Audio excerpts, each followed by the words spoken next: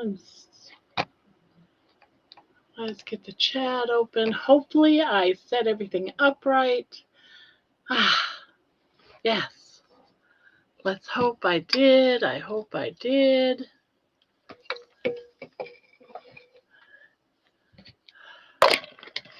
And we'll get on going here. I'm going to put who wants to come in first. Whoops. Whoops, whoops. What is that? No. That is not what I wanted. Let's try this again. Copy link.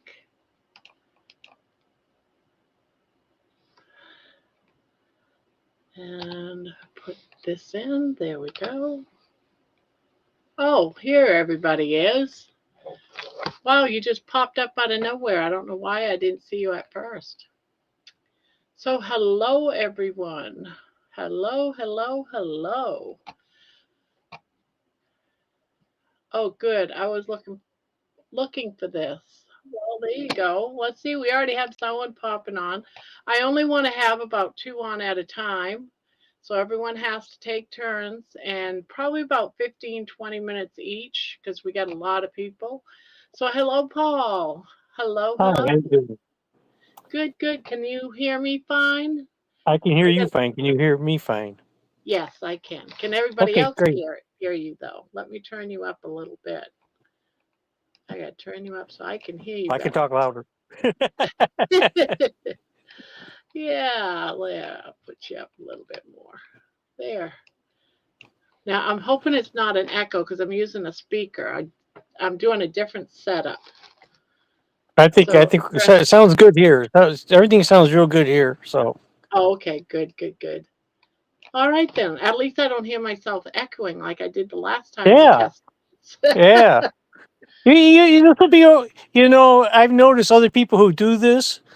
They don't try to read every comment. You know, they a lot of times they got two people. So while one's kind of talking and entertaining, the other Yeah. one's scanning the comments and pulls out the good comments.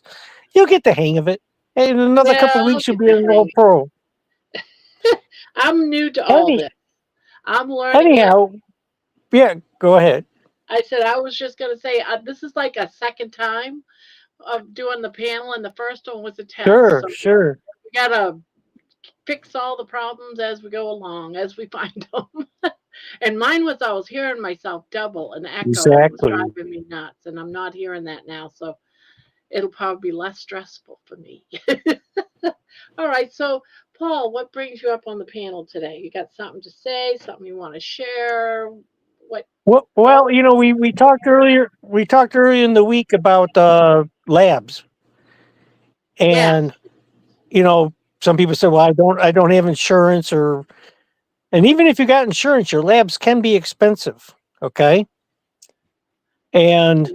so there's a thing called Own Your Labs, and it's by that guy on Shark Tank, Mark, whatever his last name is, Oh, the football. and on Shark Tank. Yeah. There's one called So Mark who owns the Cowboys or something. I don't know. It's a football team. yeah, anyhow, he's got a lot of money, Yeah. and he's He's done a lot richer of than good. me. He's done a lot of good in the carnivore community. Okay, a lot of people don't Oh, know good. that, but he's sponsored some very high level Mark studies. Cuban. No, that ain't it. Mark Cuban. Yep, yep, yep, yep, yep, yep. Is it Mark that? Cuban. Because I used to watch the Shark Tanks. All right. So what was the name of it again? Own your. Own Your Labs. OWNYOUR LABS. All right. Now you can't use this in New York State. You can't use it in Massachusetts, Rhode Island, Connecticut, New Jersey, and Maryland. Those states don't allow it. Wow. But every Okay. but every other state, I'm in Pennsylvania. I just go online to ownyourlabs.com, all one word, and I purchase the labs that I want. And just to give you an example, an A1C is $8. A That's lipid good. panel, yeah, and lipid panel is $8. Okay, um, and they don't charge for blood draw. So then what you do, you know, you give me your credit card and within 24 hours, they'll be back to you with a email, and you just print that email and you take it to LabCorp. So before you walk into LabCorp, you have to go and set up a LabCorp account. Okay. Make sure your LabCorp account and your Own Your Lab account have the same name exactly. Okay. Okay, yeah. Otherwise, it'll cause an issue. And then, and I would highly recommend you go to Amazon. It's the best $25 I ever invested. Matter of fact, they shipped me 2 books instead of one by mistake. So I gifted one to my daughter. And she's used it in her home. And, she's not carnivore or anything like that. But she was having some issues. And, they were doing some labs and she was able to. And it's one of the, if you're diabetic, I highly, highly recommend you get this book. It's only $25. It's called Common Sense Labs. And Ken Berry's the lead author. Somebody else helped him on. I can't remember her name, but it's an excellent book. It's on Amazon. It's $25, and it explains things very well. And somebody was saying, "Well, what do I do if I'm starting carnivore? What labs do I get? You want a fasting insulin? You want A1C? And you want what's called a comprehensive metabolic panel." And I can't interpret all the numbers on that from memory. But if you go to Common Sense Lab book, it'll tell you all about everything you're going to have tested. It's going to tell you about your kidney function, your liver function, and various states of minerals in your body. It tells you about 13 different things. Oh, And what was that last one? Comprehensive what panel? I'm right. Metabolic. Metabolic. CM. It's abbreviated C. M as in Mary, P as in Paul. Okay, CMP. Yeah, it's comprehensive metabolic panel. I can hardly ever remember it. I know it's an alphabet thing. And then so that works out well. And so and the prices are really good. A fasting insulin is pricey. It's $40, but I don't know what they charge at the If you regular. went to the doctors, I'll tell you. Yeah, it's probably. I know. And fast. Most doctors don't know what to do with a fasting insulin. Okay, they still don't know what to do with it. Ken Berry knows what to do with it. Ben Bickman knows what to do with it. Art K knows what to do with it. Those are the people I listen to. Yeah. All right, so talk about Paul for a minute. I've had somewhat of a rough life, but things are smoothing out. And I was born in upstate New York, grew up outside of Syracuse, and we had a 40-acre farm. We moved on to that when I was 13. I lived next to the most productive dairy farm in New York State, produced more milk per cow than any other dairy. I have a huge interest in horticulture and agriculture, and I know a lot about those subjects. Anyhow, I graduated from high school. I went off to college, got me an engineering degree, and got one of the highest starting salaries in my class in 1978. Went off into the world of manufacturing and engineering, and I was working for a major corporation, big top 500 company, and had to have a employment physical before I get hired. And the doctor, he was foreigner, Indian or Chinese or something, and he says, "Oh, you got a little touch of blood pressure. You need to watch the beer and the chips." And I thought, I'm 22 years old. I lifeguard every summer. I run every day. You're crazy, I didn't say that to him, but that's what I thought. That was the start of my type 2 diabetes right there. At 22, right? That was the start of my type 2 diabetes already planted into me. And I have a huge, huge sugar addiction. I am not Well, I might as well grab my bragging rights.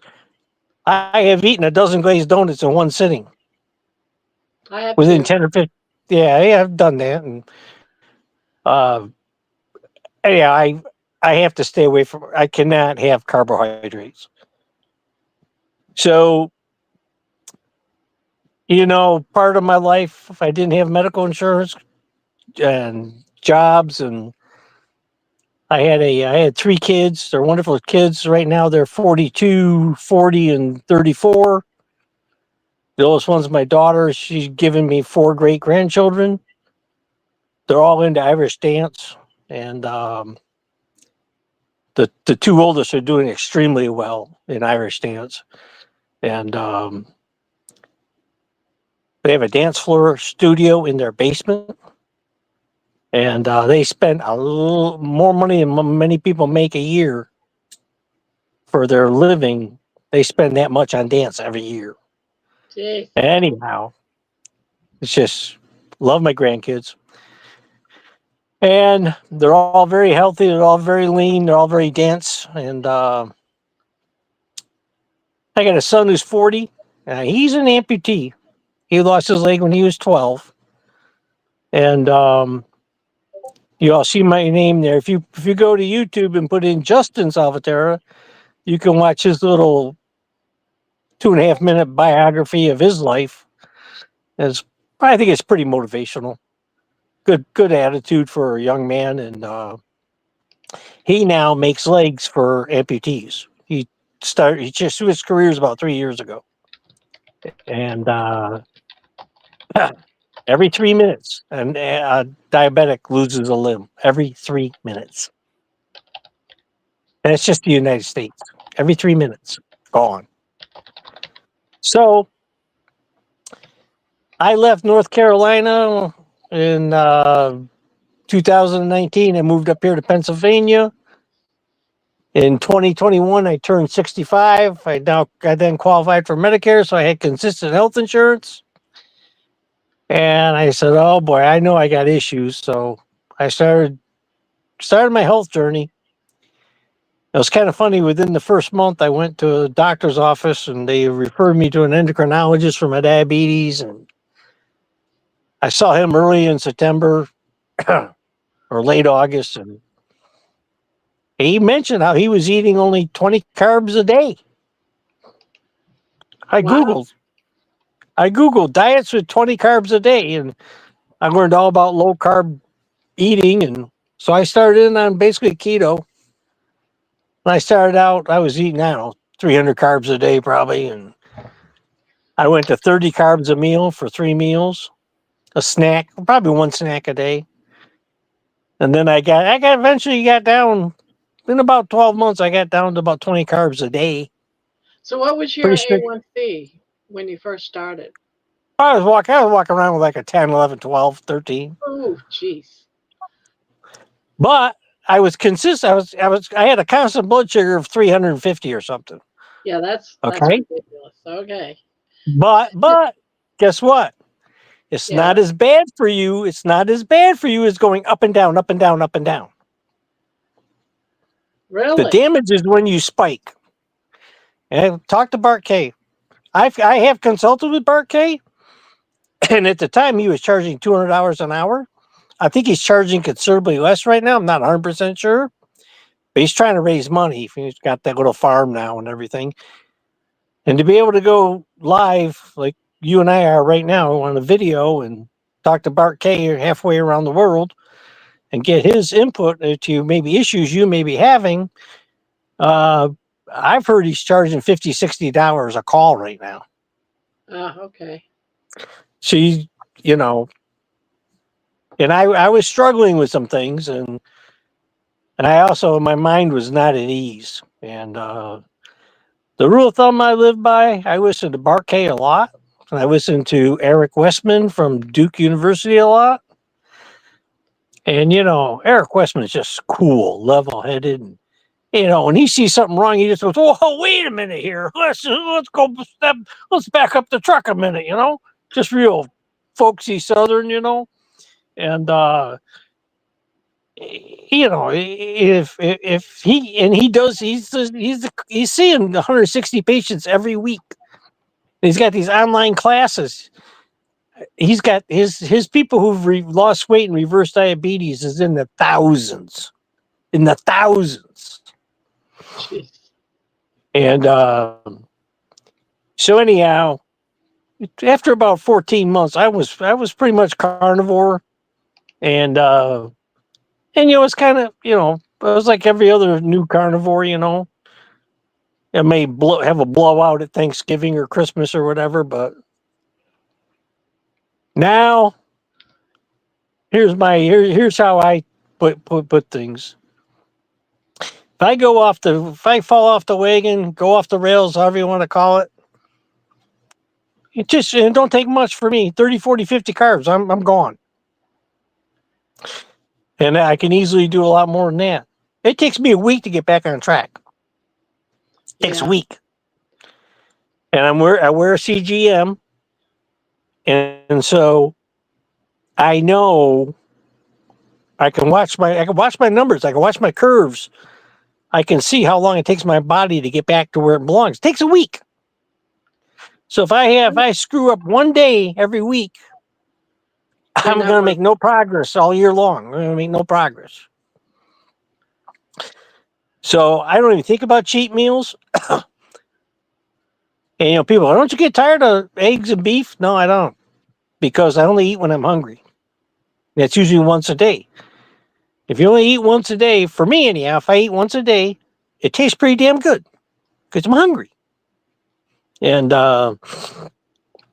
we have a lot of grocery stores in this area that are Amish owned or Mennonite owned, family grocery stores. I buy 85.15 ground beef for $4.40 a pound every day, and it's fresh ground that morning. Oh, nice. And beautiful meat. Their ribeye steaks are $12 a pound. If I go to the local chain grocery store like Giant or Acme, it can be easily double that price. Yeah. Hamburgers Okay, almost. anymore. And now I will say I do go into Giant in the morning first thing, and I look for the markdown meats. And I had, I don't know, 20. There's a steak cut called chuck eye. Yeah. Okay. And why is it called chuck eye? Because it's the part of the chuck that's close to the rib.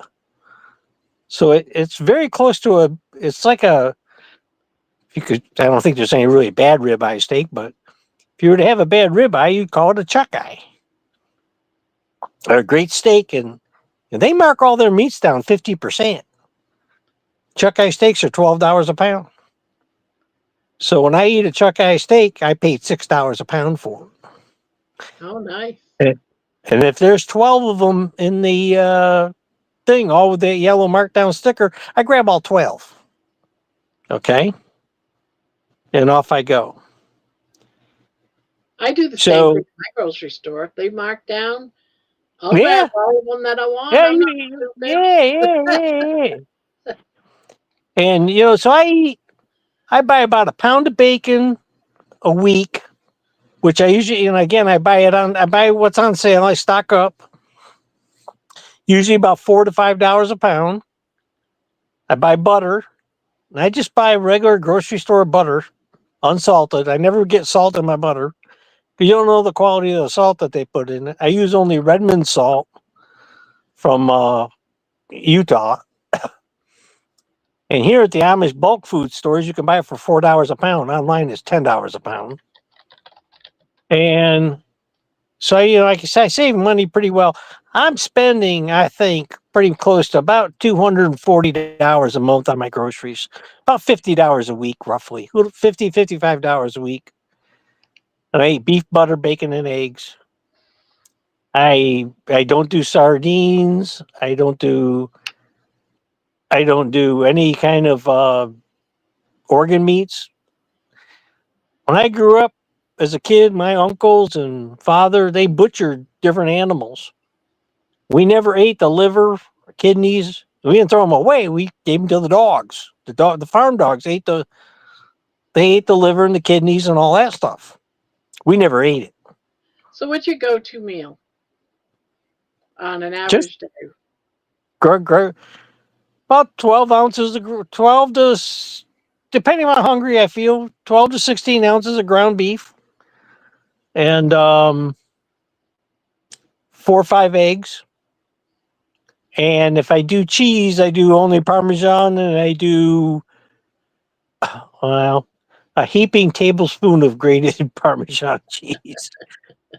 I if I eat cheese, I pack on the pounds. Yeah, You I know, can't do cheese. Maybe I I can can't. Parmesan, I don't know, but I'm gonna test all those things out someday in the future because I love my And when cheese. I go, yeah, and like if I buy sugar-free beef jerky, it's a little expensive, but it's cheaper than McDonald's or Burger King going down the road, and in my opinion, a lot better for you. And if I go like Christmas time, I'm going to be at my. I'll be traveling 2.5 hours by car to go see my grandkids, and I'll take my food with me. I'll have pre-portioned uh, burger meat in a plastic container, frozen. Already cooked. No, just when I get to, my daughter's very very lovely person, and anytime I want, I can just throw a frying pan on her stove and cook me up some meat. And I usually take several dozen eggs with me, and usually take a couple packages of bacon because I get somebody else to cook it. I hate cooking bacon. Uh, See what I do with my bacon is like now once in a while what I'll do is I'll be going through the grocery store and they'll have what they call like ribeye boneless pork chops. There's not a lot of fat on those things. So I'll cook 3 or 4 strips of bacon and have bacon and eggs, and then in that bacon grease I'll cook those pork chops. But that's a rare I mean, you can buy pork chops marked down here all the time. yeah. And like a 1 pound package is like seems like $2.37 is the number I see coming up over and over, and I just pass them by. And I'm gonna be home alone for Thanksgiving, so I bought 2 packages of turkey thighs, and again I just Oh, watched the dates on them. I saw it expire, getting ready to expire. They marked it down 50%. I don't even have $10 in those 2 packages. They're going in the crock pot and put some liquid in there and that'll be I'll munch on that. And next week I'll be making 3 separate cheesecakes, medium size. Well, there's 24 ounces of cream cheese in each one. And I got this recipe from a guy called George Stella. And George Stella was a professional chef in the late 1900s, 1999. And he was fat, his wife was fat, and his 2 teen boys were fat. They're a bunch of fat people. And he was always cooking, they were always eating. So he went low carb. You think about it, this is 25, 26, 27 years ago. He was Yeah. a forerunner in this. And so if you buy his cookbooks, and I'll tell you how to get them cheap, um, he's got before and after pictures of his family. And not only that, he's got new cookbooks that have come out in the last couple of years, and he's still doing the low carb cooking. What's his name again? Well, George Stella, Stella. Okay, Stella. Now, if you go on thrift books, okay, you can buy his cookbooks for $5. Well, there you go. What? And so in thrift books, if you spend enough, I don't know how much you have to spend, 10, $12 or something, I think, you get free shipping, okay? So, if you get, so I invested in some of his cookbooks, and what I like about it, usually it's very simple techniques, very few ingredients, simple, tasty, something a little bit different. And, but his cheesecake, and I discovered this cheesecake like, oh God, 12 years ago. And I made it for uh, it was an ex-girlfriend's mother. She was at this dinner we put on, and she demanded the recipe. And she's a very accomplished cook, very accomplished baker. Yeah. And it became her go-to cheesecake. Now I don't make no crust for it. I just make a cheesecake with no crust. And I make I've never made a this. cheesecake. I have never made a cheesecake. I love It's it. very easy, and I will make three of them: a chocolate, a pumpkin, and a vanilla lemon kind of thing.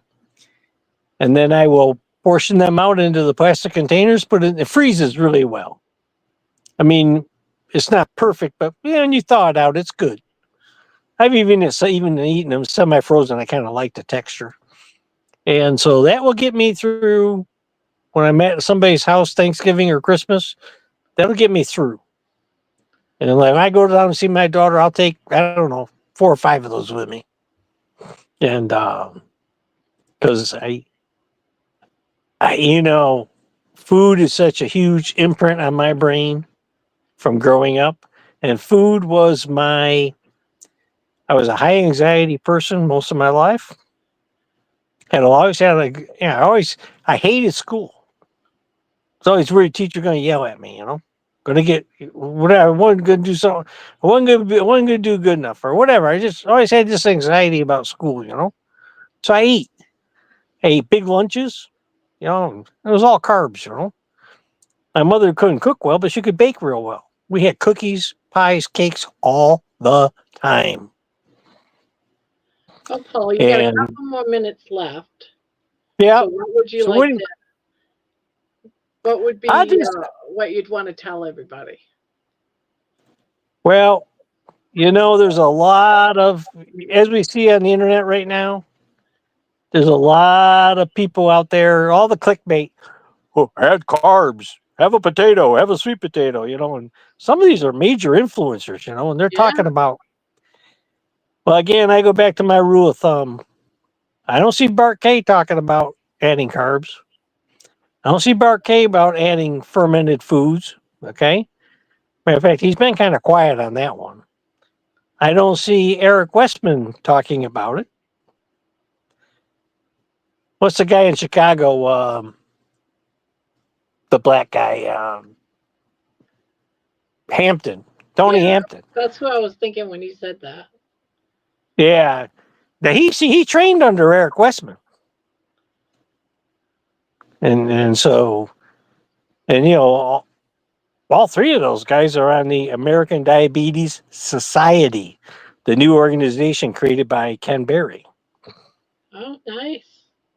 and they're in direct opposition to the ADA, American Diabetes Association. So there's a lot of people saying a lot of foolish things on the internet, and there's a lot of people who are eating carnivore diet and they think they know. They think a lot of stuff they say is true. Like, one topic you'll hear come up a lot is you gotta drink all this water. You drink too much water. You drink too much water, you're stressing your kidneys, okay? Just go Google that at Ken Berry's site. Or, do search that on YouTube on Ken Berry. Ken Berry doesn't recommend drinking tons of water. A lot of people drink too much water.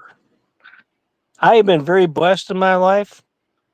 God reached down and said, Paul is going to be allergic to statins.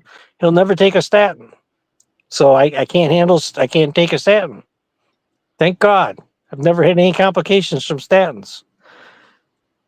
I've been very blessed. My eyes, my heart, my kidneys, and my liver are pristine. Okay?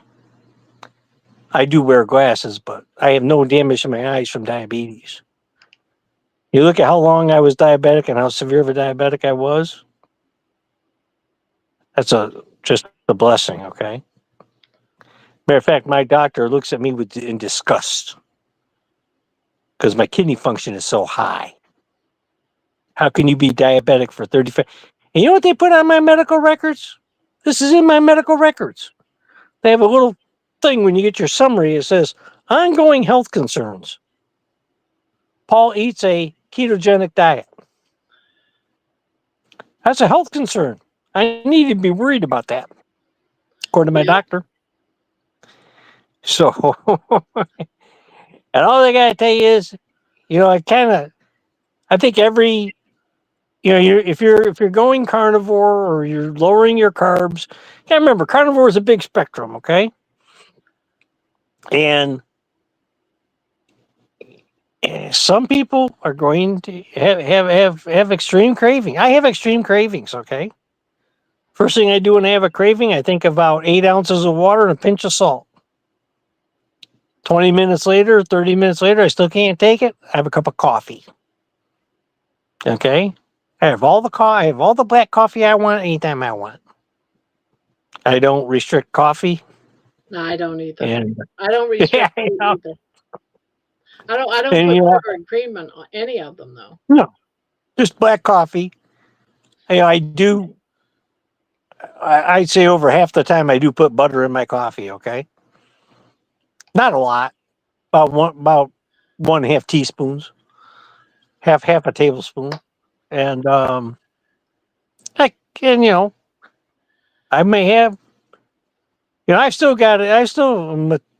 I'm classified as a type 2 diabetic as far as my medical records go, but we've not done the test, but we've done one test on my pancreas and it doesn't produce a lot of insulin.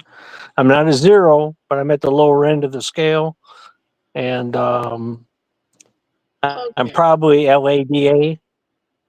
And so I treat myself, and what I'm doing as far as how I eat is I eat I'm treated as a type 1 diabetic as far as the treatment's the same, And if I eat carbs, my blood sugar goes berserk.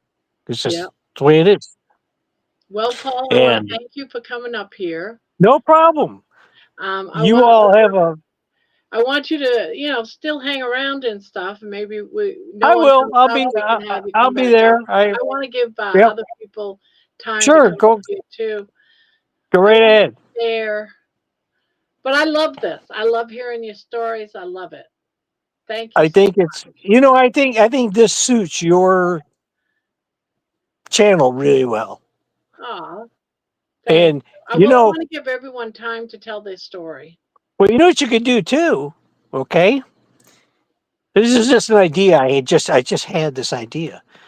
You could do like a lightning round, okay? What's a lightning round? You'll You have could to you could tell have me about it.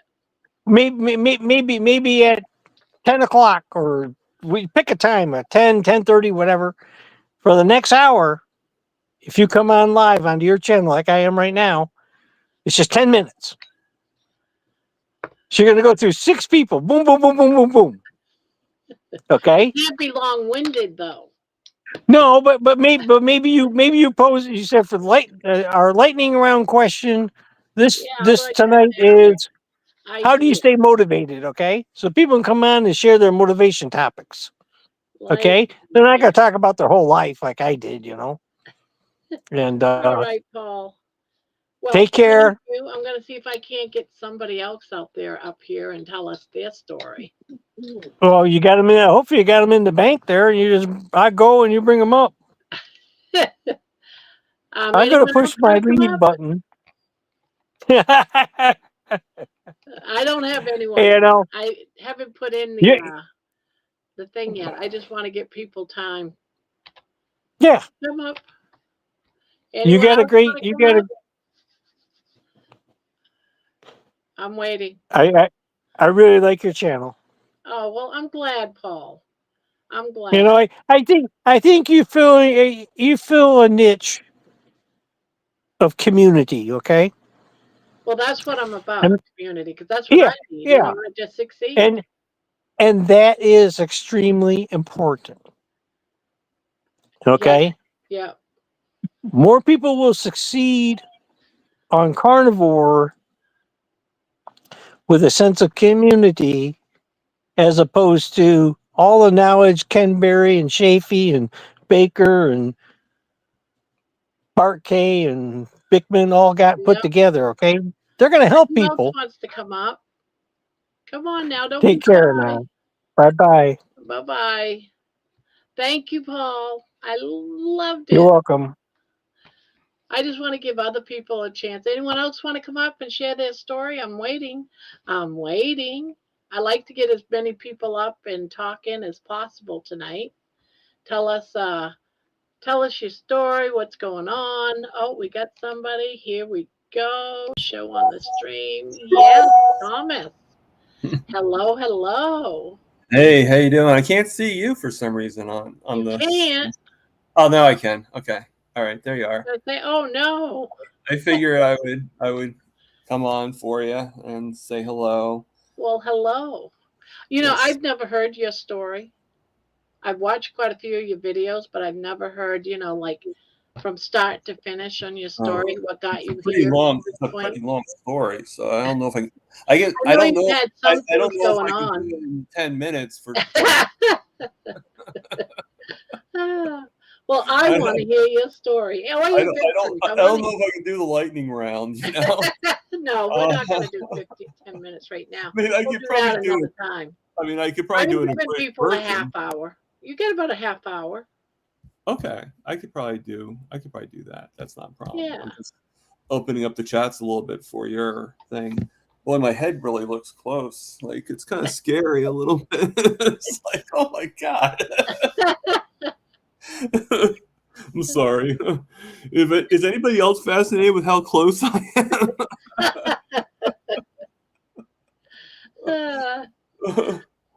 I love it. Squeaky Monkey says that they'll give me 15 minutes. Thank you, Squeaky Monkey. Oh God. We'll give you 15 minutes. Yeah. Okay, so obviously I'm diabetic. I think we have established that. Carnivore I've improved. I started out when I first started Carnivore, I was at 8.9 A1C, and now I call them baselines. Whenever I get tested, as soon as I find out the number, that's my new baseline. So my last baseline was you can touch my beard, Carrie. Okay. See? My new baseline is now 6.2. Now I am working with Dr. Phil in a program that it's going to probably go up because my sugars are going up a little bit. But as they're going up, he's actually stopping me on insulin. So then that way my body naturally starts going down with the sugar. So now my sugar's a little higher. So my A1C is probably going to be higher because it takes a while for it to fully process. Yeah. So I'm pretty much, I did have some insulin this morning, but it's like pretty much like once every like 2 or 3 days now at this time that I'm taking any insulin. And all I'm taking is like maybe like 5 to 10 units, depending on how bad it is. So my diabetes got bad enough. I'm going to give the abridged version. I started having issues about I had diabetes since I was 30. I'm 53 now. So I've been having it for about 23 years. Have you been treating it the whole time, or? There's a moment that I didn't treat it because I didn't really have insurance or anything like that. Yeah. But which is probably why it escalated the way it is, because if you don't have the treatments and you're eating the bad foods, you're going to have problems. Yeah. And my Achilles heel, and the funny thing is, I get tested every day of my life. And everybody knows how I'm saying this. My Achilles heel is the pastries, the cookies, the candies. So I live right above a chocolate shop. Oh. Yeah. You can smell it. All you have to do is. I just go outside and Yeah. Over window. Smell it. That's torment. Yes. So I'm actually at the point now where I can actually go into the candy shop, get myself a cup of coffee, and don't really need to get anything else. The only time if I get something, I might get like an Oreo cookie or something like that, whenever like my sugars are really, really low and I just kind of want to raise them up a little bit. I'll just be like, one cookie. That's it. Or one non. I don't know if you know what a nonpareil is, but just one nonpareil. Yeah. You know, or something like that. You know, but it's very rare. I'd say if I get it, it's maybe once a month at the most. If I do it, and now my sugars aren't really that low, so there's no reason for me to actually have anything. But the diabetes got bad enough that unfortunately the things that happened because of it that sort of like slowly opened my eyes, and then like, whoa. On a medical point of view, I had about a good size. I don't exactly know how much I had, because I think anything is bad, but I had a good portion of my heel bone removed. Ooh, On my ouch. left heel, which is why I walk really weird. I'm walking better and better every day. I was in a wheelchair for quite a while. I actually also had my 5 toes removed on my other foot, and Now, is this all because of diabetes? Yeah. diabetes neuropathy. Yeah, and unfortunately, about 2 years ago, I had an issue, which I tell this story all the time. I actually, well, I guess I could tell you the story too. Since most of you guys probably haven't heard it. I don't know. You'd have to watch Dave Mack or one of the other channels to really hear the story. But I actually, when I was going out of the hospital with my amputation, I was in rehab for about 3-4 months, and when they finally sent me home, I was feeling a really bad pain. Now, I thought the pain was from a bad wheelchair or from the bed. So I went into the hospital, and they gave me a pain IV, like Tylenol, but through the IV. And they said, this will help you out quite a bit. Now, you're going to think about the stupidity of the medical community with this. So, I had the IV, and I was telling the nurse, I'm like, okay, so how fast does this take to make you feel better? I mean, the pain was intense, by the way. And slowly, I'm like in a wheelchair, but can get out of the wheelchair. It's a matter of just staying off your foot and stuff like that. And I actually, Terry, I do have some hip glitches from the toe amputation. That's actually changing the way about. Yes, exactly. So I'm in there, and I asked the nurse, I said, so how fast should this take to, she goes, oh, with an IV, it should be instantaneous. No problem. So I said, well, I still feel the pain. Okay. Now I'm shortening it a little bit. Obviously the story is a little bit longer. So it's like short story, short points of the story, And she actually says to me, she goes, well, we already filled out the discharge papers, so you're going to have to come back tomorrow to see what it is. Oh my goodness.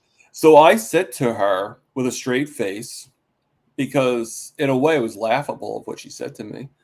I said to her with a straight face, I said, so if I was having a heart attack right now, all right, if I all of a sudden was having a heart attack out of nowhere, you would tell me to come back the next day because you already filled out discharge papers? Like, they're papers. Throw them away. Let's start over. Yeah, Obviously, it didn't exactly. work, So I go home, and I was lucky enough to be able to have my wheelchair on that day. So that was one good thing. I had a ride because I used to get Medicaid. Medicaid has a thing called motive care. So you could actually get rides for free as part of the Medicaid program. But eventually my disability actually said, okay, you've been here for long enough, so we're going to put you on Medicare. And I lost all that with Medicare. And so I went there a second time. I was getting really, really bad. And there's a part of me that thought, could it be that I haven't gone to the bathroom in like 4 or 5 days? I didn't think it was that because it was about 3 days. So it was like, okay, I don't think that was what's causing it, But I figure I'd tell the doctor anyway and everything. So the second time, I'm in there for about 16 hours. For whatever reason, my foot was still wrapped. For whatever reason, they actually unwrapped my foot, left me there for the 16 hours. I ended up having to wrap my own foot. Oh, jeez. Okay, because then I felt like I had to go to the bathroom. Probably from anxiety, I felt like I had to go to the bathroom. So I actually, being unable to move, I actually got myself, wrapped my foot, because I didn't want to step on the ground even a little bit. So I wrapped my foot up in the old bandage that they had on me.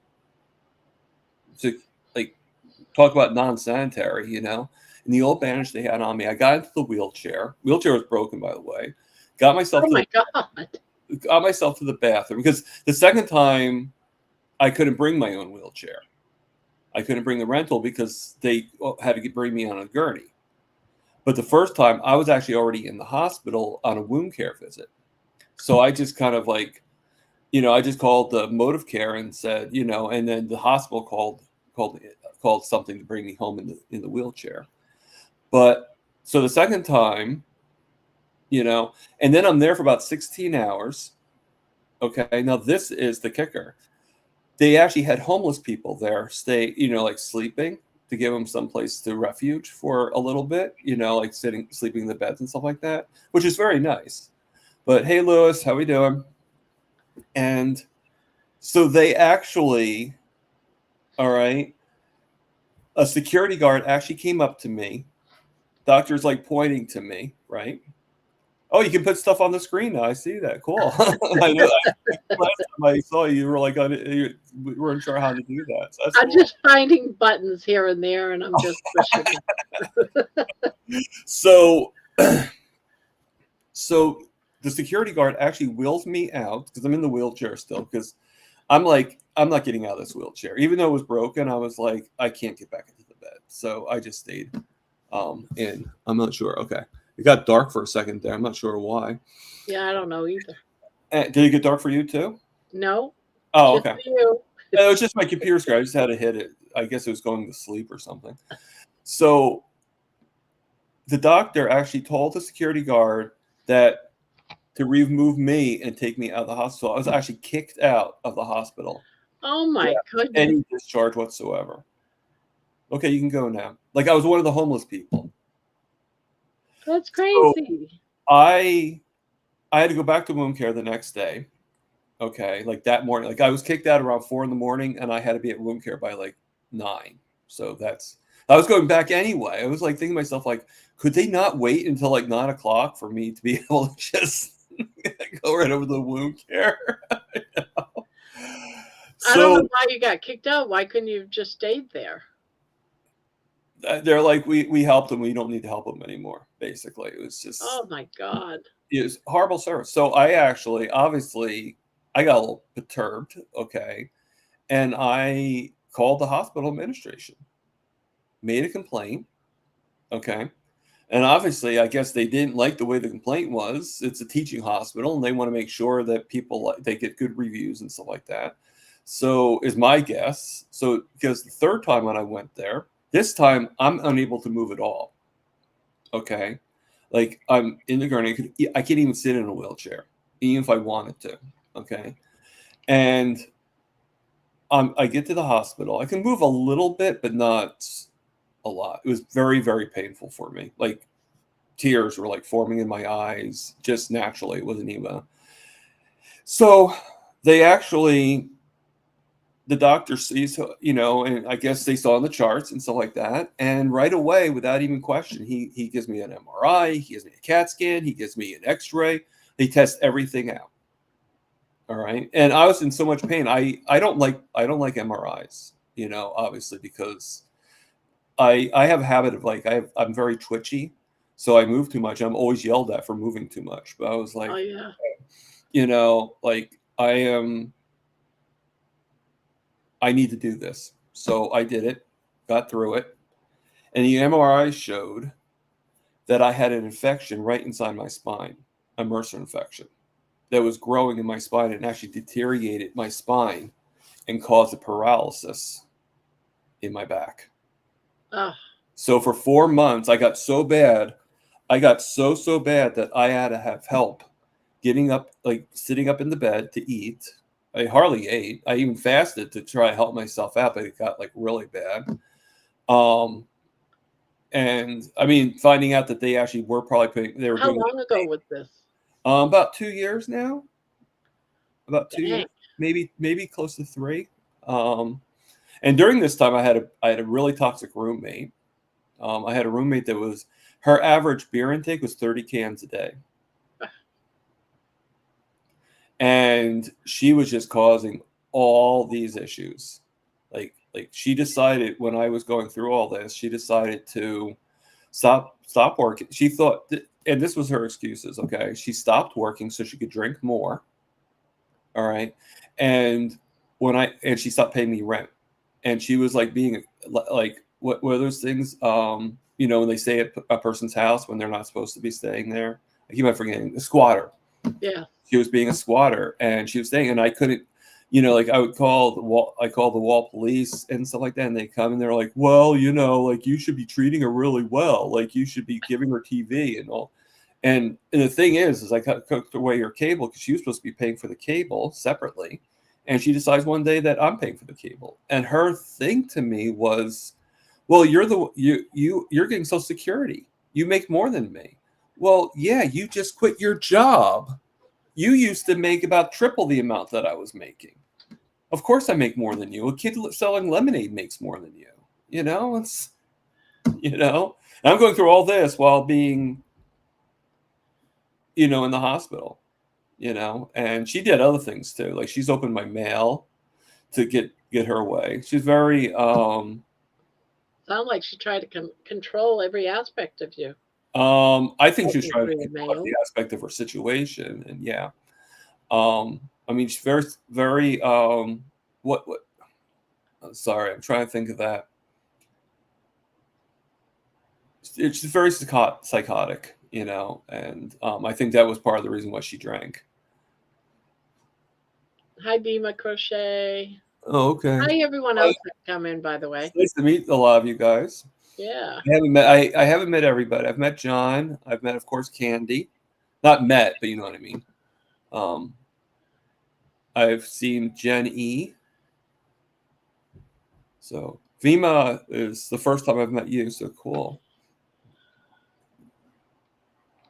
It's always good to meet. And I've seen some older people too. I saw Terry Girl, Terry Sue. Erin, I saw her before. Cindy DeManchi.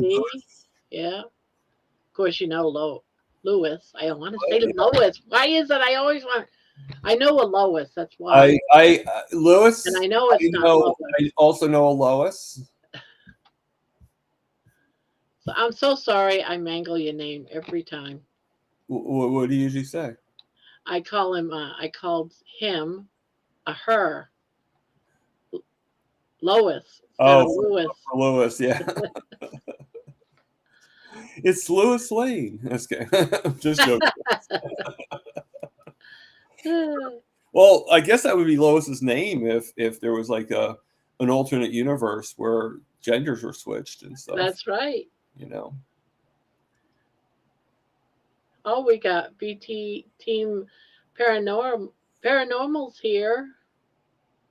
Thank you for sharing your story, Thomas. Oh, no problem. I hope I didn't scare anybody away. Someone's asking if you crochet. Be honest. No. I did. My mom did try to teach me. If it wasn't in the other room, I'd show you some of the blankets. Maybe when I'm a little bit more prepared, I'll do that. You know, you don't have to be a crocheter to be here, but no, but I could show you at least. My mom passed away back in 2021, so she used to crochet. Yeah, she was pretty sick. She actually had metastatic breast cancer, and it actually traveled to her bones. So eventually, her skull got deteriorated and stuff, and caused a lot of mental issues and stuff. It was almost like having dementia, but not quite, you know. And but no, I mean, Carnivore has helped me out quite a bit. I've lost, I don't know how much weight I've lost. According to scale, I haven't lost that much weight, but I think because of the missing toes, it doesn't really read the way it's supposed to. I never thought about that because it does depend on where you step on the scale. Even. You're right, because I have the Renfo scale, yeah. and there's like 4 sensors, you know. So I the one foot I hit both sensors, my heel and my toes. The other one, the toes are missing, so I can only hit the one sensor. Now, Adam Lacey actually suggested that I put some foil on the sensor that's not being hit to kind of help activate it, but it's not really working. I'm getting the same results. How about something like slippers or something? Light. Well, the only thing is they need your bare feet to read because the Redfo scale actually doesn't. Oh, The yeah. Redfo scale doesn't only read your weight; it also reads your fat, like your body fat and stuff like that. So it kind of needs your bare feet. Yeah, I get the same kind of scale. Yeah. So I'm sure there's a way of doing it. Someone's asking me. Yeah. Lewis, who's your next interview on YouTube channel? My next interview is actually, I don't know if you guys have heard of her. I did an interview with a lady called Kat Herman. And her husband is actually I'm actually interviewing her husband, Bryce, on Saturday. So it's what time Saturday? 4:00. I do lives right now, live interviews, definitely scheduled. I have like about up until basically maybe the 3rd week of February, all scheduled already for, including I'm one of them. Yes, you are. You're one of them. And anybody else is invited that wants to be on. Yeah, his name's Bryce Herman. And I'm not sure if he's carnivore or not, but Kat suggested that she emailed me and she suggested that I have him. Because that was during the time I was like having a hard time finding people. So I was like, even if he wasn't carnivore, he lives with someone that probably is. Yeah. And so you can get the opposite. Well, you know what I did was I put it, and I have another time I'm going to be doing this too. I put in the segment like spouses of people that have been on my channel. So it's it's kind of like makes it a little bit more intriguing because it's like, okay, what does he have to say about Kat? Like I just interviewed Kat. What does he have to say? And I might even like kind of like do a clip, try to do a clip of that live with her, and put it on right before I put him on, being like, just like a small. I had to figure out how to do that, but I thought that'd be really cool because I just showed or even just showed the video because I did that. I don't know if you saw my live with Dr. Nelson. No, yeah. I just found you a couple of weeks ago. Oh, I just did. I just did the live on Tuesday. Oh, then I missed it. Did you do it in the morning? No, 4:00. Yeah. I did miss that. That's right. He did his live on. You're talking about yesterday. Yeah. Yeah, the last live I watched of you was with Terry.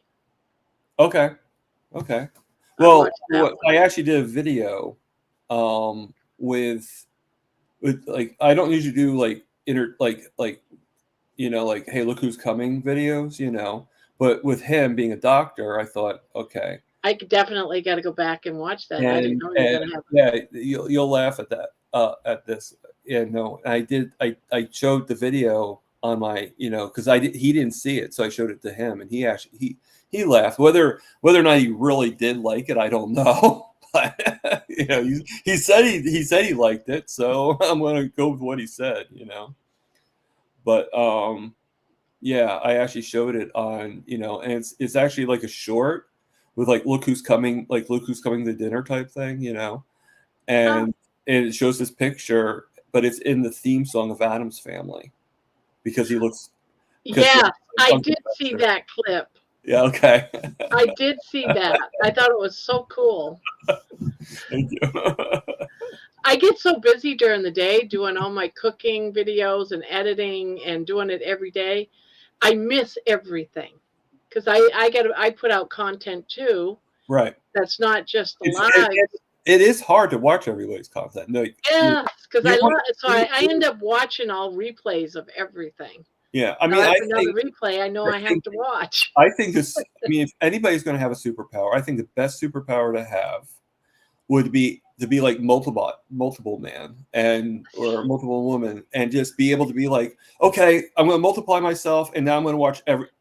What I do? everybody's This is video. honest to God's truth. I'm sorry for admitting this, but I watch two at the same time, two replays at the same time, and I'll watch this one for a while, and when this one gets quiet, I watch this one just so I can know what's going on because I don't have the time. Right. Sometimes I even listen to I listen to like 2 or 3 of them Yes. at the same time. I just put them on different tabs. I might not be looking. Yes, that's what I do. I switch to tabs, you But know. I got 2 monitors and I have a TV. Yeah.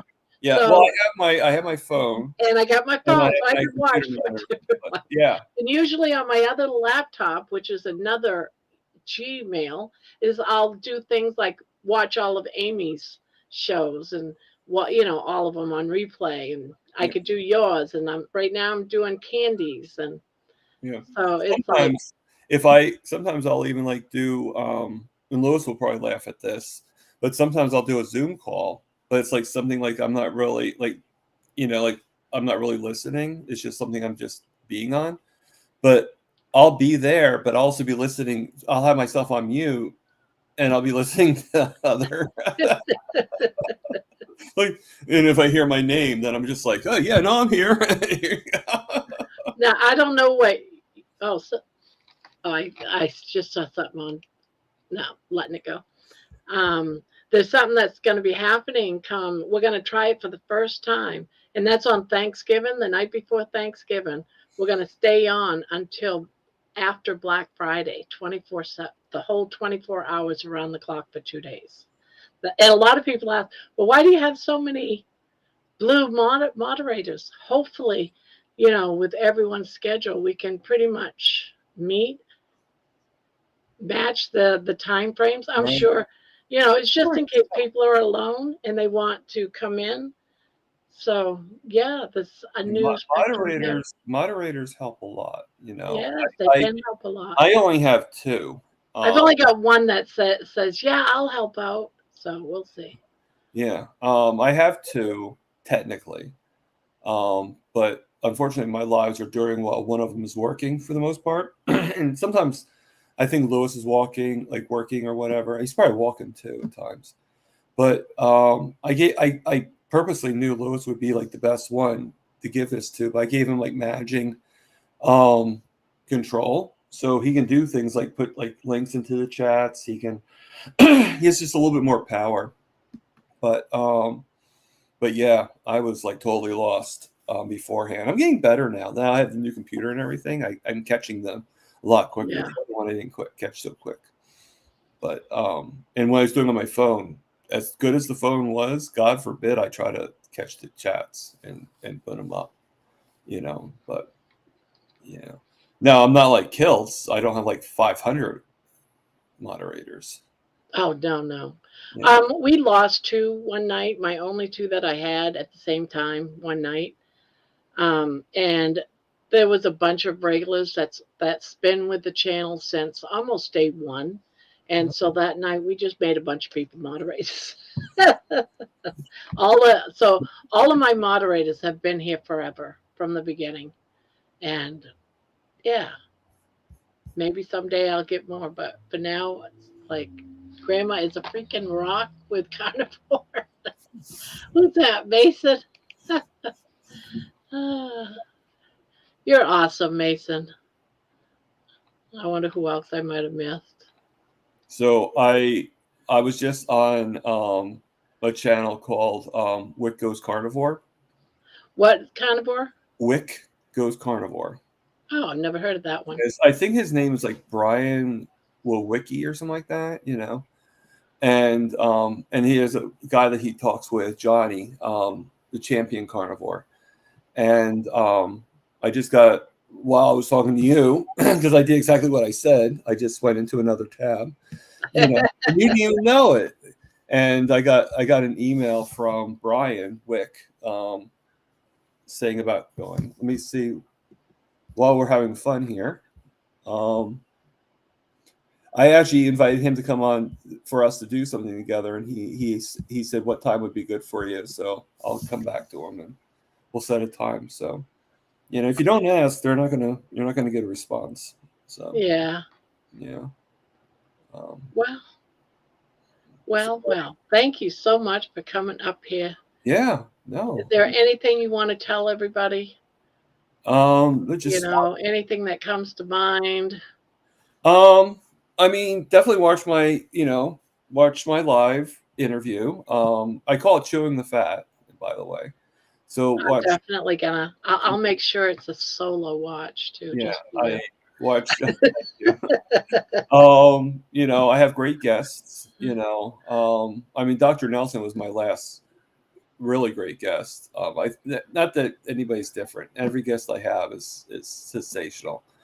But I've had like Cindy DeMonch. I've had her. I've had Lewis on. Aaron Booby Ghost has been on my channel. You are going to be on my channel, so that's going to be epic. Epic. Epic. That's what I say. Epic. And here, I think it's epic that you're here on my channel. See, Carnivore is Like, an epic. yeah, Carnivore. Carnivore. It's. This isn't going to be the only Wednesday night. It's going to be, ongoing on Wednesdays. Right. Open. But So, while I'm at Carrie's house, Carrie's my sister, by the way. Starting tomorrow, I'm going to do a live tomorrow around 5 p.m. because I don't go there until about 2. So I figure give it a little bit of time before I set up and stuff like that. But I have it set that I'm going to be doing a live tomorrow from her house. Oh, okay. Everybody's going to see. Are you there now? No. Okay, you're going to be there. I knew it's going to be within the next couple of days. Make sure you add Fire Hydrant into the live stream, though. Yes, when I get back onto the YouTube part. Oh, okay. I don't know if it would work from this particular. Probably not. I got both the same on both. It's just Fire Hydrant, right? Try both, Fire Hydrant or exclamation. I already forgot. I think it's going to be exclamation. Oh, okay. All right. So No, it isn't. It worked. Yeah, I guess it both works. I guess. Yeah, I guess the explanation. I guess explanation is only if you want to like have it really be really loud, like you really want to show off. Which I'm pretty grateful because actually being on with that other channel I was just talking about, they actually gave me an extra 8 subscribers in there. Nice. So now I'm about 508 subscribers. That the other day I was at. I know I jumped over with my alt. Yeah. And subscribe to you too. Oh, thank you. So it was a calling by Amy. And according to Amy Davis, which I think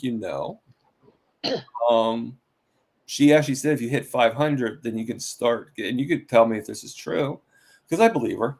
Because why would Amy lie to me? But you have to have 3,000 watch hours. Right, which I have. Okay, and 500. It does take a couple of days. Make sure you go into Earn and follow everything that it tells you to do. Yeah, so I guess after a while I'll be able to get super chats, and it's the first stage, if I'm not mistaken. Won't be commercials, but that's fine. I don't like no commercials. They don't give you nothing anyway. I don't like them anyway, because if I'm going to be doing a live or something like that, and videos even, why would I want to be interrupted by a commercial? Yeah, that's so annoying. Like, how many times, like, I love everybody I watch, but how many times, like, I'll get the commercial coming on, and not only do I hate the commercial itself, okay, but it disaligns because it still has an advertisement on the top, so the chats are not aligned with the actual video. So I got to refresh the whole picture. I'm thinking about removing them completely from my lives. I've been trying to see how much does it actually pay. Yeah, I do the math. It's not even $1. No, it's not even $1. I'd rather do the super chats and the stickers and the coffee. I mean, I have a link to my coffee, just like you do. You put it out there. I have it in my description, so I don't really. Sometimes Lewis helped me the other day. He put coffee out there, and I've done pretty well with the coffee. Coffee talk. Coffee talk. We should do like a live sometime where we're just talking like that, like coffee, coffee talk. Park the car. You get yourself a car. Park the car. Oh god. All right. So I'm guessing. Do you have anybody in the window? No, I guess I best put that Yeah. Now you do you down know how there to again. do you like okay, so on YouTube, okay, I'm gonna show you a little trick. Okay. So you have to go to your YouTube section on your YouTube page. Like go to that tab. All right. And when you put the thing into there, okay. So do you see the three dots on YouTube right next to your what you Top just put band. out? Right. Like Wait, right next to where you just put out. Do you see the three dots? what I just put out. I don't know what you're talking about. Okay. Go onto YouTube. Go onto your channel from YouTube. Yeah, but I'm looking at us on YouTube. Right. Okay. So on YouTube, now go to where you just put out the StreamYard, the Streamlabs. Yeah. Okay. And go to that comment. Three Now dots. there's three dots right next to it. Yeah. Oh, do a pin message. You do the pin, it'll go right to the top, and it'll stay there. Oh, well, I learned something new. Thank you, Thomas. No problem. I can't do it because I'm not the host, but I learned something new. yeah, like it's funny. Like I actually said that to Carnivore Talk the other day, and I'm like, I've been telling you to do this all along. Like, Oh, we have Jen, but her screen's all black. I don't know why it's all black. okay.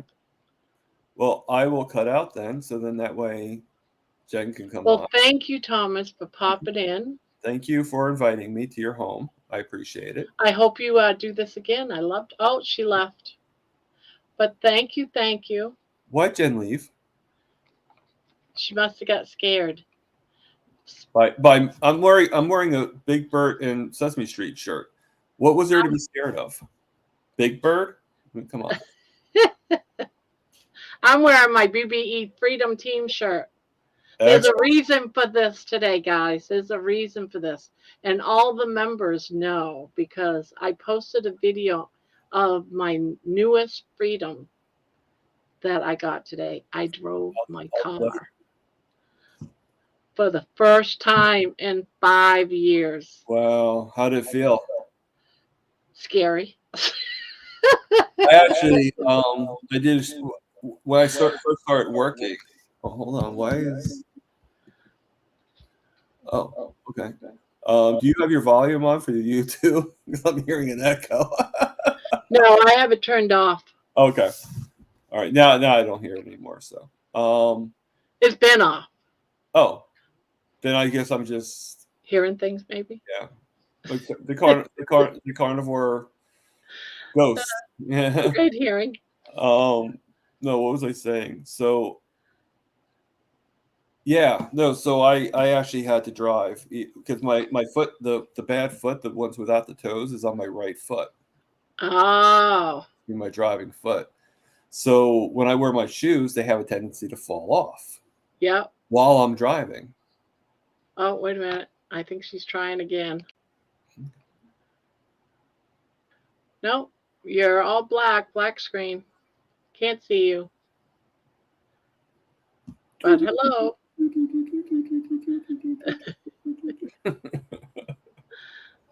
A little Mike Myers reference. So I did make a video of it, and for 24 hours I gave it to the members to watch, Okay. and then I'll release it. I only got like 6 Oh, members. good. Thank God, because I thought maybe I missed it. And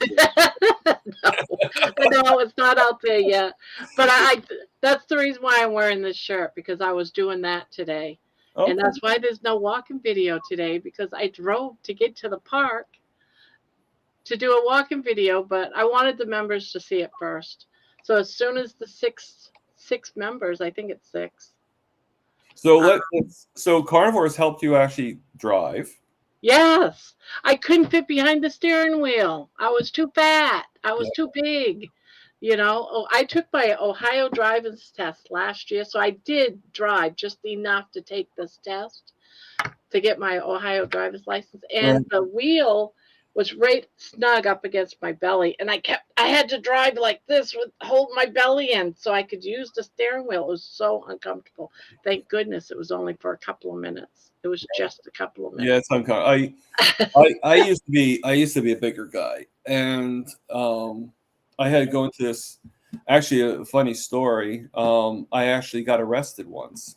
Ooh. Okay, I'm not going to say about what happened because we could do that. I could tell that another time because I know other Jen probably. Jen, I'm wondering if how many people can you get on here? Do you know? I can get up to 6. Oh, Oh, okay, here comes so Jen. that's not that. I was going to say maybe it's because I'm on that Jen keeps on blacking. No, You know. no. She just didn't have her camera showing. Oh, okay. And so I got arrested. Okay, and had to go into a police car. You know, hopefully this doesn't make anybody like not want to watch me because I'm a felon. But I had to go into the police car, and the police car was. You don't realize it, but with all the equipment they have back there, it's not. There's no room back. There's hardly any room back there. And at that time, I was about 350 pounds, 379 pounds. There's like how big I got at one time, and good luck fitting in the back seat of those things. Yeah. You know, because they have The the cage wall, and everything. Yeah. and they have, Bars. you know, just you know, you're like this. Like, how am I supposed? You know, my feet got all twisted up and everything. And this is when I had my toes at that time. And I was just like, I mean, basically, really quickly to tell a story. I was at work, stayed there until about 3 a.m. You know, painting because I was getting ready to get a promotion. So I did whatever it took to get the promotion, and went home. And the policeman stopped me, gave me a ticket for $64. I called the clerk. I'm like, this seems weird. This is that's just $64. And they're like, yeah. So it just seemed like an odd amount, you know? And so they're like, yeah. So I send them $64. Then they send me a thing saying that, oh, you're $1 short. It was supposed to be 65. But I kind of like forgot about it because it's $1. Okay. So one day I'm coming home from my sister's house. At this time I lived in Trenton, okay, Trenton, New Jersey. I'm coming home. I'm going home, and I get stopped by a state trooper. They had a warrant out for my arrest. Yep, for that Over dollar. $1. Okay. Yep. It's You know, happened to me. I get it. yeah. And then they ended up putting me in jail and doing, you know, and I had to pay like $35 to cover that $1. It was like the dollar plus, you know, and 36. I'm sorry. So it was like 35 plus the dollar. And even the state trooper, when he found out what happened, why I got arrested, because they don't even, half the time they don't always know why they're arresting somebody. They're told to arrest and that's it, you know. And when he found out, he actually brought me back to my car. He said normally they don't do that, but he's like, At least he was nice. it was such a bullcrap reason why I had to arrest you. The least I could do is take you back to your car. Yeah. I'm like, thank you. So, you know, but it's just funny how that happened, you know. But, you know, just Yeah, same thing happened to me, but mine wasn't because of $1. Mine was I paid the speeding ticket, but they didn't tell me when I paid it that there was a surcharge that was added, like a $25 surcharge or something. I didn't pay it because I didn't know. It didn't say nothing on the ticket that there was right. a surcharge. So I didn't pay So it. why did they have a surcharge? I don't Because get. they're stupid like that in Texas. Well, I don't know. don't think It's not Texas. on their ticket. It says send this amount, and I did, but there was another part of that anytime you have a ticket of any kind, there's that I was going surcharge. to say, don't think it's just Texas. Yeah. Obviously, New Jersey's just as stupid, you know. But just fixing my Fixing your hat. fixing my computer because I right now I'm suffering from a really bad back pain. I've been suffering for quite a while. Oh, here she comes. Getting, Oh no, I don't know what's going on with her. then I see Amy's joined the crew. Oh, hello, is this? No, can't hear you.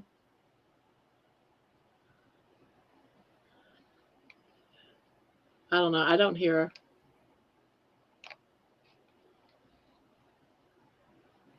No. No, You see her. can see her. Just can't hear you.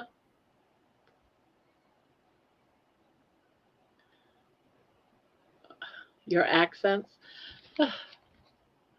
Do we have an accent? We don't have an accent. I was told I did, but I have no idea. Oh no, she's probably talking about the coffee talk. Oh, yeah, probably. Coffee. Coffee, Coffee. which is another Mike Myers reference. Oh, she dropped out again. Yeah, I'm sure she'll get on. Anybody It else took me want a to while jump to up? figure it out too. So, um, yeah, come on. Anybody else want to jump up? Tell their story? Baby hasn't bothered me at all. So Baby? baby's This sleeping. baby? Baby, that's the name, right? Your dog? Yes, that's her name. Baby. She's just watching. She's looking at you. Watching. I can't really see her from this angle. Like once I get off, because you're cut. Like the screen's kind of Oh, yeah. Oh, there's here she comes. there's baby. You want to see him? Yeah. See him? Look at him. Look at him. Well, when you went to show him to me, you took him off screen. There it is. Okay. Hello, little guy. He's like, let me down now. I remember one time. Is he like a Chihuahua mix or No, she's a full-blooded teacup poodle. poodle? She does not look like a Chihuahua. poodle. No, she's not. I don't know why I said poodle. That came out of nowhere. I never had the poodle in my life. Actually, I wouldn't think of him as being teacup. It's a her. Oh, it is a her. Okay. Girl. I thought you said him before. I'm sorry about that. I would she doesn't look small enough to be a teacup either, because I think of a She's teacup. Like any under 4 pounds. She's like a couple of ounces under 4 pounds. Well, I remember my friend back in high school. He had a couple of Chihuahuas, like one long haired and one short hair, black and white, both of them, and they were like always growling. They're like, and I would just kind of like just be like, okay, like I'm not afraid of you, but I don't want to deal with any biting or anything like that. And one day my friend just like took both dogs and put them both on my lap, and they're just sitting right on my lap staring at me, not even sure what, not even sure what to do. Now here comes, she's moving around her phone again. No, can't hear you. No sound. I'm sorry. Trying to think of what she can do. I'm not really that computer savvy, so I can't really. Yeah, and I don't know if she's on a computer or if she's Or on the phone. She might be on the phone. Actually, I see her thing is on the mute. See. Oh, Oh, there it is. No. Nice in here. Still, you're still not. You're unmuted, but you're not making any sound. So she probably doesn't have a mic. It's weird. Okay. I mean, everything looks copacetic. She might not have a mic on wherever she's at. But I don't know what she's doing. So, I can't stay up. Oh, let's see. I can't stay up too late. The last 2 nights, I'm finishing up a video and have to get my butt in bed. Yeah. Yeah, Amy, you're not old enough to be up this late. Yes. You're not old enough, Keto. You're not Amy. old enough. You're not old enough, Amy.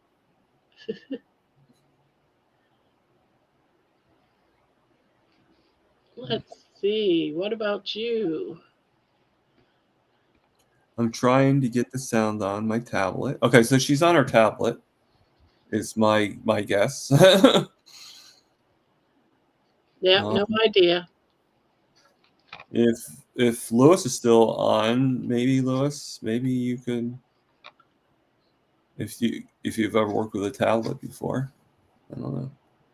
I'm only saying that because Lewis is like pretty savant when it comes to that kind of stuff. So is Amy, actually. Yeah. Does anyone else want to come up? Amy, do you want to pop up for a little bit? Or Mason?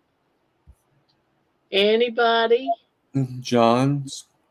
John, Actually, you I want wouldn't to pop mind in? reading Squeaky Monkey. Yeah, Squeaky Monkey.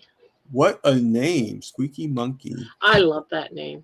I love that name. I think she said her kids named her that. Well, in a way, Booby Goats was named by her kid. Booby Girls was? Yeah. She comes on so early too that according I to her story, when she first became, her 3-year-old at the time, because she has 10 kids. Yeah. Erin has a really good story. Okay. And not that she talks about it, not that she really talks about the kids in that particular format, but I mean, just when you find out the 10 kids, it's like, okay, we're listening. What's going on now? And but she said one of them was like calling out, like singing a song. Basically, I'm butchering a little bit. I'm sorry, Erin, if you're here. Like pretty much yelling like "booby goats, booby goats," and so she's like, "Hey, I need a name for my channel." That's perfect. Thank you, Mason. She's been. And then she came up with my she didn't come up with Target Prime Rib, but she came up with calling my followers, my subscribers, riblets. Oh. So if you are part of my channel, you're a riblet. I like the riblet idea. Mine's Victor's. Only for victory. Short for victory. Oh, okay. I was going to say, that's nothing to do with crocheting. The only thing that has to do with crocheting is when you take the needles and you go like that.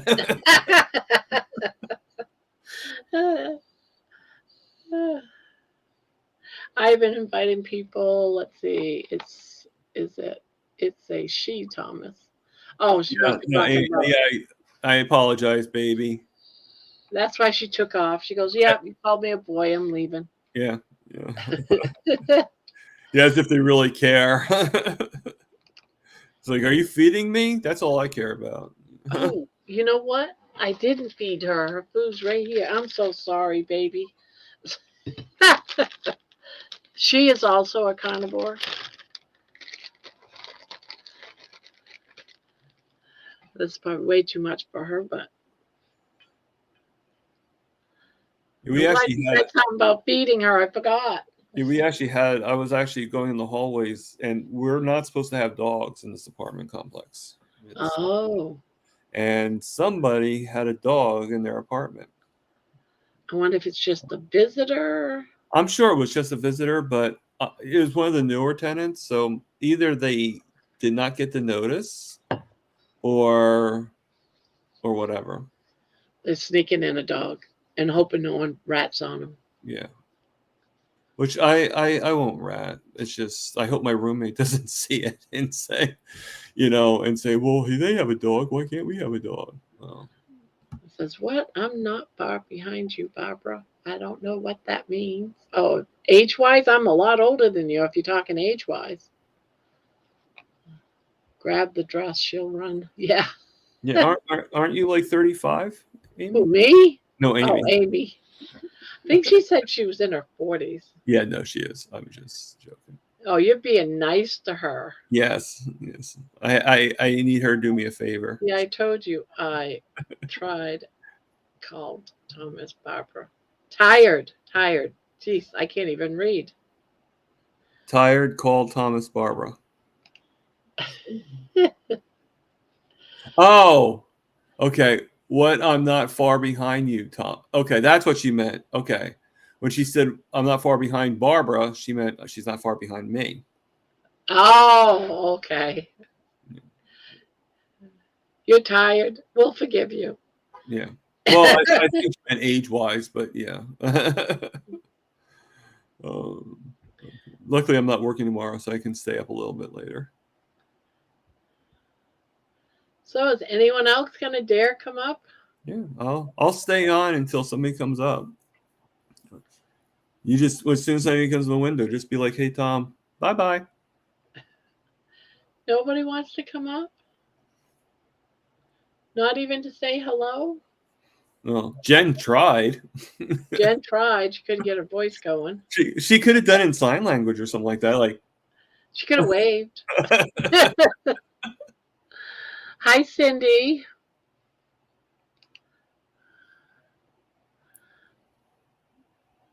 Now, I don't know how old you are, Cindy, but I'm 65. And I know there's quite a few people in here that are a lot older. well, I had someone in here last night that was 80-something years old. I mean, for some reason, I've been telling people that I'm 96, but no one believes me. No one believes you? No one believes me. I don't know why. This is how well Carnivore's made me. Thank you, Patty. Oh, Cindy's at 67. In Carnivore, that's young, Cindy. You're going to be 50 in March? Wow. Do you know my sister just turned 50 this year. I thought you were 44. I didn't know you were 49. Yeah, my sister just turned 50 this year, and I actually,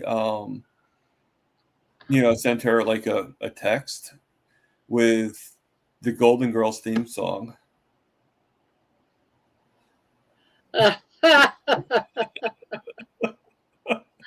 Oh, I bet you she's going to love you for that. Oh, she does. Yeah, my brother-in-law laughed because, I mean, 50, no one realizes this, but when the Golden Girls were on, they were 50s. That's why it was called the really? Except for the old lady. Well, that's why it's called the Golden Girls, because the golden years, 50. Ah. So when you turn 50, but think about how they looked back then. Think about how most people 50 now look. And all of them are dead now. Yeah, they are. Betty White finally. Well, I shouldn't say finally. Yeah, she was like the last one, I think. I mean, that's like the wrong thing to say. Like, oh, she finally died. That's so bad. I thought she was going to live forever, though. We thought the same thing about George Burns. Mm-hmm. Yep, I remember him. George Burns, Bob Hope. We thought that about a lot of them. That they were gonna outlive. And look at Kirk Douglas. Yes. It's 104. He lived that long. I knew he was up there, but I didn't realize it was that at least much. 104. Yeah, he lived for a long time. I mean, look at Michael Douglas. Michael Douglas is in his late 70s now. Late 70s, early 80s. Getty, who played the old lady, was the youngest of the four. Oh, yeah. Wow. Yeah, she was. She was about my age now back then. I absolutely love the Golden Girls. I used to watch them all the time. It was like my favorite show. And I loved Blanche. I just loved Blanche. She was like my girl. I love her. And she would tell some of the funniest stories. They were just great. Well, they came from Blanche. I don't know if anybody realizes this. I'm sure you do. But Blanche and Betty White, Rue McClanahan and Betty White came from a show called Mama's Family. Yes. Yeah. And that one was kind of ironic because Vicki Lawrence was the youngest one out of that group. And she played Mama. And Carol Burnett was also in there. And they were like sisters or whatever, and Blanche was like a friend, but the total characters, but they actually were in that show too. The only one that wasn't was really what's her name? I forget her name all of a sudden. But she did a show called Maude back in the 60s, 70s. So I know these things. Yeah, I love Maude too. Yep. And Maude actually originated from Archie Bunker from Yes.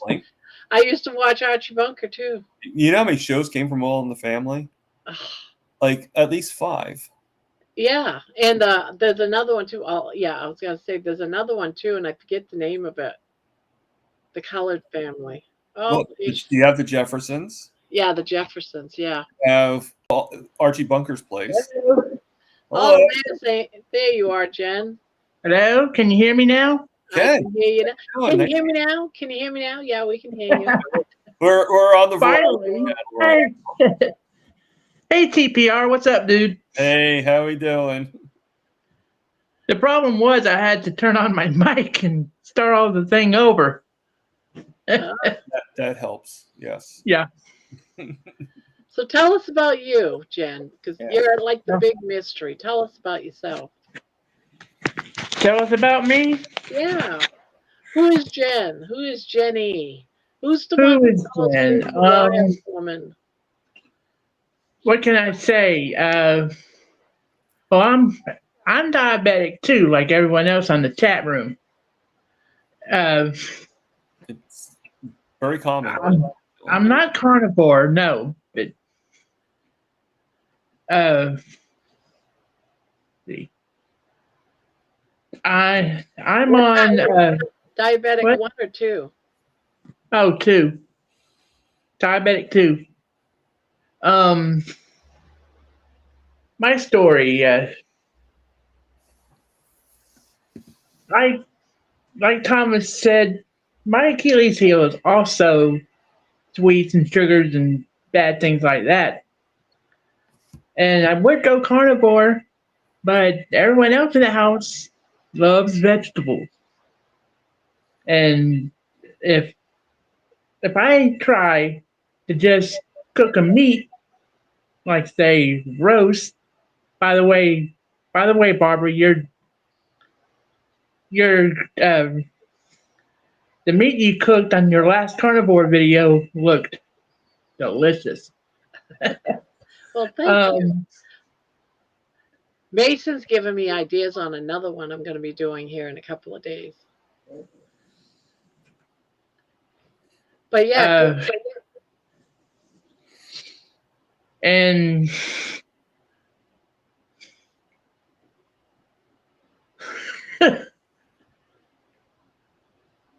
my whole life, I've been basically this. I I graduated into diabetic C, if that makes any sense, and it got so bad that my mom and I are both on Ozempic. I mean, don't get me wrong, that's a good thing because we've lost a whole bunch of weight, but I don't want to be on Ozempic all my life, and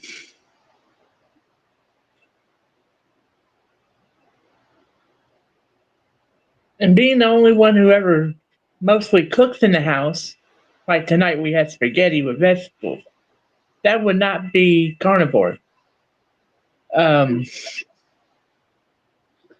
and the last time I checked my sugar, it was really high. I don't even remember how high.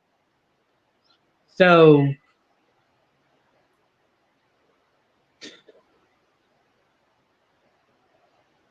I'm sorry. I've never done this. Never done this sort of thing before.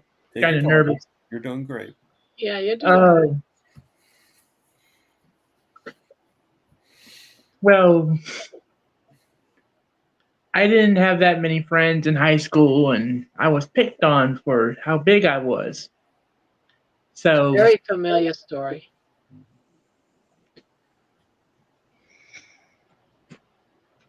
and I'm not up to the. Thank you, Keto. I appreciate that. Uh, so I've been going on YouTube to try to find different ways to bring my weight down so much that I don't have to rely on medicines and Ozempic and things like that. No, I'm not on insulin. Yeah, I was actually And, going to ask. I don't know who asked that question.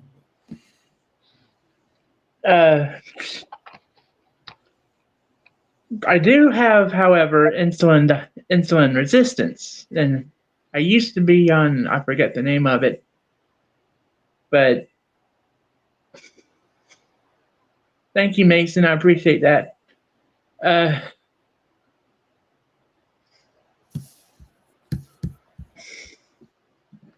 I'm not so into exercising either. I know that's a bad thing, but then I hardly ever go anywhere, and everywhere in my yard there is things stacked up everywhere. It's basically it's like I live in a junkyard. Does that make any sense? Yeah, everything's in the way, so you can't do a lot of walking in there. Right. Right. I mean, I used to be a big bike rider. Oh, really? Cool. Yes. I mean, when I lived back in Warner Robins, every night, every Wednesday night, I'd bike to choir practice and home again. But when we moved to Fort Valley, I can't do that anymore because there's not a church around here, and it's too far away from the Episcopal Church.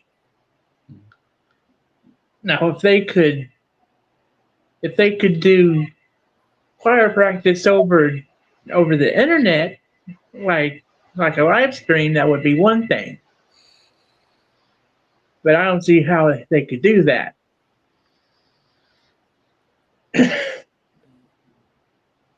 Now,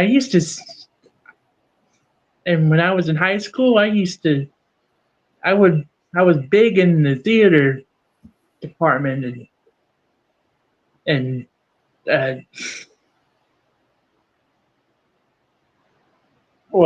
drama department and the choir programs. If I hadn't had that, I probably would have gone crazy. Oh, no problem, Midnight. We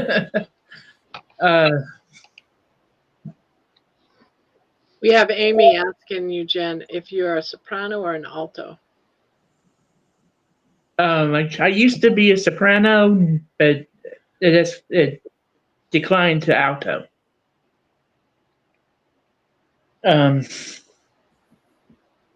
I can also do mezzo soprano and tenor, and I'm a pretty big bass, if I do say so myself.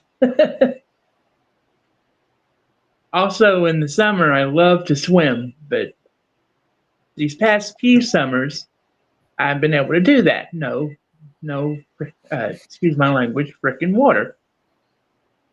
And my sister gets the pool, but I don't.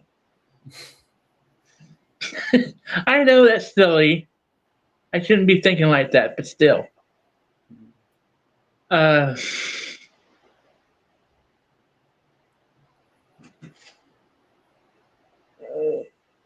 whenever I get on the internet, that's like my only way to get away. I'm sure you understand that. I do. It's your social. How you become social with everyone. It's your social hour. Sorry. Exactly. And I probably sound like I'm complaining to y'all. I really don't mean to. I don't think you're complaining at all. You're just letting us know what your life is like, where you're coming from. Right. And that's what we're all here for. Yeah. We're all here. You're the first one who's ever. You're the first ones who have ever understood. Yeah. I mean, we all have our stories, and we all have our paths, basically, and it's just a matter of sometimes, I had the same problem. Like when I had my toes removed and everything like that, no one wanted to listen, and that was like sort of the killer, and that's why I value all this. That's why I let people come on. That's why I want people to come on my channel. Not even let people come on my channel. That's why I want them. I need them to come on my channel because I want to help people be able to tell their story, be able to tell their why, Yeah. And because I wasn't given that chance when I was in the hospital and stuff, and that's why I become so passionate. If I don't have like a week filled for somebody, I'm like, okay, what am I going to do? You know, like March is still full, still empty. What am I going to do for March? You know, March is like 4 months away. You know, it's like Are you saying March or March? March. You know, like March. July to March. You know. Yeah. And being a Pisces, which, by the way, my birthday is March 19th. Oh, cool. I'm a Um, Virgo, so I'm not in March, but oh, you're a Virgo. yeah, my My birthday. sister's all kinds of boyfriend's a Virgo. My birthday was in September, just September. So Ah, not the 11th, I hope. no, my brother, my brother, my stepbrother is on the 11th. People are sending you hugs there, Jen. Oh, thank you, everyone. I appreciate that. And I'm glad you actually were able Love to finally everyone. go. Love. um, yeah. I mean, you know, when you feel more comfortable, anytime you want to come on my channel too, come on. You know, Oh, See, you're we're all just here to help each other. We're getting all here to help. started because we're going to do this every Wednesday. Yeah, yeah. yeah. I think that's neat. Get your I feet think wet. that's a You good know, idea, Barbara. you know, you have another offer too. So, and I'm sure other people that are in the chats right now will offer you to come on their channels. So, you know, get your feet wet, you know, with Barbara. Come on a few times. And Quack, quack. I don't know if he does it yet. I'm just kidding. If you know Oh, what that'd be just Ducky. Rick Charger. Baby. Yes, mine's 9/11. That's my birthday, September 9/11. Oh, really? I didn't realize that. So Yeah. you're the same day as my stepbrother then. Yeah. So, yeah, And I always like felt bad for him because I'm like, oh my God, your birthday became so. Yeah, I call it the day the nation mourns. That's my birthday. And whenever anyone don't takes my driver's license, they instantly see the date of birth. They go, "Oh, you poor thing." It's like as if like you were poor, you know, like John what gives happened you a hug, after I Jen. was born? It had nothing to do with me. John is giving you a hug. He sends you hugs. hugs back, John. Love you, bro. Peace. So you Sends you you a said you hug. learned carnivore. May I ask like what what kind of diet you do? Like what you're trying to do at the very least? Like Oh, I've tried them all. I even tried a liquid diet, fasting, you name it. yeah. Well, I've Yeah, done none of fasting. those. I do fast. I do intermittent fasting. I've done as long as a 9-day fast. And everything. So, I mean, the 9-day fast was unintentional. It kind of like happened when I was having, you know, with the infection and everything. But yeah, I've done all that. I was actually a vegetarian for a short while, or vegan, I should say. For like, I was a vegan for like maybe 2 weeks and a vegetarian for Yeah, like I was a vegan too at one point. and I even and believe it or not, I was still obviously vegan. You can do this. I was eating vegan cake, you know, and which is I like was eating big mushrooms and pretending they were burgers. I did that too. Big, portobello mushrooms. Yeah. Yes, I'd fry them on the grill outside, and yummy, Oh, that yummy. sounds really good, Barbara. And Stop it, you're people making me wonder, hungry. well, can't you get your blood sugars down with being a vegan? No. Oh, Kidding me? It's like it's carbs do not lower. and you're hungry all the time. Yeah. Yeah, you're like, and my brain kind of thought it was like, okay, well, I really don't like vegetables, so I'm probably hungry because it's like I'm not happy, I'm not satisfied. Yeah, but I Well, lasted I'll probably say a you don't. little bit longer than you, maybe a month longer than you, but that's it. It was like, Yeah, oh, screw this. my mom was a vegan for quite a while, and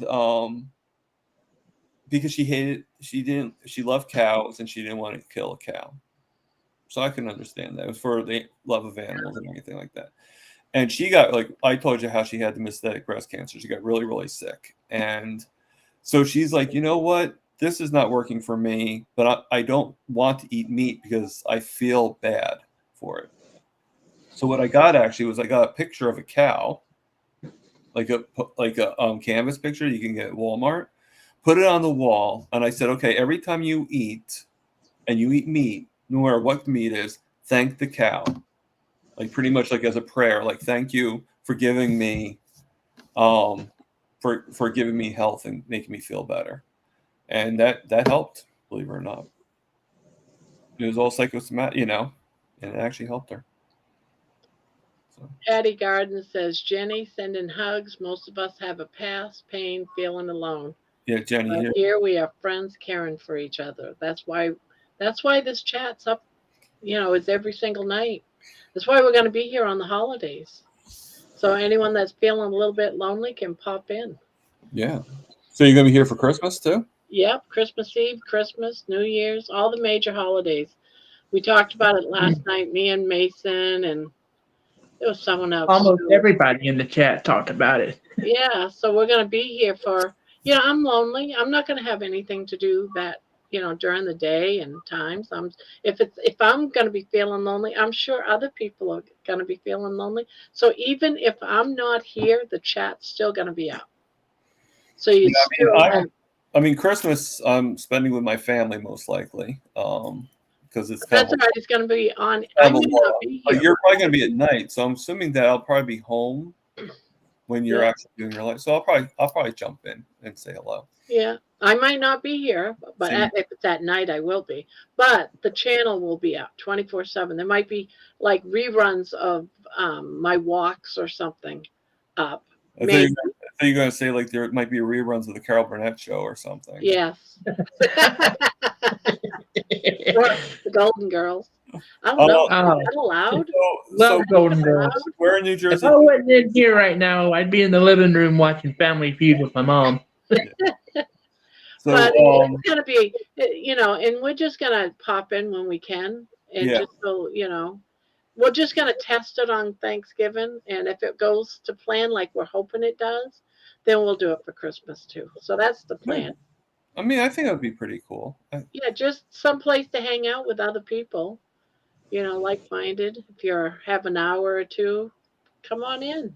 Yeah. So, Midnight Vince says that I'm assuming it's a guy because I don't know too many ladies named Vince. That I always assumed it's a guy. Yeah. Well, never assume, because you know what happens when you assume, right? I know. Like a baby. But I'm assuming it too. So, but saying that he lives in South Jersey. I used to live in Maple Shade, near Cherry Hill. So, where in South Jersey do you live? Like, how far south do you actually live in South Jersey? I'm more central right now. I live by the shore. I live in a town called Well Township by Belmar, New Jersey, and I grew up in Point Pleasant. So, I am a clam digger. The walk at night, hugging the fire hydrant. I did that yesterday. Yes, okay. And I keep on trying to put in fire engine, but it was not working. I don't know why. Midnight just said that yes, I'm a guy. Midnight Vince, yes, a guy. Thank God. Thank you for that, Vince. Midnight. Don't get me wrong. If you were a girl, it's a very unique name. So This I still don't know if it's a guy or a girl. Okay, I think I've heard of Sicklerville. Okay. Sicklerville. You'd have to bring up the map and let's see what it looks like. I'm just joking. That's your next class, right? Now on YouTube, I know how to put the stuff on the screen. On the screen. Now I found out today, actually this afternoon, when I was recording one of my game videos, that I can actually share my screen on YouTube Studio. Yeah.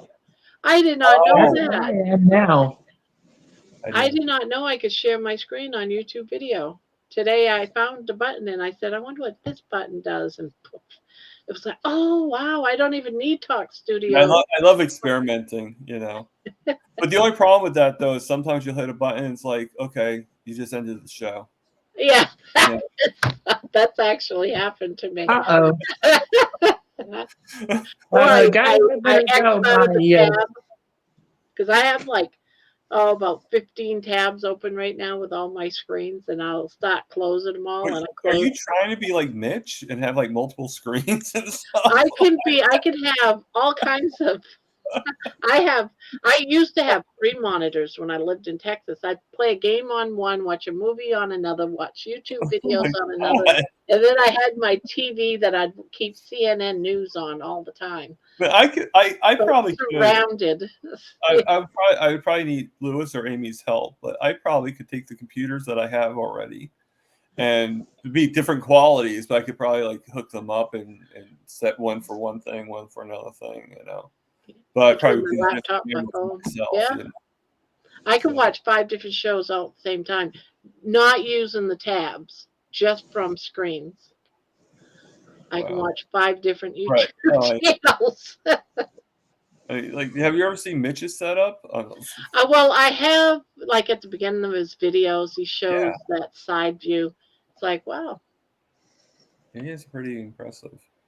I kind of wanted to have that for the longest time, and I'm like, you know, this is working with just one camera. I don't need to go through all that. I Thomas, need to make you a Thomas. brown rice song. Will you please? Can you put your website on the chat room? I gotta go. My tablet's not charging for some reason. Okay. Let me hold on 1 second. Let me get to that screen. Fire. Next to Williams. It should work again, right? If I put in fire hydrant.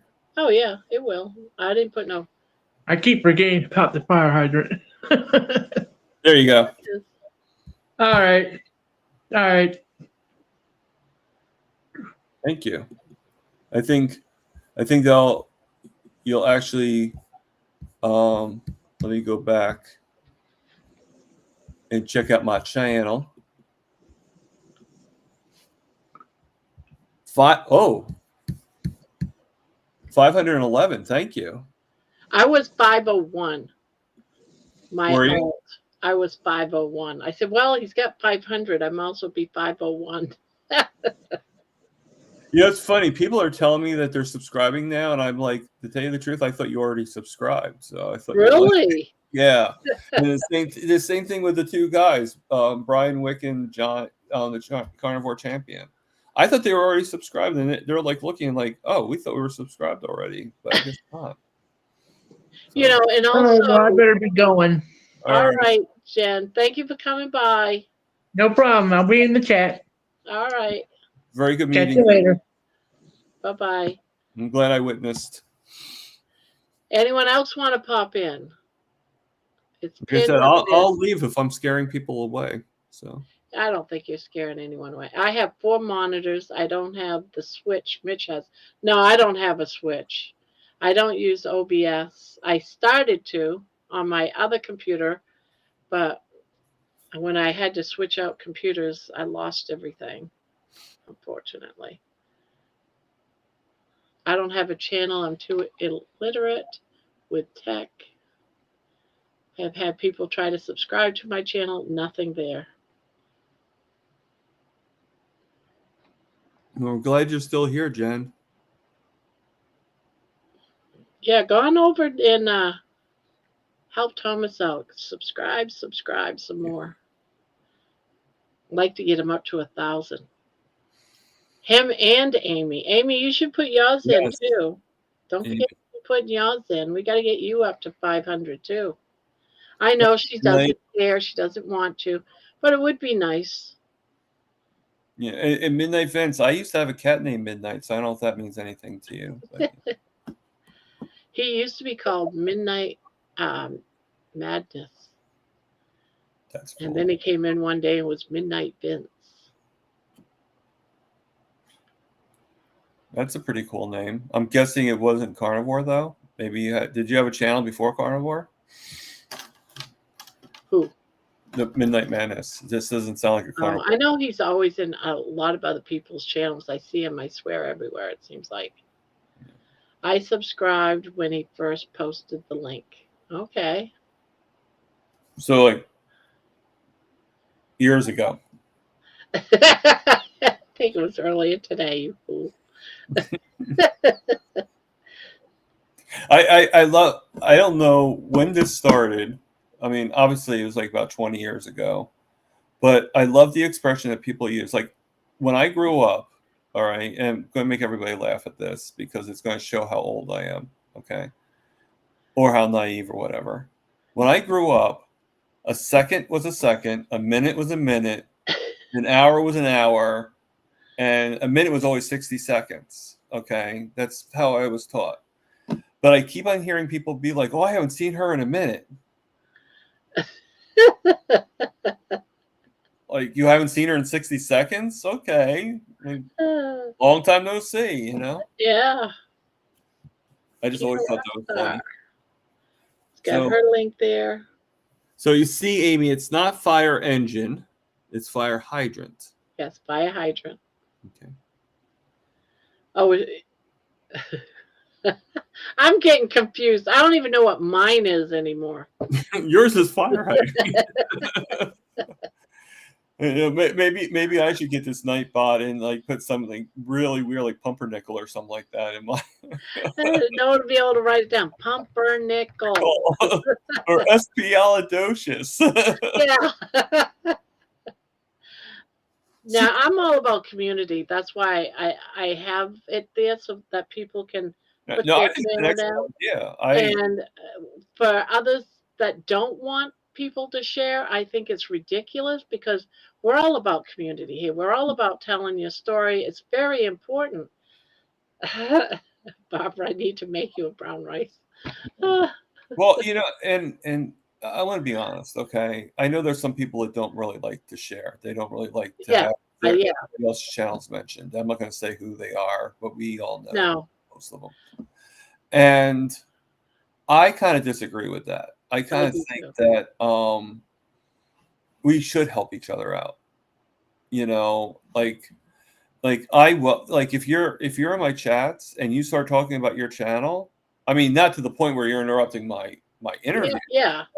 But if you plug yourself in there, or you say, hey, you know, come visit me, I have a live tonight or something like that, you know, or Amy does, you know, I'm not going to mind that because.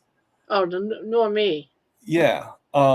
Because, you know, and if I do end up doing this bot, I might even come up with a word, I mean, honestly, and say in the beginning of the chats, hey, if you want to plug your channel, you know, just enter this word and to get it in there, you know, like just put like you pinned today the stream. Yeah. I might even do that where I pin it. And then, or pin the stream, because a lot of times I do roundtables, so I'll sometimes pin the, you know, to get on in the stream. And then, but when I do interviews, I'm pretty stagnant about the interviews. I don't like to be kind of like, because sometimes when you do roundtables, sometimes you're kind of set aside and the other people talk to each other, but you're like sort of sitting there like as if they forgot you were even in the room, even if you're the host, you know? So I kind of find that to be a little, I'm getting better at dealing with it. But when I have a guest, I want to be able to, me and the guest talk. I don't want to have, you know, too much, you know, and then Lewis is actually really good. He stays in the background. He helps me from behind, you know, and, but I definitely want Lewis to come on screen when I'm not having an interview. I want, you know, if I could have Lewis all the time, I'd rather have Lewis all the time. Yeah, I watched when Lewis was on your channel one day. Yeah, he's been on a few times. Yeah, Rick's he was busy in the kitchen doing all of his little things, but yeah. Rick's, excuse my hair. Rick's been on a lot. Booby's been on. Booby. Erin's been on a lot. Everybody loves her name. I told people my family, and the one friend of the family's was laughing for about like 5 hours because of her name. Like he was like in his 60s, and you know he's like Booby, Booby, Booby. Booby goes. like, are you 5? Like, it's her channel name. What are you going to do about it? You know, like no one's going around saying Target, Target, Target. Well, look at that. Midnight. Well, I drove today, and you'll probably see that video as soon as I know my members have seen the video. I'm going to make it public. So let me see. Let me look. Memberships. I'm looking. I'm going to see how many people have seen or watched the video. Hold on. Well, let me turn that down. Looks like only 3. But I'm probably going to post it after this chat because that should give enough people time to have seen it. But yeah, I drove to a park today, and I left the video on while I drove. And yeah, I had a good time. Sorry, I had to share that. First time in 5 years. I actually just drove just to go someplace on my own. Yeah. No, I'm looking at your channel right now, and it's saying Freedom Moment. Is that the name of the video? Name of the thing? Yes.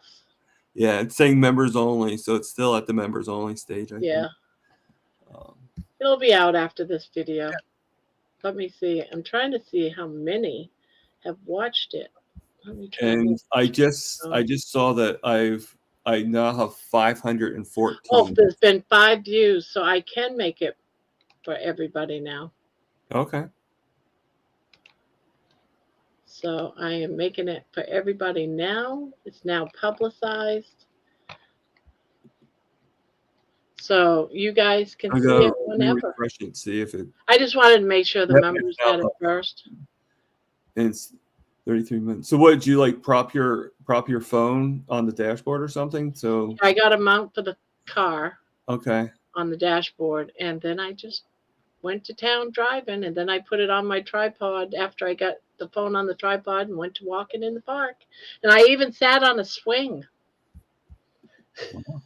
Which I haven't done since I was a kid. I was so proud of myself. Go back to your childhood, right? Yeah. Turn back the clock on the time on the clock. Yeah. Let's see what's the comments. Some more people. Let's see who it was that watched it. Comments. Yeah, so I'm going to actually be doing a live tomorrow at 5 o'clock. I actually have it tomorrow live at 5. It's going to be my first day at my sister's house. Oh, that's right. So I'm going to, so you guys will meet Cosmo again, unless Cosmo's shy. I doubt it though. She's a puppy, so how shy can she be? And so it'd be a lot running around. And if I can, I don't really want to do it in front of anybody, so I don't know for sure. How am I? I'm getting, because of you guys, Amy, I'm getting along very well. And I did hear today that the president to bring the president 50%. Yeah. Well, actually, I saw it was like 53%, but oh, really? Yeah. And I actually, because I was like watching it on, I forget who I was watching. It was, I just saw they were doing the votes and saw the Senate. I'm not sure whose channel I was actually watching, but I actually made a comment. I'm like, for all these people that voted no, and are causing people to lose, because it's not about me. It's about all these people that lost their benefits, benefits. I mean, I have a family member that's on SNAP, so. Yeah. I mean, God forbid, but somebody like, okay, I mentioned Boopy Goats again. She has 10 kids. Can you imagine if she was on SNAP benefits and you took them away? Yes. You're taking away feeding 10 children. For what? Yeah. For what? I mean, to me, SNAP benefits, like people say all the time to me, like, well, they're closed, so they can't do that stuff. Bull hockey. Okay? You set up a plan, you set up a program, and even if the thing closes, it should still be running. They should still have the ability to keep these programs in place. At least stuff like having food on the table. Yeah, when it comes to starving people, I could care less if someone can take a flight somewhere. Right. You know, Yeah. we need to keep people fed. Right. And nutritiously too, but I'm doing actually pretty well. My brother-in-law actually texted me and asked me, what do I want when I get there? I said, meat. I don't care what meat you get me, but meat. Because half the Yeah. time, like, they'll have like their refrigerator full of all these carbs, candies, and I might, if I'm lucky and I do like kind of like a fridge-ectomy, like where I pull everything out of the refrigerator, I might find like one or like 4 or 5 pieces of stuff that I can do on Carnivore, and which I was planning on doing, but hopefully he understands what I mean by getting meat. And I'm just grateful that he actually thought of me. Not that my sister doesn't think Yeah, great it's, to have been asked.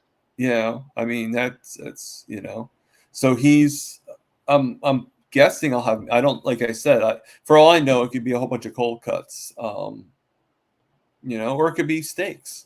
I don't know, either one's fine with me. I'm not going to be on the line diet during this time. So I have to kind of, but I'm going to try, like right now, Dr. Phil from SBG is putting me on a program. And like right now it is raising my blood sugars a little bit, but right now what he wants me to do, and I shouldn't really take too much because this is a program that will eventually be be costing, but he's Are you 1 or 2? Type 1 or 2? 2. 2. Okay. Yeah. I think most people are 2 later in life. I know type 1 is now found out later in life, but I think a lot of those people probably were either diagnosed as 2 and Yeah. then realized that they were 1, or they weren't properly diagnosed in the beginning. So that's why it was like late coming out, because I mean, if you look at Stan Eckbert, there's a guy named Stan Eckbert. He used to be a triathlon, and now he's like a natural doctor, so to speak, like I'm not sure doctor, but and he did a video where he was showing that most of us, not if not all of us, insulin resistance is problematic up 10 to 20 years before we actually find out we're diabetic. So it actually shows up. The sugars don't actually rise until like we're like way insulin resistant. Yeah. And we don't realize that. So a lot of people, when they find out later on, they may have been actually like I was diagnosed at 30, but I could have been insulin resistant back when I was 10, 15, which doesn't shock me any because the foods I ate back then were like, there was one time I used to get made fun of all the time too, but not because of my weight. I actually was a big kid, but mine was like, my last name is Pruitt, and a lot of people made fun of my last name. Kids find the stupidest reason to make fun of you. Yeah. I was picked on when I was a kid too. And I was very sensitive and all that stuff. And if I can remember correctly, I think I mentioned it. I used to work. I actually started working when I was like 13, but my main job was when I was 14, or 12 if you count the paper route. But I was a young kid working. Like people nowadays are like, yeah, well, I had to work since I was 18. Like that's nothing. Are you kidding me? And I would go every Friday, get my paycheck. I'd go to 7-Eleven. Okay. And I don't know if you have 7-Elevens around where you're at. I don't think you do. Yeah, I know 7-Eleven. Yeah. Okay. And back when I went there, they actually made the sandwiches on the spot. They had a slicer and everything. It wasn't prepackaged like it is now. And I would get a sub, a large, huge sub. And back then they give you like extra, you could ask for extra, and I'd get all that stuff. I didn't really put too much. I didn't really like lettuce and tomatoes on my sandwiches, like mustard and meat, and that's it, But I'd get the bread. I might have gotten like whole wheat bread because you were told like, like white bread's not good. And even by that point. Yeah. Okay. And then I would get 3 candy bars, about 3 to 4 cupcakes. Okay. Including the candy bars, about 6 pieces of Laffy Taffy. and they were in the little squares back then because I thought I was doing myself a favor by giving me some jokes to read. A bag of potato chips, a 3-liter bottle of soda, a buttered roll, because you're at 7-Eleven, you have to have a buttered roll from 7-Eleven. I mean, it'd be sacrilege if you didn't. A thing of cheese dip, like those like squirt cheeses, and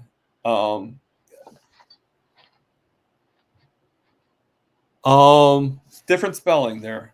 Midnight. Instead of an I, it's an E for me. I think Pruitt is a football player too, if I'm not mistaken. I don't follow football, but I think there was a football player with that last name. I think. For me, it's not really Pruitt. It's more like Pruitt. I guess.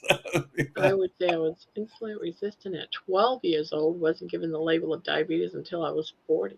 Right, because you know, I mean, the fact that you knew that you're insulin resistant at 12 is actually pretty impressive because half the time they don't test it. You know, most people don't even know they're insulin resistant while they're insulin resistant.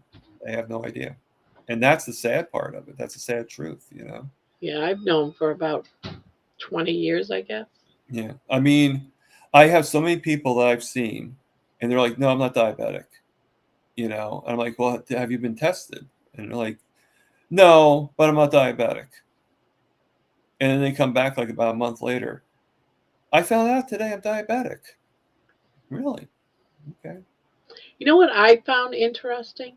When I went in to have the surgery, when I had my stroke, they were giving me insulin while I was in the hospital. And I said, am I a diabetic? Why are you giving me insulin? And the nurse says, no, you're not diabetic, but you'll heal better if your sugar wasn't as high.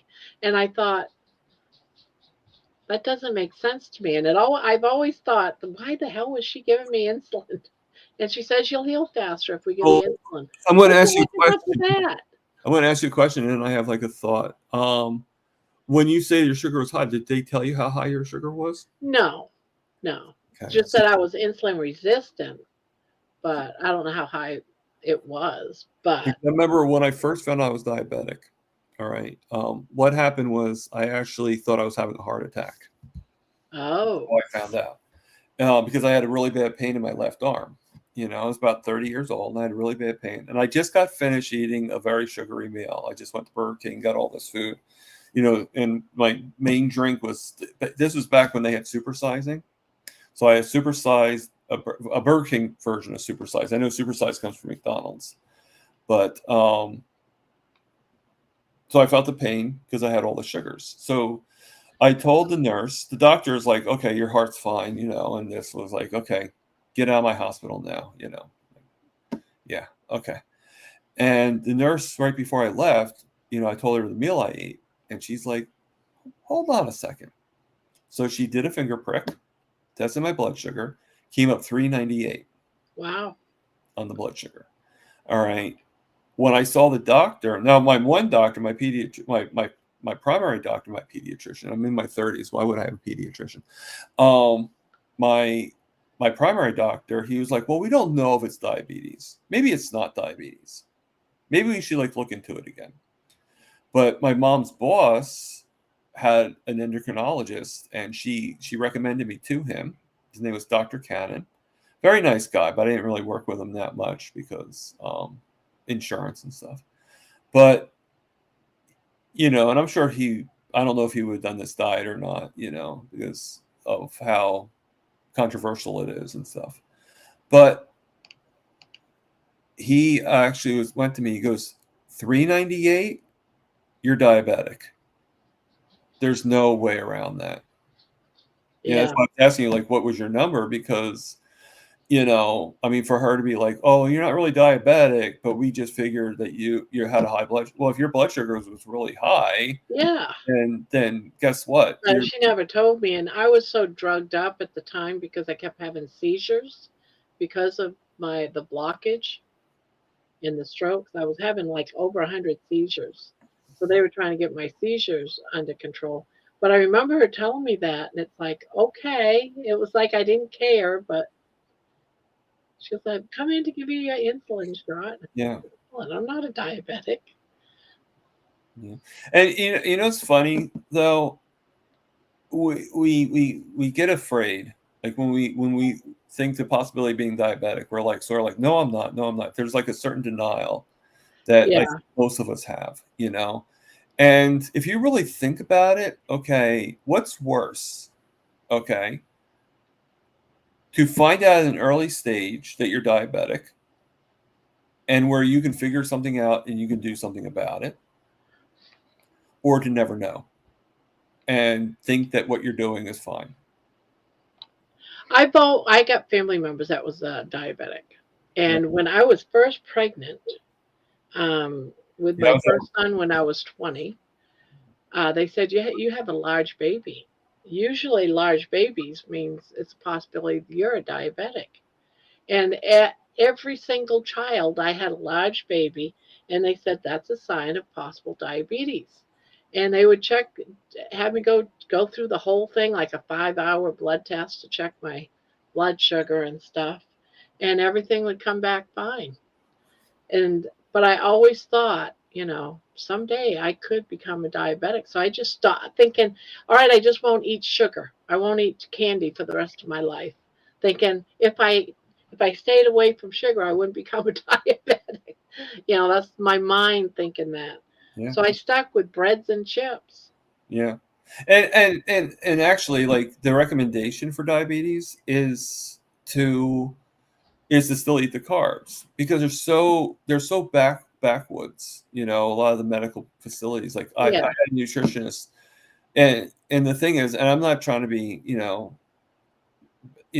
like nasty or anything like that or mean, but I mean, this woman's like 350, 400 pounds, and she's being a nutritionist telling me how to eat for diabetes. And she's like, and I'm kind of going back and forth on not really on carnivore, but just on eating less, like a lot less vegetables, eating more meats and stuff like that. And the things I did cut out completely was pasta, rice, potatoes. Potatoes were a little bit afterwards, but like bread, definitely. Like if I had a burger, I wouldn't have a bun, stuff like that. yeah, And when I was telling her I was just eating a little bit of carbs. I wasn't eating a lot, and a little bit meant like some avocado, some broccoli, maybe, green beans, stuff like that, like a small, Her exact answer is, well, you are eating rice though, aren't you? Because rice is not a carb. I'm like looking at her like, you gotta be kidding me. What? And I had another nutritionist. She was just like the lady that brought the tray. But when I was ordering my food, this is early on. When I was ordering my food, I asked, because I didn't want to have margarine. I thought margarine, even before I knew about seed oils, I just, like a friend of mine, my old boss, said to me, I said, do you like margarine? He goes, I don't know. It's one ingredient away from being plastic. Why would I want to yeah. eat I used to hear that all the time. it? And I thought to myself, like, what if that one ingredient is actually a chemical in your body, like an enzyme in your body or something like that? So as soon as it gets to your body, margarine turns to plastic. Like as soon as it like hits your Oh, wouldn't that be crazy, huh?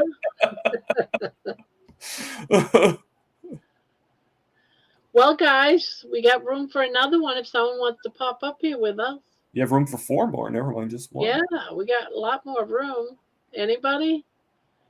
That's pinned up there on the top of the chat. I hope, anyway. Now, a funny story is last time I was in rehab in the hospital on my last operation to kind of finally close everything up on my heel. I went to the doctor and I looked at him and I said, I am here to have the surgery for my heel. You guys are helping me with my foot. However, I do not want you to put me on a diabetic diet. I do not believe in your diabetic diet. I know it's not I know it hurts me more than it helps me. So I want a regular diet. I want to be able to choose the food I want. I do not want you to, I don't want to be limitation. And believe it or not, the doctor was like, okay. Like, so he put me on a regular diet. My sugars are actually doing really well at that time.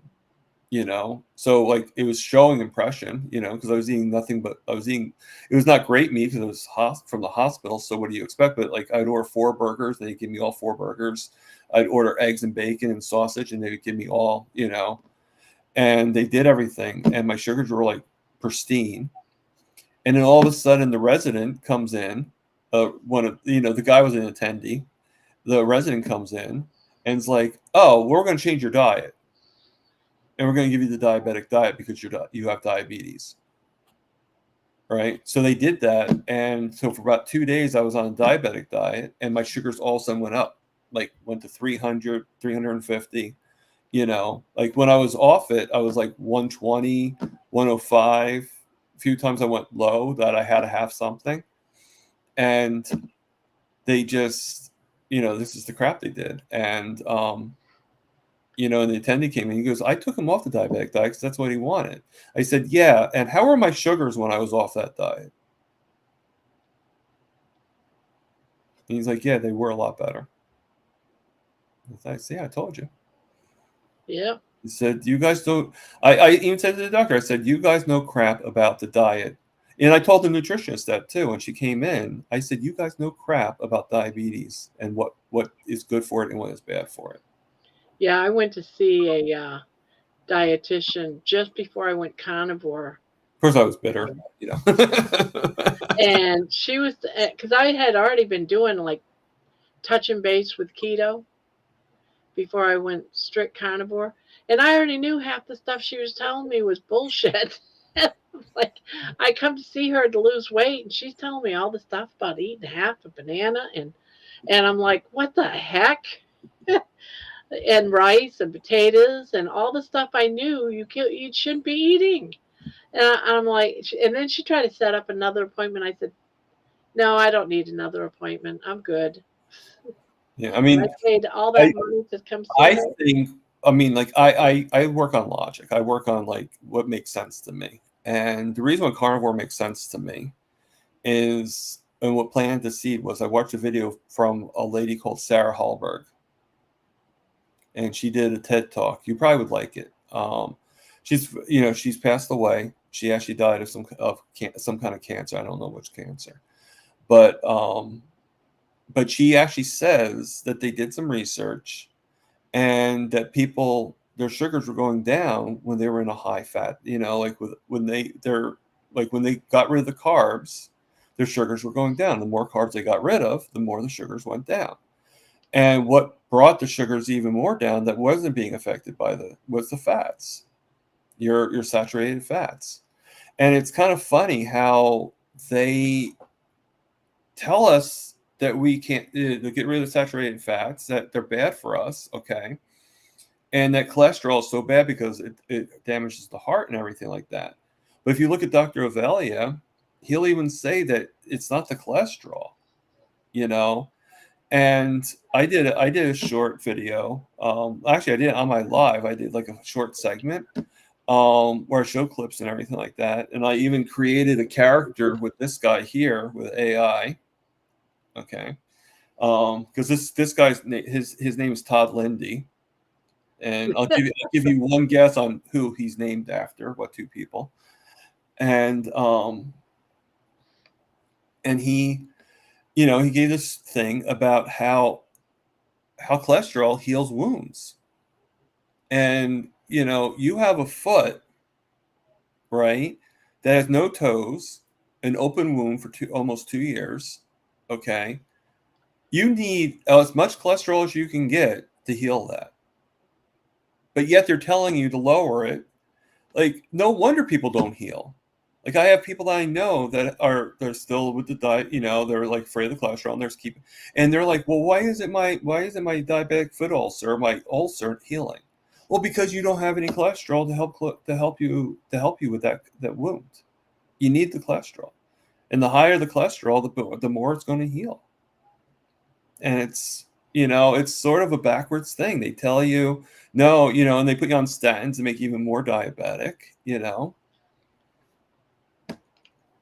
and it's like until you become carnivore, or at least part of the community, and you're there for at least 3. I think that's why you need a 3-month mark, because when you're there for at least 3 months, you start thinking like, oh my God, you know. Like, I can't believe it. Just say hi to you on his live. Oh, sorry. Oh, somebody's I'm saying not hi? seeing all Oh, of the I'm chats. not actually fully looking. I apologize, people. Sorry, I was just Amy says, reading some stuff. OMG, Thomas, I have an issue with metabolically unhealthy dietitians too. Yeah. And she also says, all the nurses who cared for me after surgery looked metabolically sick as well. Yeah. Like, I kind of have like, my sister's not really isn't really carnivore, and she, they eat like a lot of the fun stuff, party stuff, and they have it in the house, and so they eat a lot, like they have frosting and like all this different stuff. And then there was a time when I would actually take the frosting out, I would like take a spoonful. So hopefully that won't happen. And I say hopefully because you can't predict what's going to happen. All you can do is like just try your best and do. But one thing I do believe that is, if you fall off the wagon, don't punish yourself. Just get back on it again. Yeah. Even if you're, well, I gotta not go off the wagon, because when I do, I find every excuse not to go back on. It's like one more. Oh, you went off the wagon. You might as well eat a.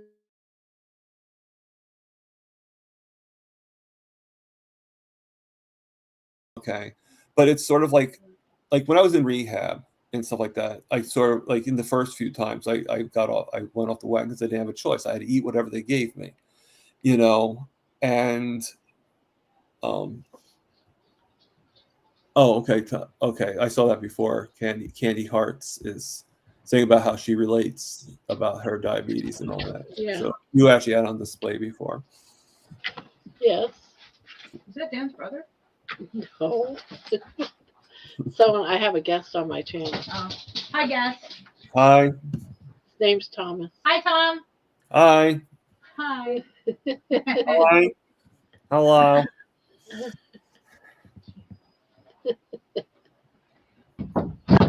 That's my daughter. She just got home from work.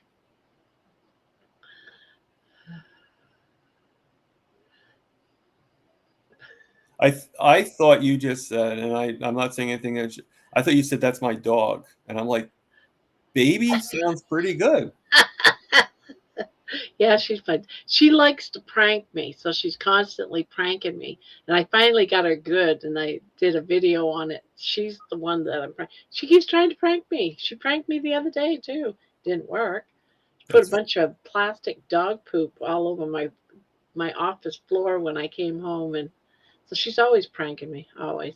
She got a friend to come into the chat room. I think it was last night or the night before last, to say she was watching me from out in the street. It's like, get out of here. Yeah, I actually this was kind of mean, but I used to, when I used to work with I used to do tuxedos for a living. For 25 years, I would measure people and measure mostly guys, sometimes women, but I would fit their tuxedos and stuff like that for events like proms and weddings and stuff. Did wedding parties and all that stuff, but but I was high enough. For 25 years, you're high enough that you can open the store and stuff like that. And my boss was actually about 10 minutes late coming in, or no, actually a little bit more than that, like 15, 20 minutes late. And so I thought I'd pull a prank on him, because he was supposed to open the store.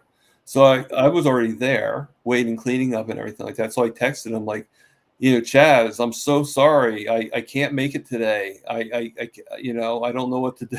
I can't, I'm like totally sick. I can't. So he's freaking out. He's like, oh my God. He comes in the store and I'm like right there, like doing everything's done. Like, see, this is what happens when you're late, when the boss is late. This is what happens. His employee actually plays a prank on him, He laughed. He's like, well, that was nice of Peter to say hi to me. So, hello, Peter. Who? let me go. No, he's not in here, but Oh, I want to just. Peter has his own channel. You probably know him. I can't remember. Uh, what's this channel name? What's the channel name? I want to say Old Man Homestead, or is it Old Man Homestead? I could just Mm, call him Peter. So now, but Vince, what's his full name? Do you know? do you know what your full name is? It'd be very nice to know. Yeah, he could Sorry, I probably put his do channel voices in the sometimes. chat, but Peter comes in every now and again. He's another one I try to get to watch his channel, and I've just been so busy with everything. Oh, okay. Yeah, no, I don't think I've ever seen He old comes in on occasion. old He's man. not someone that just comes in and hangs out in the corner. I say hang out in the corner. Lurks. Old old man King Homestead.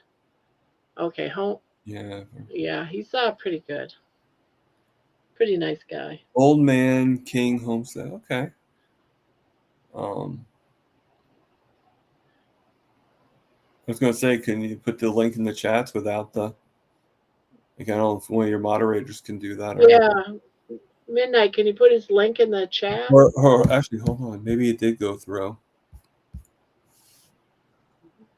I'm like saying to do that.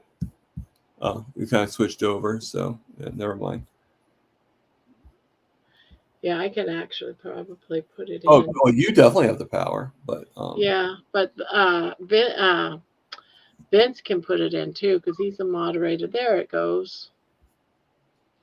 yeah, there. I just Thank you, Vince. Yeah, he's oh, a nice guy. okay. It's a commercial. I was like, he didn't really look cool. Oh, I might have seen him before, but I didn't know. All right, so Yeah. I subscribed to his channel, and I'll check it out at some point. And I did like it.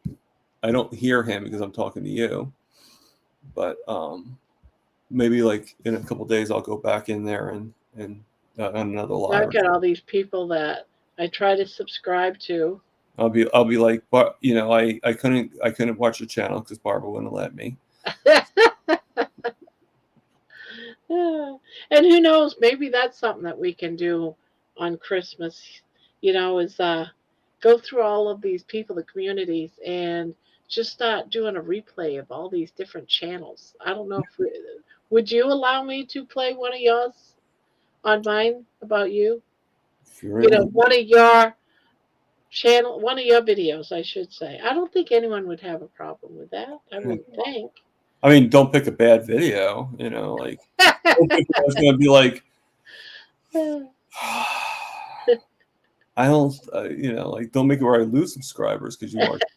But like one of my worst videos because you got to admit that we're not like as many good videos as we'd love to have, and as hard as we work. Yeah, There's mine some the videos same that we way. have that are like Some of mine is so boring. Yeah. Yeah.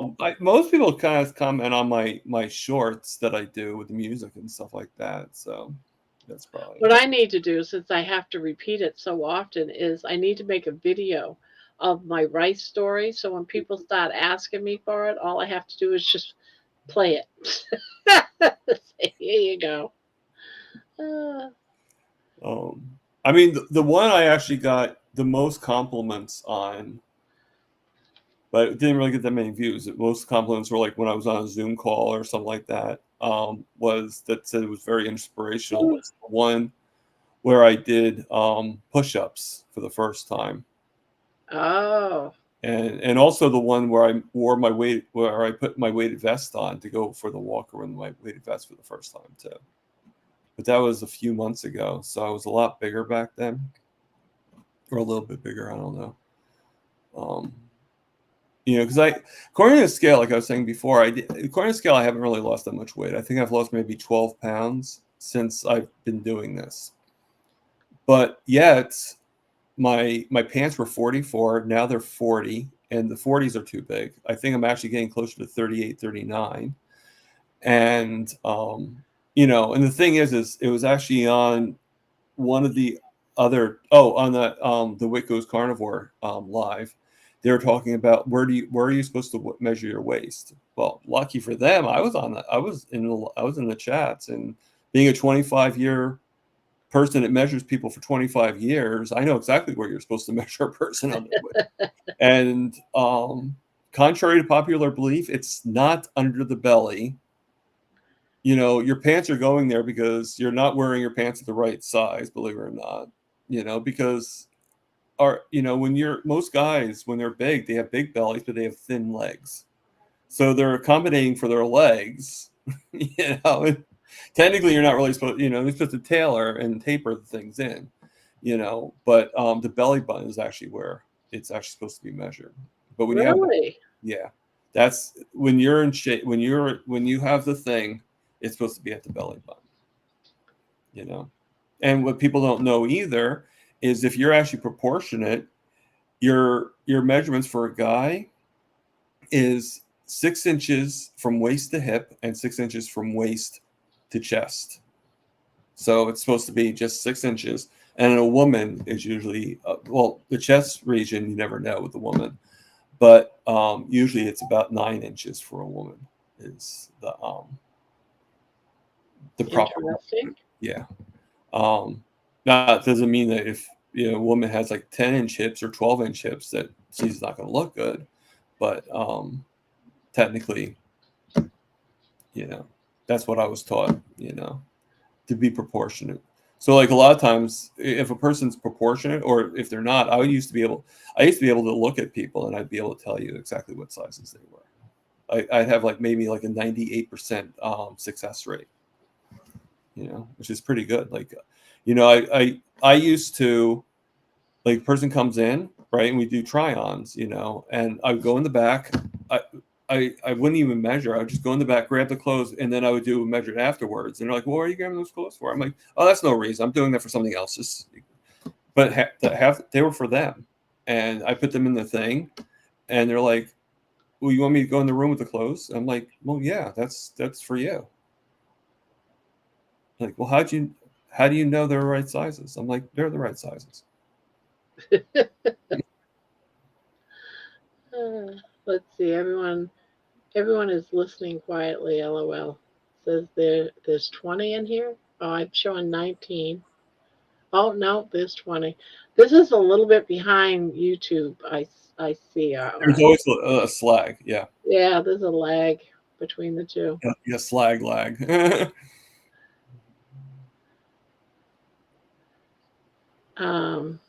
Yeah, John has a point. Like, erase diabetes and attack the true cause of insulin resistance. And the sad thing is, okay, like we were saying before, most of us are insulin resistant at a young age, and we just don't know it because they don't test for insulin resistance. Like, even when I was diabetic, I asked my doctor to give me a fasting insulin test, and it took 5-6 doctors, because it was a teaching hospital. It took 5-6 doctors before they would actually give me an insulin test. Half the time they were like, well, you're already diabetic. What's the point of learning if you're insulin resistant or not? Yeah, but I'd be able to find out how bad the insulin is, how far along it is. And, and this is a test that I'd like you to do. I'm your patient. You're not my boss. This is what I'm asking you to do. Never been proportional. And this is just the way it is, Never been proportional. And most of us aren't. You think I'm proportional?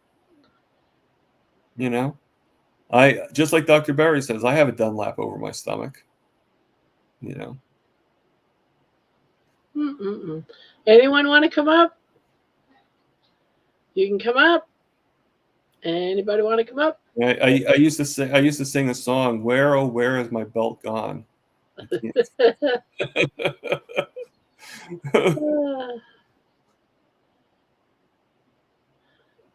No. It's right there, taped to, what do you call it, pinned to the top? Taped, pinned. Pinned Cemented. to the top there, guys. Don't be shy. I won't let Thomas bite you. 6'8" and could hide behind a zipper.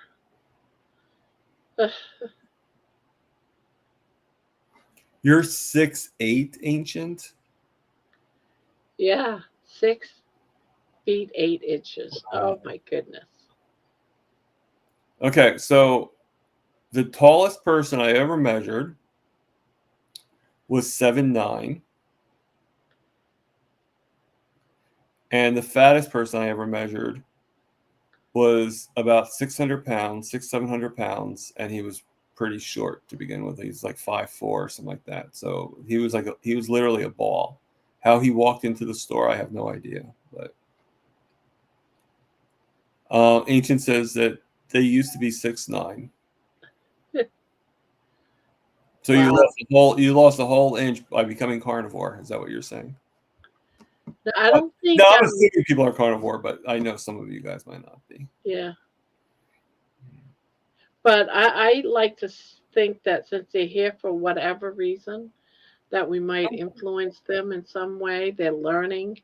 Because a lot of people think, oh my goodness, carnivore, you're all going to die of heart attack. And that's why I don't mind non-carnivore people or non-keto people. The American Standard Diet, whatever you want to call it, it doesn't matter because you're going to learn something by being here. Yeah, I agree. And you're not going to be afraid of it. That if someday or when that day happens and you want to get into a healthier way of living, you'll know and you have heard the success stories behind the carnivore diet or the keto, whichever one you're doing, because I think they live coincide with each other. Yeah, no, I agree wholeheartedly. I agree with that. Mason says, I'm back. Amazing driving video, Grandma. Oh, wow. I'm so excited for you. Yeah, I bawled like a baby. I was trying to not to cry. Freedom right there, guys. Freedom. And I'm telling you, it's all thanks to healthy living with the carnivore diet. I wouldn't have gotten this far without it. Yeah. I wouldn't be doing it eating potato chips, I can tell you that. That's absolutely true, you know. Yeah. So I still got a long ways to go though, but another 150 pounds to be where they say I'm supposed to be. Will I ever get down that low? No. But you know what? I'm gonna keep going. I mean, I'm told that oh, sorry, I've been having like really bad back spasms, so I do apologize. You know, they've been telling me like right now I'm about 240 something, like 242, 243. And I've lost a lot of weight, but according to the thing with my stature, with my frame, I should be like about 160, you know. And it feels like that's kind of like a really low number. I feel like that I'd probably be fine at 190 or like, you know, like Yeah. but if that's true, then that means I have about like what 80 pounds to lose still, you know, and you know, um, so A Mason saying no way 160. Are you saying no way 160 that I should be like more like 130 and that 160 would still be too fat or like what do you mean by oh no. I like what Vince just said. It's so much more than just fat loss. Yes. And That is so true. I went from, like I said, I went from a 44 waist to about a third, like to about 40 on my pants, but they're falling off me now, the 40s. So you know, and my shirt went from a 2X to an XL. This is actually XL, and you can see how big it is in the neck area and stuff, you know. So I think I'm getting close to the large. I still have a belly, so that's the only reason why I don't do the large. But I'm getting close to it, you know. I have a feeling that How tall are you? I'm five. Technically, I'm 5'9.5". Yeah, see, I think 160 is too low for you. Yeah. That's what I thought too. But if you look at the you know, Because you'd probably, be like, I always thought oh, 190 would have been good because if I get muscle and everything, 190 would be because muscle weighs more. yeah. So, and I think that might be why I'm still in the 200s because I'm probably developing a lot more muscle, you know, especially in my head, you know, so In your head. in my head. Yeah. So, yeah. I always make the joke, like I have plenty of muscle in my arms underneath all this fat, you know, so. Let's see. When you feel great, that's the number. That's And it. that's just what I'm gonna do, Mason. When I feel good, when I feel my fat's not in my way, and it may always be in my way because I'm probably always gonna have that loose skin. If it's now down to my knees, my loose skin, it's probably always. It might even go further below my knees. So I'll never be unless I go for surgery. But when I feel good, that's when I'm gonna stop. I mean, that's amazing, John. Yeah. Mhm. I haven't really fully reversed my diabetes yet, but some people aren't as quick. Like I always, and John, I don't know how quickly you lost the weight. I don't know how quickly you reversed your diabetes and stuff like that, how long you've been doing. But I always find it funny when I see people come on the chats, you know, and they're like, well, yeah, I went from like an 18 A1C to a 4.7 in 3 weeks. It's like, what?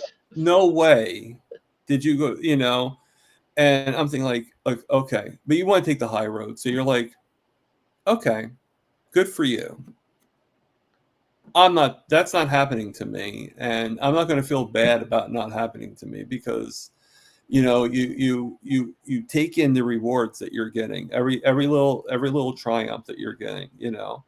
And I was telling you before about how I was pretty much paralyzed in bed where they had to pull me up in the bed in order to eat, in order to use the bathroom. Like I had to be helped in every single way. Like imagine, you know, an old person, you know. And now I don't do this every day, but I now walk around. The other day I did 10,000 steps around the track. See, I can't even do 10,000 steps, and I have Now all work my helps toes. too. I have I all mean, my toes. I do about 5,000 steps at work, you know, and I did work before that. I did work, went home, had my meal, and then I went out and walked. And I'm like, you know what? I want to reach 10,000. I have like the thing to count like on my phone, You know, yeah, that's what I do too. I use the phone. the fit thing, you know. And I would just do that. I just did that, and I haven't done 10,000 steps since. Okay, it was like 10,387 or something like that I did, and so I did that. But I've never and I actually walk around the track, the short round the track, but I actually walk with a weighted vest. I walk with 50-pound weight on my shoulders, you know, and believe it or not, it helps me with balance of all things. Wow. But you know, I guess it helps me feel grounded because the shoes I have with the padding and everything like that, it's really hard to run in them because you always feel like you're going to fall out. So it's like I use the analogy, I run like the housewife on Tom and Jerry cartoon. You know. Night, Jen. Sweet dreams. Yeah. Sweet dreams. It was nice meeting you, Jen. You know, I run. You know, I'm trying to learn how to run again, you know, because my feet, you know, and I used to do, even when I was overweight, I used to do some running. And I could do about at least 50 yards, you know. Hi, Cindy. Oh, Vince says, Thomas, how long have you been carnivore? Well, starting on this is there's two carnivores in my life. I've been on and off for about 3-4 years. Like on it, I'd be on it for like 3 months, and then I go to rehab or go to my sister's house, and I'd fall into the trap, and I go off it, and then I'd be like, I felt so much better when I was eating just meat or mostly meat, and so I go back on it again. but I don't really count myself as being fully carnivore until I joined communities. Because before I was never part of anything. I was always in the background. I'd listen to videos, but I would never go into the chats. No one even knew I existed. And I watched people like Bella. I actually watched Bella back when she was, like when she had her short hair and she played the piano all the time. I watched Dr. Barry when he was actually keto and not even carnivore. All this stuff. And my mom actually had a crush on Dr. Barry. That's how far back, and don't forget she died in 2021. It was sort of funny. Like the only way I could get her to actually do, like, sit up and eat and do things and help her get dressed and stuff like that was because she was really bad, like towards the end. And the only way I could actually help her get her to do is to put on a Dr. Barry video, and she would just sit right up to watch him. And so I even told Dr. Barry that, I don't know if he remembers me telling him, but I'm sure he does. I mean, he probably hears that story all the time, but it's like, it's kind of cute, And I even said to Nisha, I'm like, yeah, Nisha, she liked you too, even though you're a competition, she liked you too, but yeah, she loved Dr. Barry. She loved, I used to watch the show Bob Briggs, Butter Makes My Pants Fall Down. I remember him slightly, but I remember him. She watched him. Her favorite, because we're keto, she used to watch Keto Connect, which was a couple, a young couple that actually had a cat, but now they actually have a son. And then I haven't seen them in years, but I know they had a son. And she watched Lily Kane. She was pretty popular. And then Tom DeLauer, we watched. But we watched all these people, and but I wasn't really fully carnivore. I was like keto and like just, but then on January 1st, 2025. Now, right before that, I actually did email Carrie Mann and told him my story and told him a little bit about myself. But there was Homestead a live, How? Yep, Homestead How, and there was a live that they did, and I didn't really.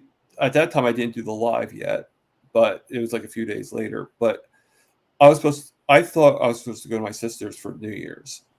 So I was like, okay, I'm not going to start this until after I go to my sister's. But ended up, she didn't have a New Year's party. So I actually I actually was like, okay, I'll have like one last cupcake, one last thing. All right, one last hurrah. And I think I had like 2 cupcakes or something like that, like yodels and something else. And I'm like, tomorrow, though, I'm just eating meat. I'm going carnivore. And I'm going to do this. And I'm going to do it for the 30 days. But I'm going to aim for 90. Yeah. Like if I hit 30, I'll be like very happy with myself. But I'd rather hit 90. So I did. So I joined the community. I actually won membership for 1 month on Healing Humanity. Later on, I actually won a life. Wow, so you started carnivore because of Carrie. Yeah, Pretty much. I did. That was me too last year. Yeah, I mean, he When was I was over 400 pounds, I came across. I mean, like I said, like I've always been carnivore on and off, but it was the community, and Carrie got me to start the community. And then one day I'm like, talking about YouTube, and I'm like, hey, how hard, I wonder how hard it would be to start like doing some videos on YouTube. So I actually did it. I was like, you know what? It was sort of my way of telling my family what I'm doing, because I was hoping that they would actually see the video, and like, even though I was afraid that they'd call me and say like, why I'm like, I shouldn't be doing this and this is wrong, and I never got the phone call. So I know that my family really doesn't watch the videos or anything like that, and that's fine, but it was more like a journal, like a diary, I guess you could say, and so I did that, and I did it, and then all of a sudden things started to come up, and I had to come up with a name. So back when I was in high school, I was very discouraged to do this, but back when I was in high school, I actually wrote a book, a science fiction book. It started with a class project, but I draw, like I actually can draw, and I haven't drawn. I draw, but not as much as I did when I was a kid, you know. And I made these mutant characters, made these characters based on the book. You created the characters and everything like that. And somebody in my family, 2 people in my family that I love, okay, but they said I should go into an insane asylum, that I'm crazy and being sensitive. And this actually, I didn't go through my procession because I was off by 2 points to graduate from high school. I had to go through summer school in order to graduate. So I never went through my procession. So I'm feeling really low already as it is. And my family members are telling me that I'm crazy, that I should be going into a home because of the drawings I draw. You know, so your mentality is like, I don't want to draw anymore. You know, for the longest, Yeah. you know, but the name of the book was called Target Prime. Ah. And then coincidentally, I went to my brother-in-law's mom's house for Christmas, and they were serving prime rib. Target Prime Rib. So that's how the name Target Prime Rib came out. So what in the world is Gramma is legit OG? What is Gramma is the legit OG? I have no idea what that means. Well, it means that you're legit, that you're I can't think of the words. Old grandma? Legit old grandma? The original grandma. Like the original. Like you're legit. You're the real deal, basically. Yeah. And we have a few people that say that their first chat they joined, or first chat I ever joined, was Grandma's. Monkey and Mason. Oh, that's so sweet. Yeah. See, original gangsta.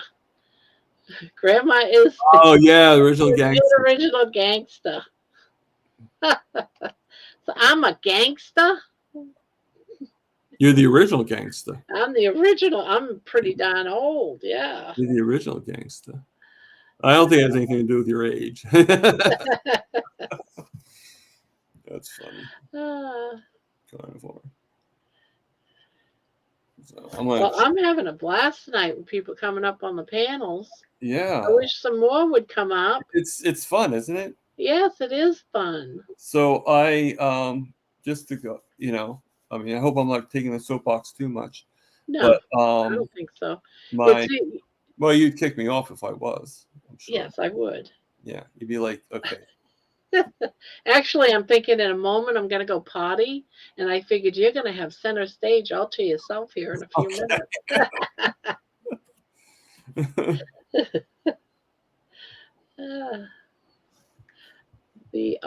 I never bothered with the YouTube chat. See, I've gotten all you guys to come out and chat with me, and you've never bothered to be in chats before. It takes a while to people. I mean, people can be shy, and I look at it that we're all family. You get in a way. Thank you, Mason. I appreciate that. People tell me a lot of people don't believe that their stories are great, you know, and I'm no exception to the rule, you know. Like we kind of think our stories are ordinary, you know, and there's always a little twinge, a little bit something in there that resonates with people, you know, and I'm just grateful that I resonate with a lot of people. Now. You know, I've been on several interviews, you know, but I just find it so, believe it or not, I just find it so satisfying when other people are on my channel, smaller bit, you know. I had this one girl that when I first started doing live, and one day I just decided to do a live. You know, I'm like, you know, like, let me see about going live. Let me see how that is, and I took a while to do it. I wanted the best camera and everything like that. And I'm like, oh, I'll just go live now. And I had a crappy camera and all that stuff. And then for a while there, I had to do it for my phone. That's a lot of fun. And I've never done it. I've never gone live on the phone. Yeah, it was a great picture, but Aaron Booby Goats was like, I do it on the phone, it's fine, you know. And so I did it when my computer went kaput, you know. And then I got this one with the help of my boss. I pay him $30 a week, and I got, you know, with that. And I, you know, I started my lives, and my first live with interviews was I was doing an interview with two people because everything got confused, and I felt kind of bad because I was making them share the spotlight, so to speak. I wanted them to, you know, and it got a little slow, so we ended up getting two more people that came into the chats.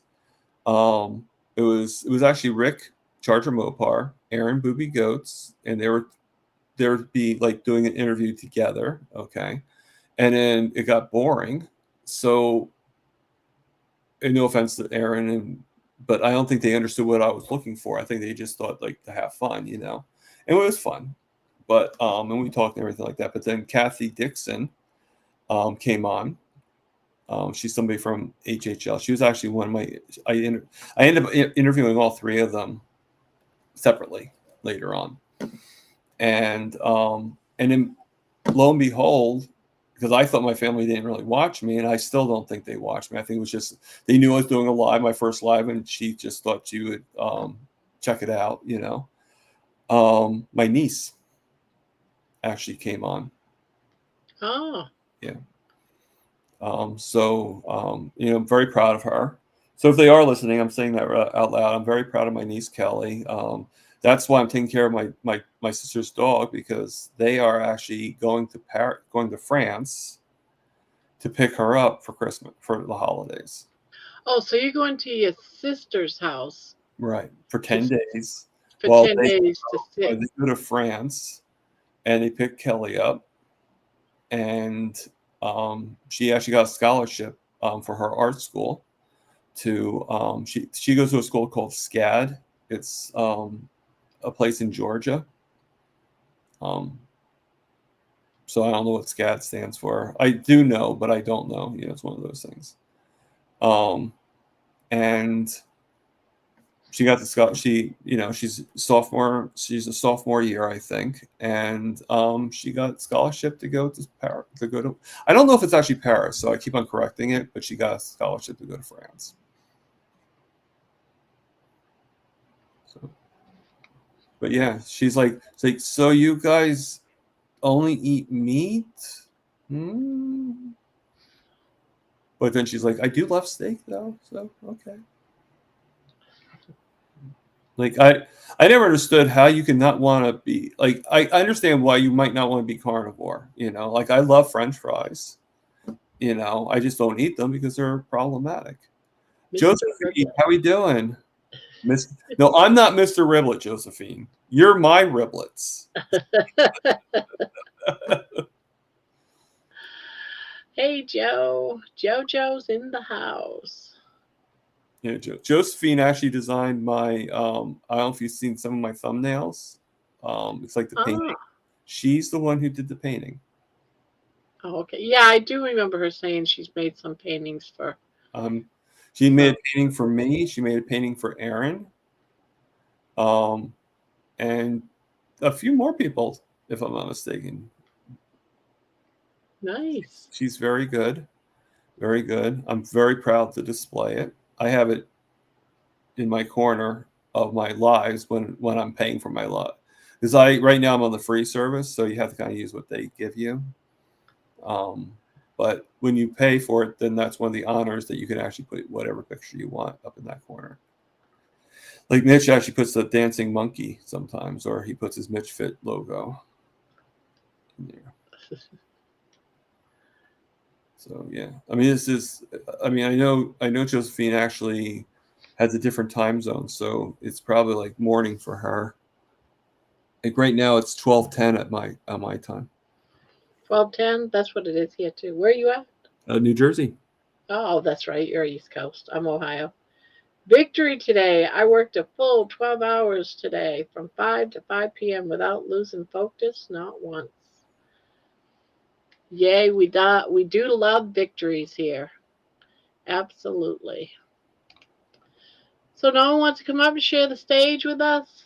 So, Get up here and tell have your you ever story. wondered how Ohio got its name? Because like, were there like a bunch of people in this state that were like, "Oh hi, oh I hi, know, right? oh hi"? I'm not from Ohio. I only moved here because my daughter was here, and believe it or not, I felt like I could not live by myself in Texas. Well, alone in Texas, I needed assistance because I was too big, and so my daughter helps me all the time, and she's, I don't need her as much anymore, especially now that I can drive. I'll probably still go grocery shopping with How, her. how does she feel about you not needing her as much? Probably relieved because she's got so much on her plate. She's raising two kids. She works full time now. She wasn't working up until about a month ago. And she's raising two kids. They go to drama, theater. She just has a very big full plate. So her not needing me as much is she's probably relieved. That's one of Yeah, the I mean, you'd be surprised at how many people like they get like kind of like that syndrome where it's like like they get so used to taking care of mom. Like I know for me, the first few months my mom passed, like that's the thing I missed the most was okay, I was taking care of her and I was doing everything for her, and I sort of I didn't really miss having to do it, but I did miss being there and being helpful, you know. So it's so that's why I was kind of curious for that reason. Yes, 5 done. Now, Aaron, Thomas, David, Rick, and Dustin. Oh, I'm trying to think David.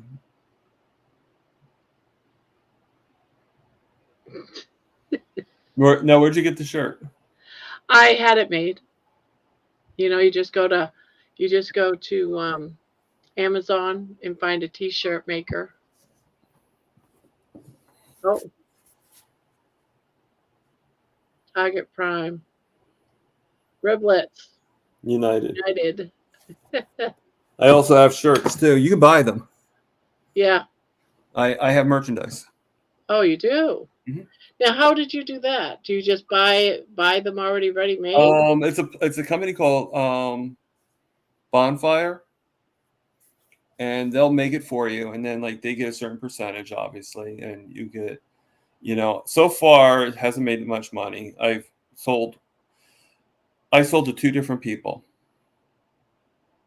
and one of them was me. You kind of hope, but and maybe someday, maybe it will come out. I do have the link in my channel, of you could buy the merchandise, but it has it. There's one. I don't know if you've ever seen my little cartoon logo of myself. There's one with him on it, Oh and yeah, yeah. then there's another one, and then I have mug. I have two different mugs. One regular mug, and then one like bigger one. And then I have I have the hats. I have somebody was requesting this woman like tank top, like female tank top, and I put it up, but they never bought. They thinking that they might buy it, but they never did. So okay, well, I'll leave it out there just in case somebody wants it. But yeah, it's All right. You have the floor all by yourself. I'm gonna go potty. good luck with that. Good luck to you. I'll be right back. Hey, what are we going to talk about, people? Oh God, I am getting so I have never done this before, so I'm going to just read into chats. I don't really know. I met a few of you, but I don't really know any of you guys, and I can't bring anybody in on here, so I do apologize on that. So oh, DC. Okay, Josephine. I should have thought of that. Well, there's other Daves too, so.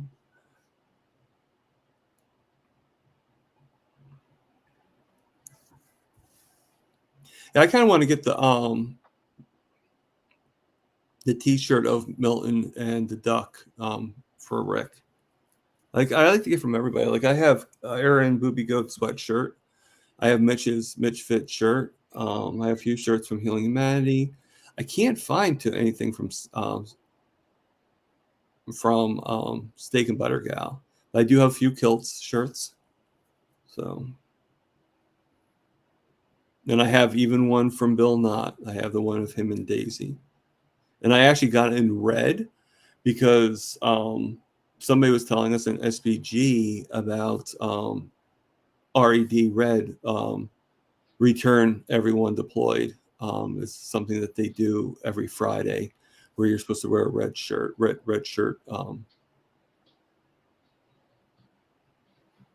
So I'm sure you guys have heard of it, and I did a video based on it too. So I'm gonna try scrolling.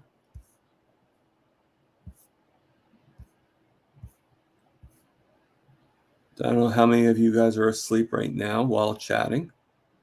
I a lot of times talk in my sleep, so I am obviously very tired. But I'm having a good time. I'm having a lot of fun. I hope everybody in the chats is having a good time. And click on the link, and when she gets back, she'll let you in. And Baby is talking right now. Hey, Baby, how we doing? Yeah, you don't say. Tell me more. Tell me more about it. Talk to me. Yeah, John, I noticed that we do have quite similar stories. It's always nice. I mean, that's kind of a kinship, right? Like I said, people a lot of times think that their story is not that important, but it's going to resonate with some people, whether you like it or not. So I'm back. yes, I heard the footsteps. Baby was talking to us. She took I heard her barking from the bathroom. I'm like, oh God. I didn't know who she was barking at. Was she barking at you? I guess, yeah. Josephine says that I'm awesome. Thank you, Josephine. You're awesome too. Does anyone want to come up and join us? I tried getting them to come on here. Thomas, love your story. Yeah, I mean, I think, like I said, I think everybody has, I don't sleep anymore since Grandma came around. I mean, what's funny is I had a guest on my channel. His name is Gary No Slow. Okay. And that's his channel name. His real name's Gary, and his channel name's No Slow. Or not channel, but his YouTube, so I don't think he has really a channel.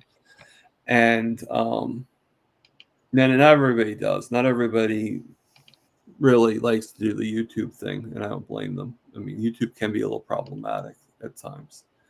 But he was like, I have nothing to say. I have no story. No, there's nothing for me to tell. He lasted for 3 hours and 29 minutes telling his story. If you don't have a story to tell, that's a long time. Can you imagine if he actually had a story to tell? Huh. I mean, he did have a story to tell. He had, he was just as affected as anybody else. And I love the small version. Like, I've had people on my channel. I've had Carrie Mann. I've had M. Lacey. I've had Coach Alyssa. I've had Dr. Nelson. I had Amy Hosp. I'm getting a bunch of other people. Rick Charger Mopar. Aaron Booby Goats. So a lot of people, But I've also had, I had a girl named Lexis Jones, which is a girl that was a really good interview.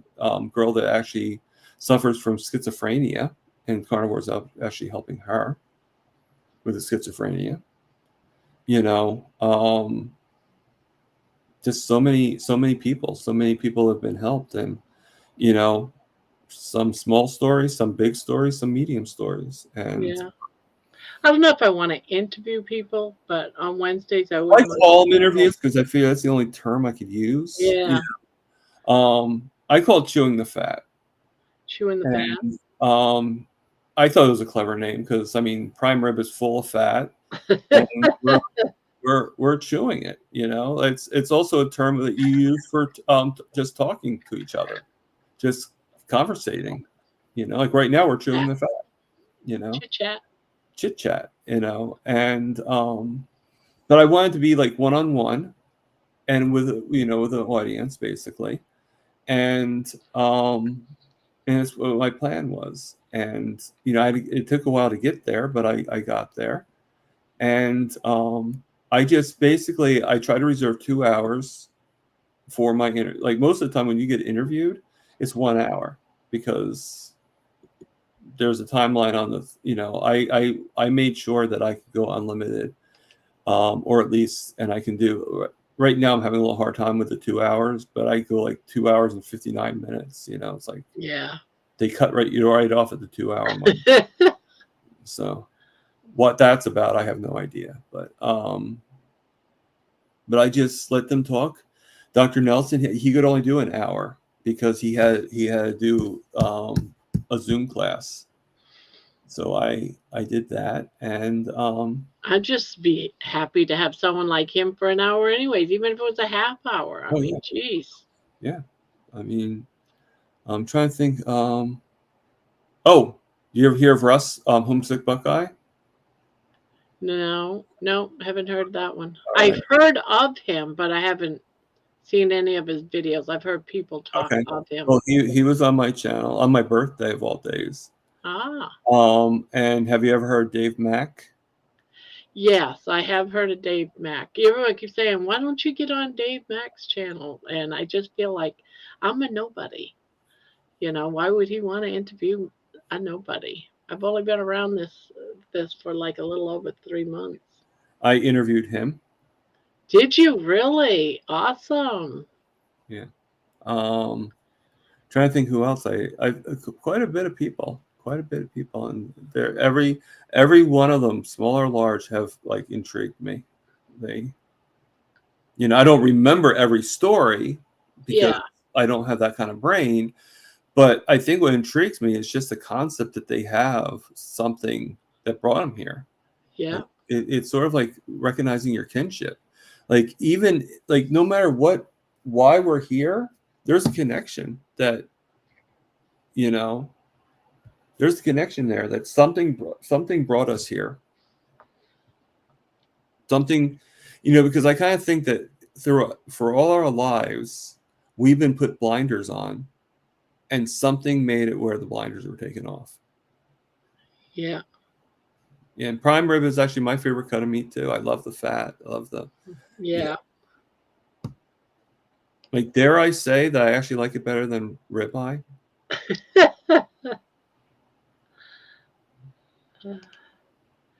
You're not a nobody. Thank you. If you're talking to me, thank you. I never. Yeah. I mean, and I'm actually lucky enough. I'm booked all the way up until like the second week of February. That's awesome. You That's know? awesome. I was actually going to give up, and I was going How to. long have you had your channel? I've had my channel since I'd say pretty close to when I first started in the first place. Probably maybe like 2 weeks after like January 1st, like probably like in the second, third week of January. Of this year? Yeah. Yeah. So now I actually did have some videos before that because I got a notice saying, "Hey, congratulations on your 10th year being on YouTube." So I do actually have 2 videos that I did put in my channel. Which is probably why, because they're about 10 years old.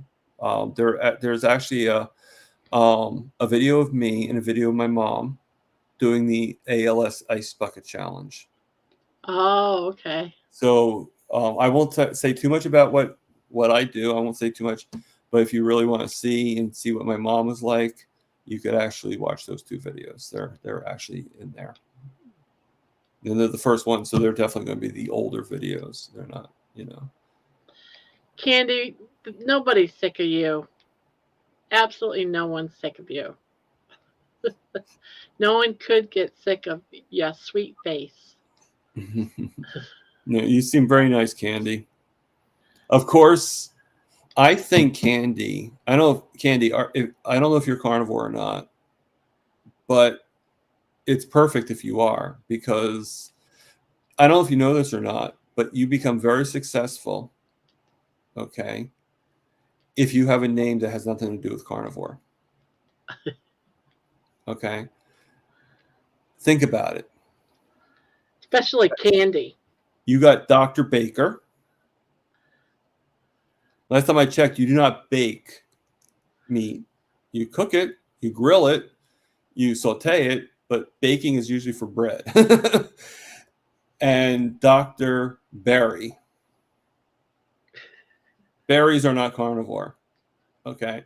So Candy is not carnivore, but yet you'll probably be very famous because that's your name. I'm just saying. Think about it. I might could. What, you might could come on the panel, Mason? You might could.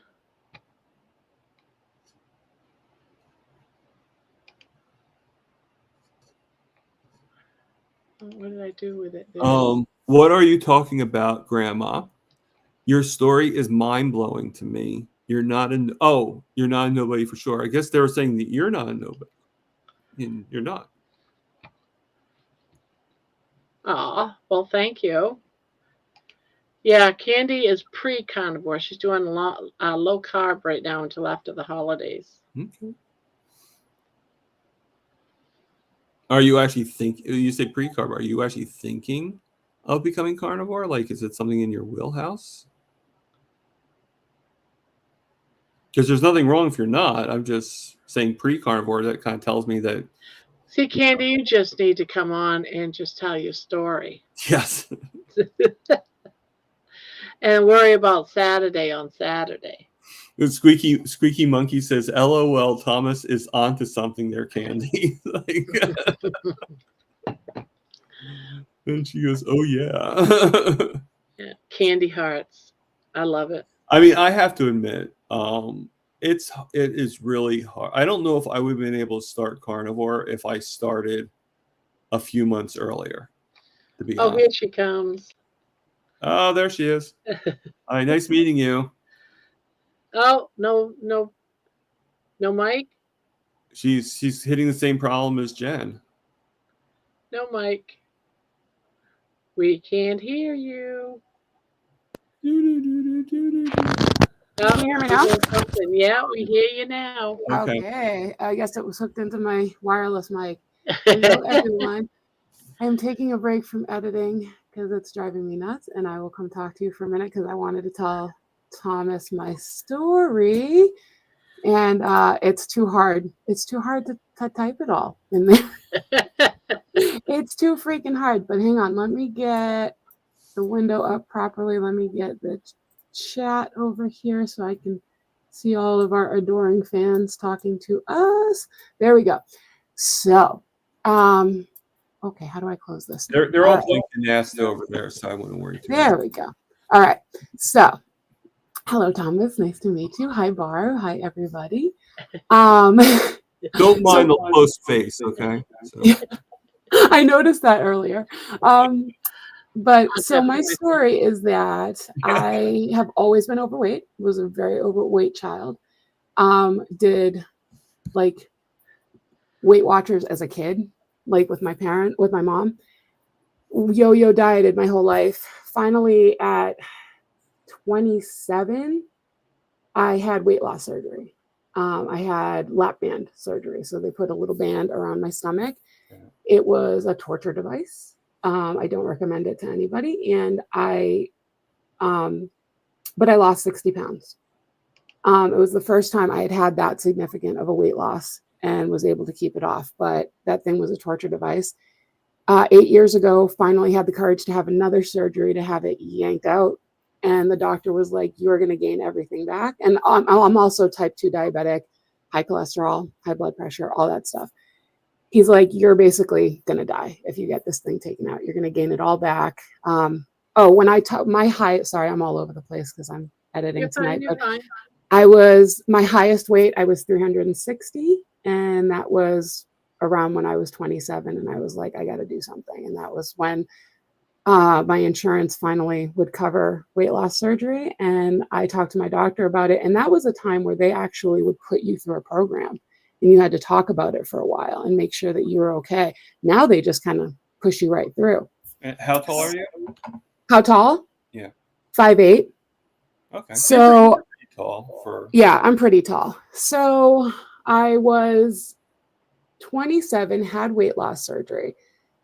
Was horrible. The device was horrible, but I lost 60 pounds and then kept it off. And then 8 years ago had it removed.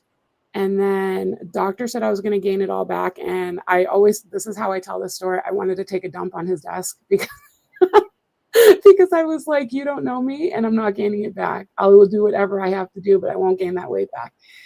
And so I don't know how I kept it off, but I did. And then found intermittent fasting.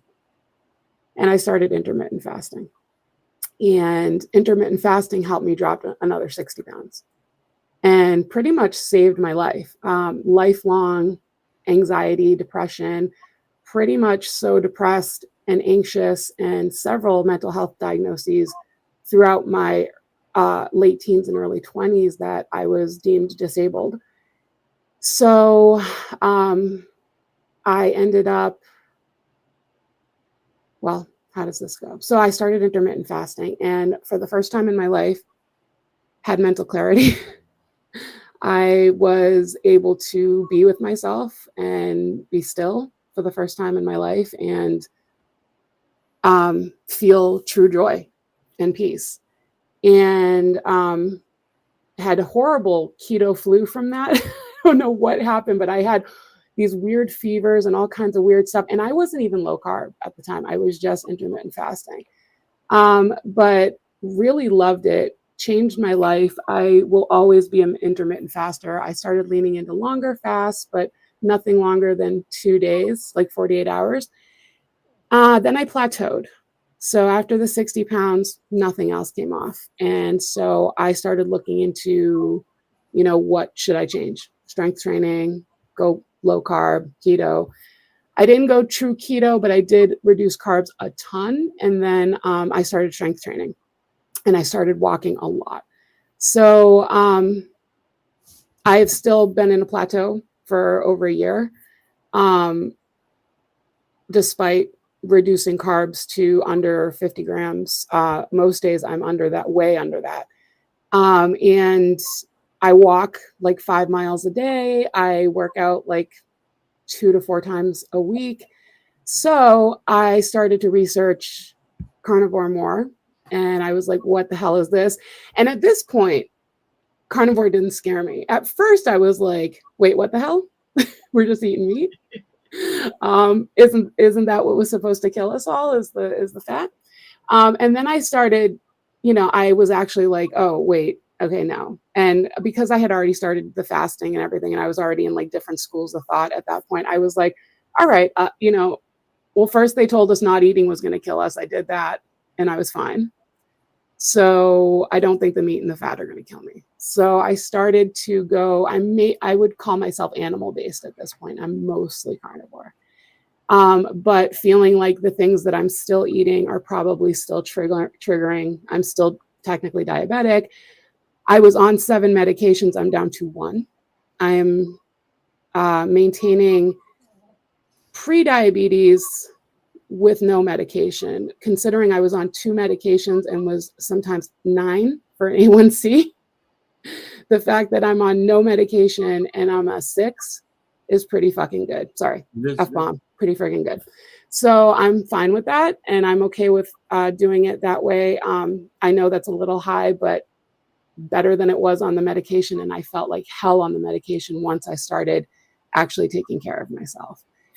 So my husband and I experienced some weight gain recently when we started doing more animal based, and we were like, I think we have to do strict carnivore and do like true elimination for 3 months. So wanted to go through the holidays because I want to have stuffing at at Thanksgiving, and I want keto pie.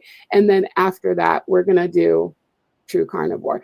And the reason why I've heard a lot of people other nights when I mentioned this in the chat, the reason why I'm doing that is because there was a time where I would say, I'm going to do this, and then I wouldn't do it. I'm going to do this in the future, and it wouldn't happen.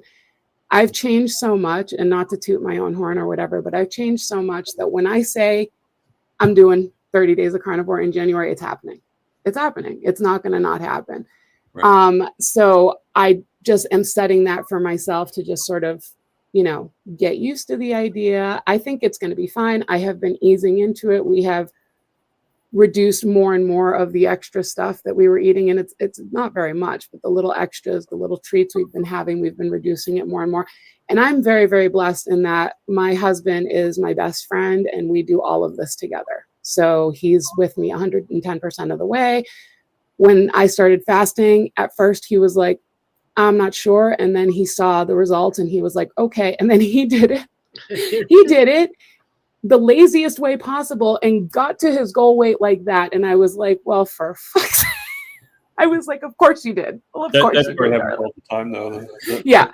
And I mean, I was happy for him. I love him more than my next breath. I was happy for him, but I was also just like, seriously? I've heard that story 1,000 times. Yeah. So not totally unique there, but that's my general story. That's what I'm coming with. And I definitely believe in low carb and carnivore and intermittent fasting. I believe in all of this stuff. I think if you're looking to save your life, this is what you have to do. If you've been miserable your whole life, if you've been eating Pop-Tarts and soda and you're fine and you're happy and you get up every day and you have no aches and pains and you're just like, let's go. Do it. You have no problems. Go ahead. I mean, I have feelings about what your labs might be like, but that has nothing to do with me. It puts no money in my pocket. It doesn't add years to my life to judge you. But if you're waking up every day feeling like absolute garbage, you can't face the day, you can't live with yourself, you can't live with your life, which is what I was like, something has to give. If you're looking at this diet and going, or any of these diets or any of these lifestyle changes and going, that's effing crazy, you have to do something effing crazy to save your life. Yeah. You're looking at Barb, who couldn't move a few months ago, right? And she's friggin' walking around the block now and about to drive. And she's doing amazing things. And people never see that story. We don't see that story enough, where somebody says, I'm not going to die. I'm not just going to accept this. I will find the woo-woo thing. I will find the crazy thing that my doctor didn't tell me to do. And it's really hard. It's scary. Like, I talk to my family all the time and they're just like, well, my doctor doesn't advise this and doesn't say this. And I'm like, you don't realize how much I've had to read and research and do on my own here, because they don't know what they don't know. I don't think they're evil. I don't think they're bad. I think there are some nefarious things in play with money and pharmaceuticals and stuff like that, which we won't get into, but and the way medical research is funded. But I don't think that the doctors are inherently evil. I just think they don't know what they don't know. And they've been taught, if you've been taught your whole life and your whole schooling, this is what's going to kill people, and then all of a sudden you're hearing the opposite. Well, this is where I love doctors like Sean Baker, because he's like, well, the proof is in the pudding. I started implementing this with my patients and they're living good lives now. You see Jason Fung, and he's like a kidney doctor, a nephrologist. And he's like, well, I had all these people on dialysis and they were getting worse and worse. No matter what diet I put them on, no matter what medication I gave them, they were all dying.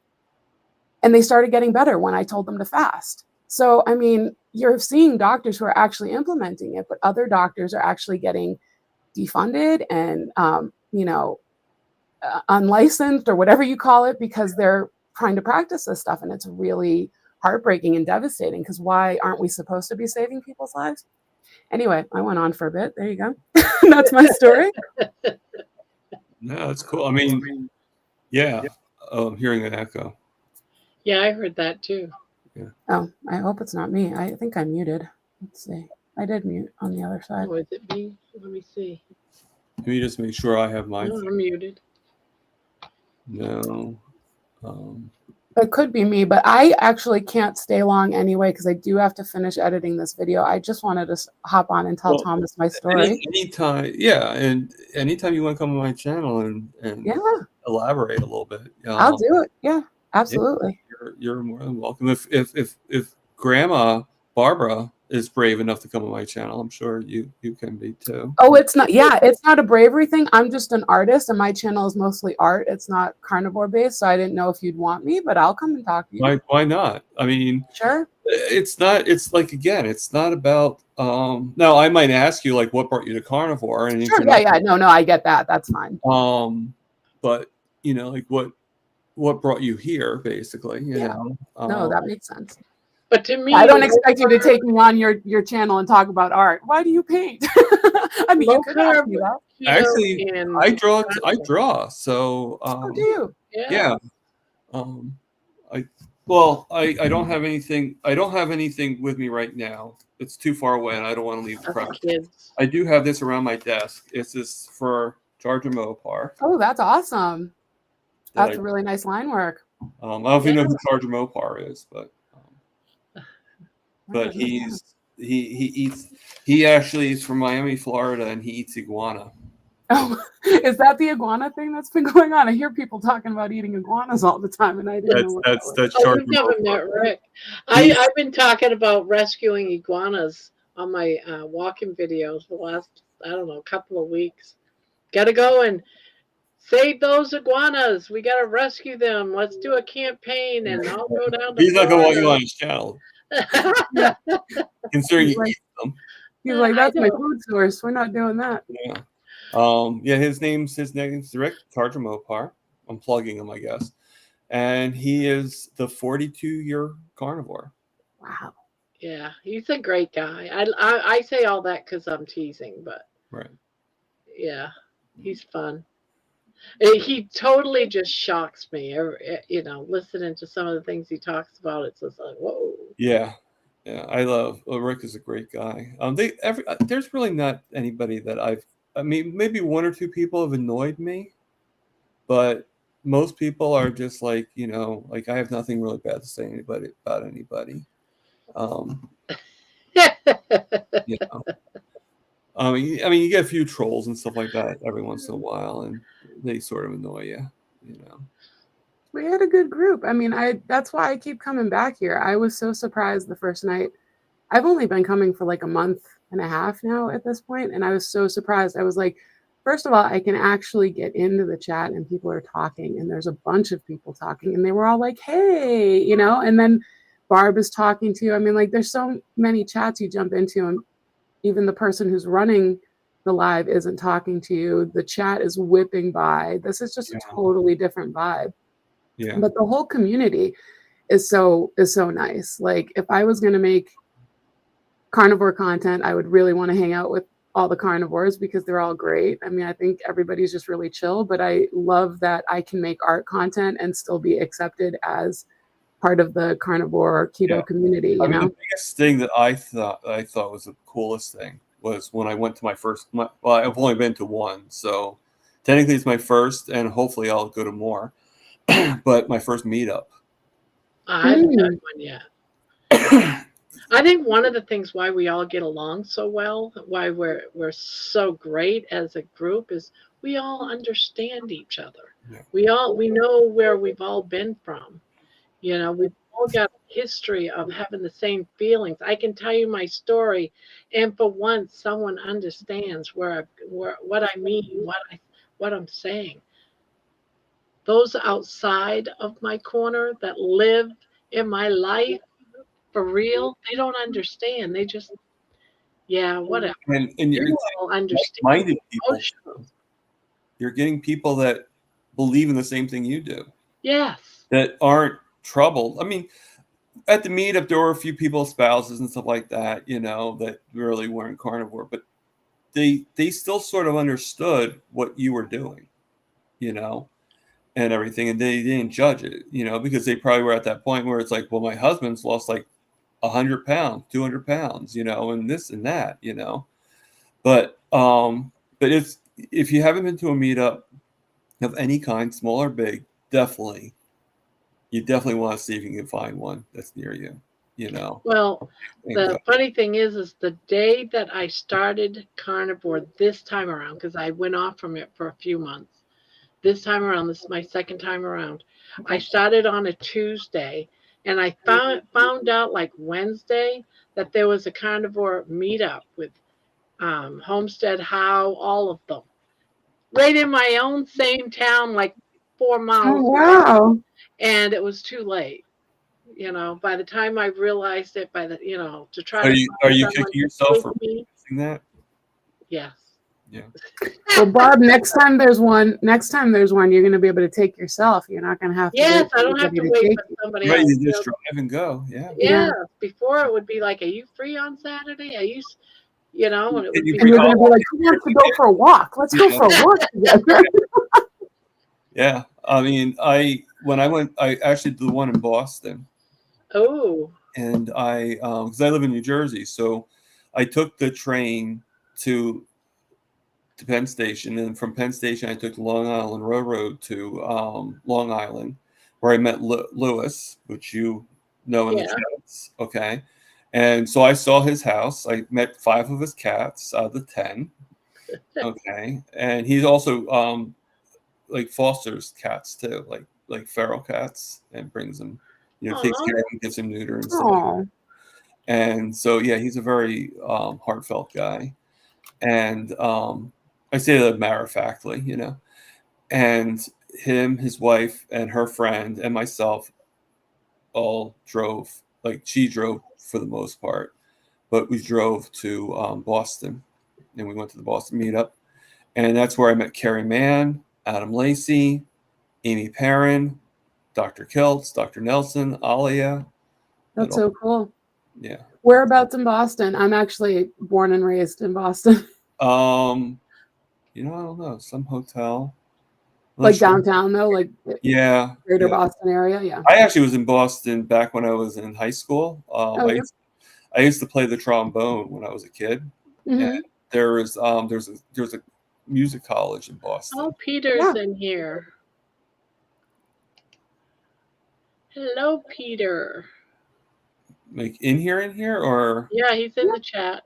oh, He's in the chat. Yeah. Hi, Peter. Hello, Peter. We'll say I don't see him.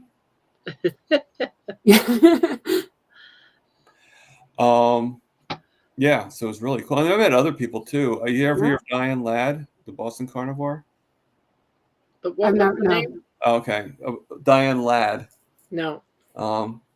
Yeah, I always think that she might be related to Cheryl Ladd, but no, she's not. Yeah, I know. I was going to say that sounds familiar. I'm actually in Colorado now. I've lived here 10 years, but I lived first 30 years of my life in Boston. So Bostonian, just no accent. Yeah. I actually, when I was in high school, I went to the one for the college. Mm-hmm. We did a little tour, and back when I went there, they had the RCA building. Mm-hmm. Yeah. I went there, and a funny story is, while I was still in high school, I did what's called an externship. It's like an internship, but they call it an externship. I actually studied a little bit of hospitality. Oh. So I actually went to a hotel, and I was learning how to be a manager for the housekeeping part of it. So my job, my task was to pretty much tell the housekeepers exactly what rooms that they had to do and all that stuff, you know. And it wasn't very enjoyable, but it was a learning experience. Yeah. You know? And we were right in Long Branch, and they have concerts like the next town over. And they had a singing group. And well, one day I'm like outside, and I'm talking to these people, these guys. They're a little, you know, compared to me, like I've always been kind of clean cut and stuff like that. And it was even more so when I was a kid, you know. They were like a little bit more punk rock type thing, roll. And I'm talking to them. We're talking like about this is back when like Desert Storm and Clinton and all that stuff, and we're talking about. And one of the ladies, one of the housekeepers, I guess she was a groupie, was like, "You know who they are?" I'm like, "No, but they seem like nice people, you know." She's like, "They're the 9 Inch Nails." Barb has a story about the 9-inch nails. So I was talking for like over an hour. Oh my I had no idea god! who these people were. So when I went to the RCA You building, mean you met them? I met them. Yeah, I So talked to them. they're really people. Yeah. They're not made out of metal. No. It's a real guy. My son Robbie, he's now in his 40s, but when he was like, oh, I don't know, 14, 15 years old, he said the only thing I want for Christmas is 9-inch nails. I went to the hardware store. Of course.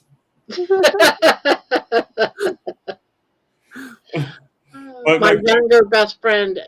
My grandfather pulled that joke on my mom. She wanted a red convertible, so he got her a toy convertible. Just so you know, the hardware store didn't sell 9-inch nails. Yeah. At least my hardware store didn't. But they sold 8-inch nails? I don't know. But I didn't buy nails that day, and I went home complaining.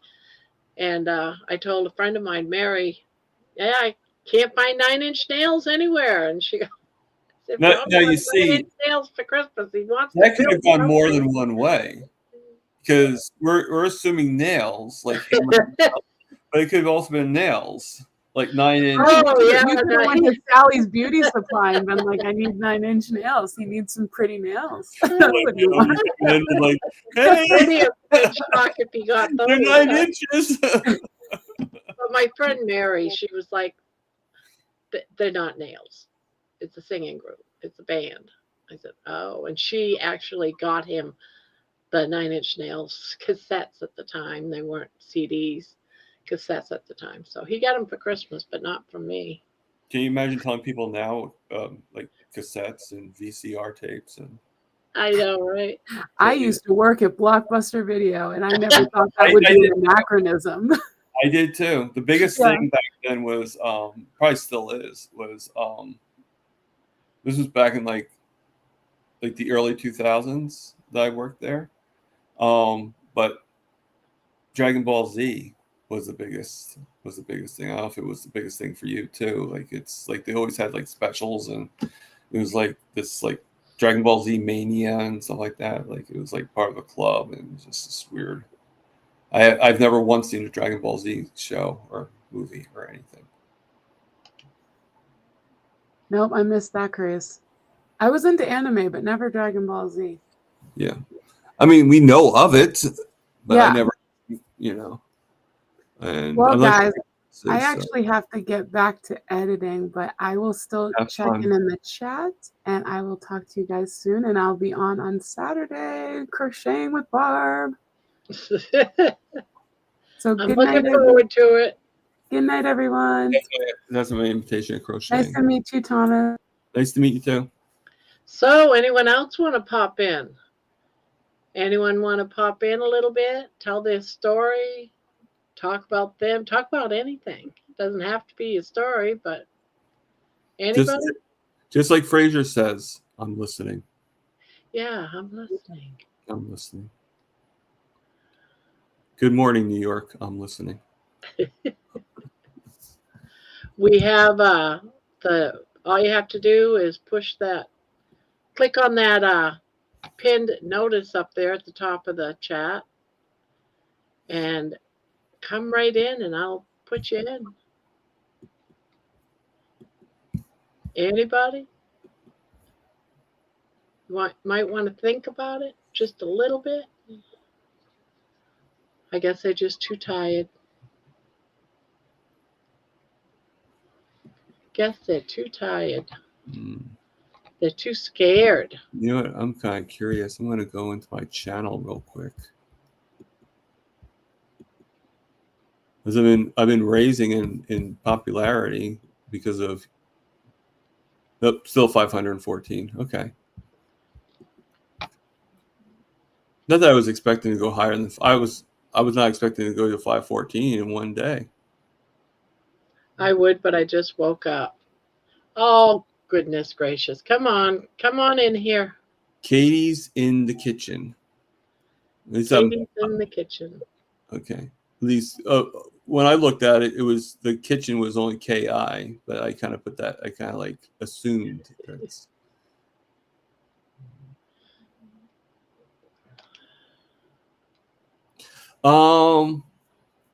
Vince, I work at a convenience store now. I still collect disability. It's going to be a while before I get off of that, but I am slowly getting myself back in the workforce. And so I'm allowed to work about 19 hours a week. That's the maximum I can work without losing anything. But I'm slowly going to do a ticket to work program and slowly get myself back to the 40 hours because, you know, I like to be able where I don't have to rely on the government to help me out, to be honest with you. You know, with what happened with the EBT and everything like that, I don't want to, you know, if it wasn't for you guys, I would have had to like, I might even had to give up Carnivore because meat is so expensive if you don't have money, you know, if you only have like $20 to work with or $50. Oh, look at this. That one girl, she doesn't come in very often, but we do love it when she comes in. Congrats on being able to drive. To get the suction cup to work, you just need to wet the suction cup before you attach it to the windshield. Oh, is that all I had to do? Well, dang it. What? I was putting my camera. Oh, okay. Well, I haven't seen the video yet, so.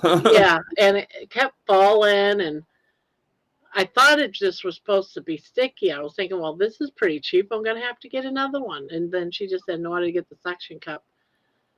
Yeah, right toward the end of the video, it was falling off the. No, I'm interested. You're interested. Are you? Yeah. Are you that one girl? That one girl? That one girl. It's not me. No, but I just the name that one girl. Are you that one? Are like, you know? Are you that one girl? We were talking about that in my live, John. YouTube has been playing their games. Yeah. Yeah, they do. Who's this? They keep denying my disability. You know what? There's a lot of people that have been. My daughter has Crohn's disease really bad. And her medication, she has to not work because her medication costs $28,000 so that she doesn't end up in the hospital every month or two. Mm-hmm. Is $28,000 every 6 weeks. Can you imagine that? If she goes to work, she loses her insurance. How would the heck would she come up with $28,000 so she can live? Because it keeps her in remission, this one particular shot. She's been on all kinds of meds for years, but she ends up in the hospital constantly. She can't keep a job. But at the same token, if she gets a job now that she's feeling good, she has to worry about losing the one medication that they have found that has put her in remission. That is bad. Yeah. She's been trying to get disability. She's been denied because when she was 20 years old, she had a drug problem. How can you get denied because of something that you did when you was 20 years ago? Right. That's why she got denied. That is ridiculous. Right. I hate that people get they get denied over stupid crap. I'm sorry. Well, my mom, when she had her cancer, okay, she was on this experimental pill that she was taking, and it was helping her. She was doing not because of the pill, but she was doing okay, you know.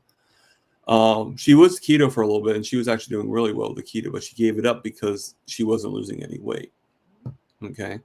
Now, ironically, towards the end of her passing away, she went from like 165 pounds or so to about 70 pounds. So she finally lost the weight, but be careful what you wish for is basically the motion of that one. But she was on this pill, and I thought the doctor was really stupid. Okay. Like, find what's going on and then report it. Well, he decides to report that when they did her x-ray, they found a black spot on the lung. Uh-oh. So he automatically told the drug company that was, sponsoring her free pills. Okay. He pretty much told them that she had a spot on her lung. He reported the spot, but never did a deep dive into what the spot was. Ends up it was because she had a cold, and sometimes like when you have a bad cold, sometimes you get spots on the lung, And if he found that out, she would have been on that pill. She wasn't getting the medication she needed, but they took her off, and she then all of a sudden she got a new pill that cost $400 a pill. Oh, jeez. And so she couldn't take the pill because the insurance didn't cover it, So it was $400 out of pocket, and she had to take like 3 pills a day. So it's $1,200 each day. Okay, and she's like, and I even said to the doctor, if you weren't stupid enough, or if you were smart enough to wait until you got the results, you would never have called it into the thing. But you're an idiot. Yeah. I mean, killer is what too when you find out about these expensive meds. Yeah. You find out that in another country, it's only a penny of the cost. Yeah, I know. It's like a penny on the because it's in America. Yeah. It's like, what? You can make it for that country for $1, and here it's $1,000. Are you insane? Well, I mean, look at all the I'm not really I'm not like Robert Kennedy, but let's look at these, like, all these other countries took out all these food dyes, all these things that are harming us, and our government keeps them in there for what reason? Because you're going to make a few cents more doing it. It just doesn't make sense. No. But so she was taken off it, and she obviously couldn't do the new drug, so she stopped seeing the doctor. But then she went to another doctor, and she was okay. Well, not okay. I mean, she still got the cancer back again and stuff. Because the bad thing about, it's so great if you're in remission, but the bad thing about it is a lot of times it doesn't go away. It metastasizes. And this one doctor described it as it goes and hides behind stuff, and then it comes out later on. Yeah. Yeah. Like, you think it's gone, but it's not actually, which is a scary thought. Think about it.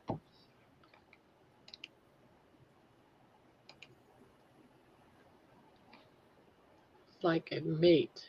He started that jab, lost a bit of weight. Just seen him today. I'm like, I must have missed this.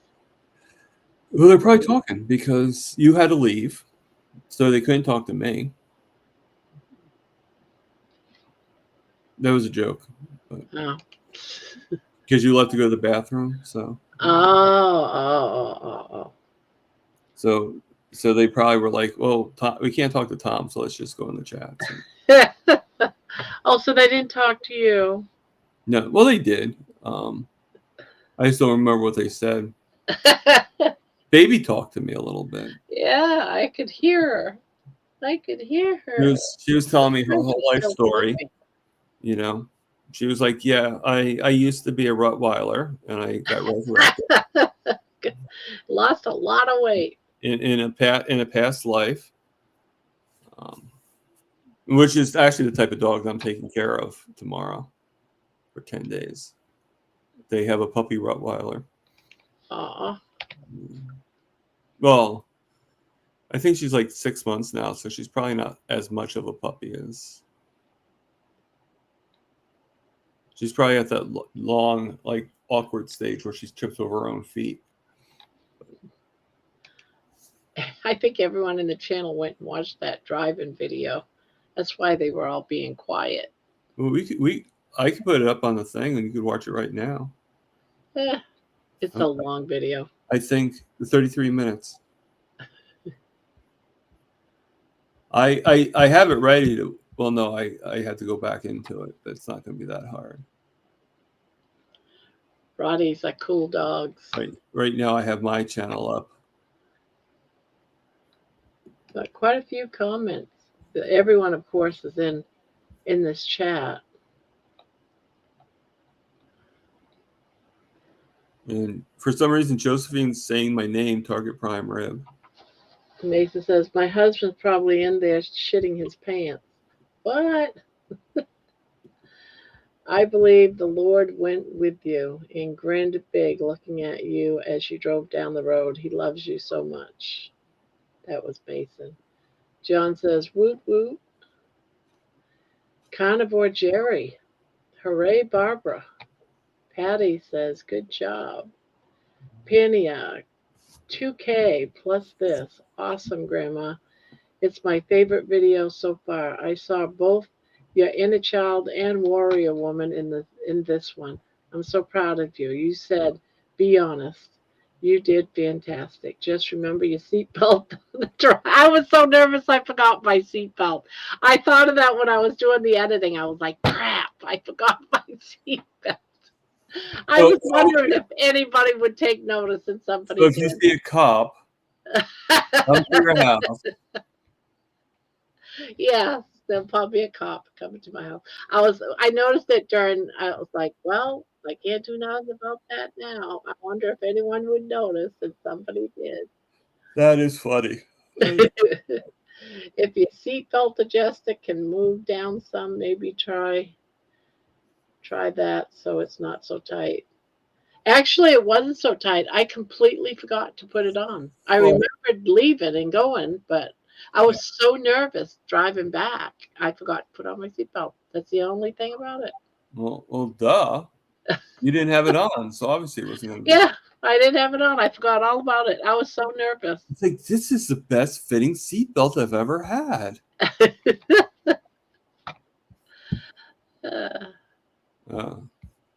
Somebody is. I just looked in the chats and clicked on John has he put a link to my latest video.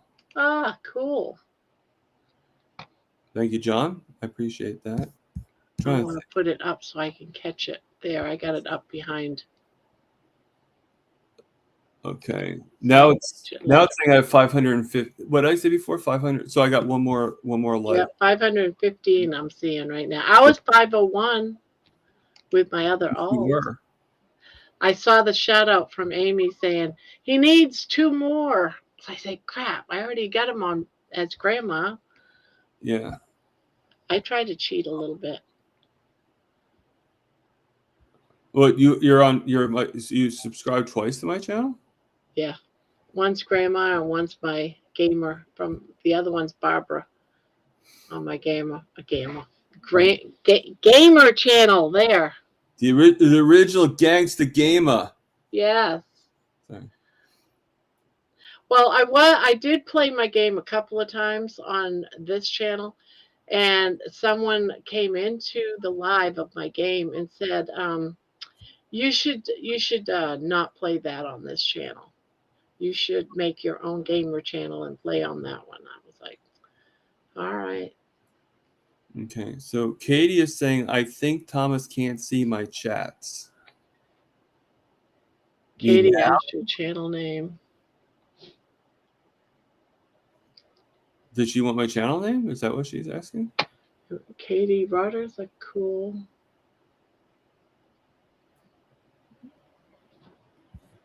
Got it. Just subbed. Katie just subbed someone to your channel, I'm guessing. Oh, I wasn't really reading the. Oh, excuse me. I mean, I think Thomas can't see my chat. Yeah. Where did you leave your chat? Where did you leave your comments? She was just saying she just I got it, just subbed. Okay. Oh, okay. Well, thank you. I asked what your channel is called.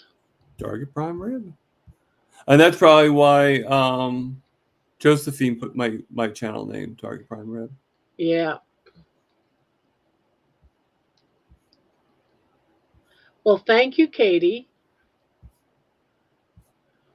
I just And if anybody's wondering too, yesterday when I was interviewing Dr. Nelson, he actually said on his and I laughed because I had his interview with Coach Raymond on the first few minutes of my live. Like you were watching that interview, you know, and he said that he has to go on to with Thomas for Target Ribeye. And the reason why it's an ongoing joke is at this point he knows exactly what my channel name is. But when I first met him and first, you know, he kept on calling me Target Ribeye. He couldn't say Target Prime Rib. So I think he just realized that it was a joke, and you know. That's funny. Yeah. He is pretty good. I mean, the fact that he actually was that he enjoyed the video I made for him, you know, like there's not many doctors that have that kind of sense of humor, let alone people. I'm glad this, you know, the doctors that are good carnivore doctors, they all seem very good. Yeah. You know, it's not like the stupid stuff you hear from, oh my God, the doctors I've had to deal with talking about carnivore, I've given up on them. I really have, because Yeah, I they mean, just they have a don't good lecture you attitude. about how bad it is. Yeah, a lot of them have a pretty good attitude, a pretty good sense of humor. I mean, you see some grumps here and there, but it's just their personality. I don't think it's really anything. Yeah. You know, not everybody has a great personality. Yeah. Sorry, even carnivores can have like crummy personality sometimes. But even you even get along with them. You know, it's like I might go back to that park, Midnight Vince. I might. We'll see. Cause see, I like getting up and walking, and my problem is my daughter. She works evenings, so she doesn't leave the house till about 2:30, and by then it's starting to get dark. I had left the park early because it felt like it was turning dark. So I didn't get to the park until about 4, and I got back about 4:30, 4:45, something like that. So I don't know.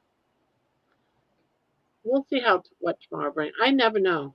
I never know where I'm gonna walk. We'll see.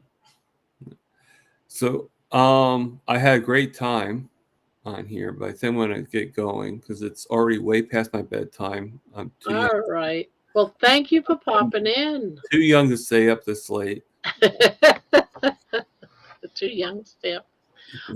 Only us old ladies stay up this late. Well, from my experience, no, but most of the old ladies I knew were in bed by like 5, 6 o'clock or 8 o'clock or whatever. Actually, I used to work our dinner, overnight. like I feel like an old person because I've been under the recommendation of the program I'm doing. My meals started, but because of work, they want me to actually eat as soon as I wake up, which I wake up at 4 in the morning. So I eat around 5. And when I get back home, I eat at around 11 o'clock. So that way I do a 6-hour and I don't eat after that. So you know, and, you know, if I want to stay with that schedule, I'm going to be getting up around 5 in the morning, and that's to make myself something to eat. So yeah, and right now it's almost 1:30. Yeah, it's 1:14. Actually, because I just cleaned my kitchen, so I don't really feel like cooking because I don't want to mess the kitchen up again, which I have to do anyway because I cook for my roommate, and I won't be able to when I go away. But I figure I'll at least make them breakfast and, you know, do that for them. But I think I might wait like a couple of hours because the diner right by me actually opens at 7. So they actually have a thing called the Carnivore omelet. Oh, wow. Yeah, which I mean it's kind of ironic because they still put potatoes and a salad with it and all that Oh, stuff. So that's not really carnivore. But the omelet itself is carnivore, you know. And I did sample the potato. It's actually really good, but I'll probably just do the omelet and they're not cheap. I mean, I bought four strips of bacon today. It was $8. for 4 strips of bacon. Yeah. You know, for $8, you could have just, I could have gone a whole thing, but I was like, I like to give them business. And yeah. I was like, usually I just get coffee there, but I'm thinking to myself, like, you know, I might even just go to work, just go to my job and get my discount and get they have like, I mean, the diner does do it in clarified butter. So that's actually really good for the eggs and stuff. But and I'm not sure what my job does. They probably have it in seed oils or whatever. It's pre-done or whatever. But they do a breakfast bowl, and I gotta just take the carbs out of it. I know an old man that isn't going to be awake much longer, says Old Man King Homestead. That's funny. Uh, are your kitties calling you to bed? He's got quite a few cats, if I remember right. That's funny too. Uh, And A. Mason says, "Thanks, Thomas. We enjoyed getting to know you yeah. getting to know you a bit." Thank you. Yeah, I think it's great. I wish other people would come on too. But we had 4 people. Let's see, we had 3 people all together come on, so that's good. Well, sometimes it's sort of a catalyst, you know. It's like, you know, you get the one guy that comes on and then they have to think about it for a little bit and they're like, well, if he could do it, maybe I could try, you know. But so hopefully I helped you out with that, Yeah, you know. thank you. And if you can't get anybody on, just put Baby on, I know, right? you know. Usually she keeps me from crocheting while she's looking at me. Like next time you go to the bathroom, or whatever, just put the camera right on Baby, Yeah. and see if she starts talking to people. When my son was here, he had it set up so I was on OBS and I had a light and a camera inside of her house. So she was totally being watched on one of the cameras. It was great, but then I got a new computer and I couldn't remember how to set it all up. So Okay. So she was probably like, thank God. yeah. No one's watching me anymore. What's this? Thanks, Thomas. We enjoyed it. Okay. I sound like demented Marge Simpson, and my hair is messy. I wasn't feeling well tonight, so I took a short nap at 7 and woke up hours later. Been there, done that. Yep. You know, I have one lady that follows me that I tease one time. Every time, like they, you know, she always says I can't go on because I'm in my nightgown and I don't have any teeth. I mean, my nightgown every single night. Well, that's what she says. Like I'm in my nightgown and I have no teeth. I know how that goes. You know, as soon as I'm out of here, it's like my teeth come out, my shoes come off, my socks, everything comes off. Yeah. And Which is funny that it's like it could be like 5 p.m. Yeah, I have my nightgown and I have no teeth. It's 9 a.m. I have my nightgown and no teeth. it's probably like me if I didn't have to go anywhere and no teeth, just a nightgown. Well, she's retired, so I mean, I think there's like different. I'm like, I have a carnivore sister and I have a carnivore mom, and she's my carnivore mom, and that's because she's my carnivore sister's mother. So by proxy, Yeah, there you go. You probably didn't think I would make it through my live without falling asleep, Vince. Yeah, I heard you had a live. and I think I subscribed to your channel, so I'll check out the live. Next time, don't put a rock star on before you get others. I don't, Who's the rock star? yeah, the one that came on was Paul. I Paul saw came on. Paul's a cool guy. Yeah, he's all right. Yeah.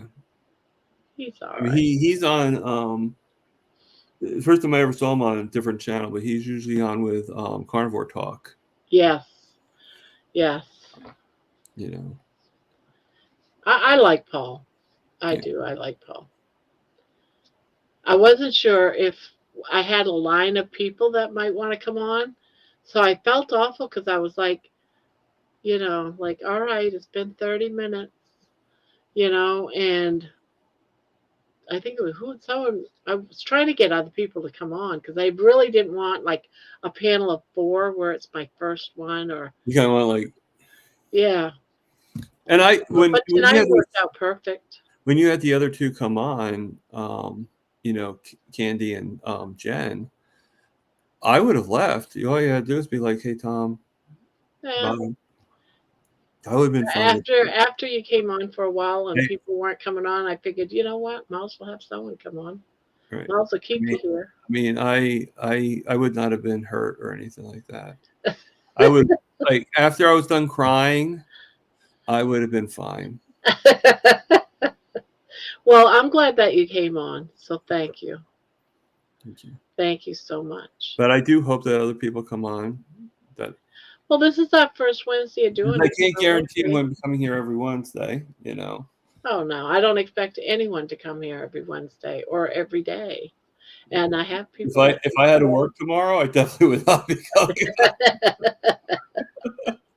So the emotion would have gotten me is because I normally when I go to work, like I said, I get up by 4 a.m.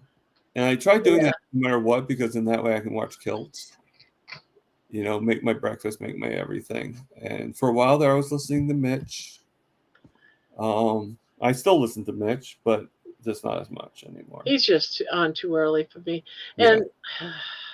And obviously, Kilts is on too early for you too because Kilts is. Yeah, and I would love to see him too, but now is his channel got Kilts in it? Mitch's? No, Dr. Kilts. Well, yeah. Is it just Dr. Kilts, the name of his channel? It's the Dr. Kilts Variety Hour. Oh, okay. No, just kidding. Is that what it is? It's just Dr. Kilts. No, now he's going to see that. Yeah, I've seen. No, he doesn't watch my show. I'm sure he doesn't watch me. Don't be so sure. Or somebody's going to tell him, like, hey, Tom had a great idea. He said about the Dr. Kilts Variety Hour. Oh my God, that's excellent. Would you singing and dancing? I'll show my art. I'll play the guitar. Dr. Nelson can tell his jokes. I've seen him on panels of other people's shows. Yeah. I've seen him on panels. I've seen him go on Mitch. I've seen him on Talk Carnivore. What one? Can't remember where I've seen him, but he's been on many other channels. Yeah, well, Carrie Man. I just never seen his channel. Yeah, so far, have you done many interviews or no? I know you said that. Any interviews? Have I done any? Like been on other people's channels and done. I've only been on Cindy Dementia, okay. and gonna be on yours. Okay. Amy has asked me to, but I haven't done it yet. I would do it. I keep saying, "Let me know when. I'll come on." Yeah, Amy's a naturalist, so she's. Yeah, I've watched her. I think she actually asked me first when I first started, but I was like, "Oh, I don't know if I want to do that." Because I just started. Because Amy's been coming around for. So she might be jealous that you actually decided to come. Yeah, and then I forgot who it was that asked me, and then Cindy asked me, and I said okay, and then I was like, I wonder if it was Cindy that asked me, and then I realized it was Amy, and then I thought. Yes. Yeah, I've been on about 18 different channels. Really? Yeah. Wow. 19, including you. Oh, I'm the 19th person. Yeah, I think. 19. You're wrong. I was. I can try naming some of them. You're probably not going to know all of them though. I was interviewed by Cindy. Yes, Paul was the first. I was interviewed by Amy Davis, Juliet, Dante Ferrigno, Dr. Kilch twice,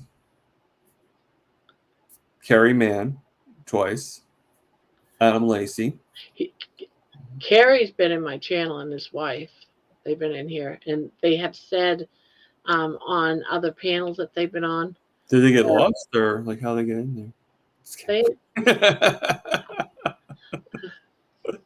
They've been in here. They couldn't get out. they came in, and I was like, I started crying and everything. But yeah, they came visit. But they did say on another live that him and his wife come and watch my channel often, so they might pop in here. But I talk about him and You never. Bill Knotts. I love Bill Knotts, and he actually made a comment on one of my my videos, and oh my God, I saw that and I started crying. And I'm trying to think who else I've. You ever hear Nia Nova? no. Okay, well, it was on her channel. I mean, I guess you don't really know. I mean, a lot of them are big to me, but you know. Now I might know them. I might have watched. You just don't realize who they are. Yeah, I just don't realize because there's a lot of them. Yeah. And then, have you ever heard DC? Oh God, he changed his name. Like DC Rehabilitated or something like that. It's or like learning. Was on his. I was on Sunday school with John Laspina, the Carnivore teacher. There's a lot. There's a lot. Carrie and his wife were both here about 2 months ago. I had written a letter to Carrie because I had talked with him like a year ago when I lost a lot of weight after I met him.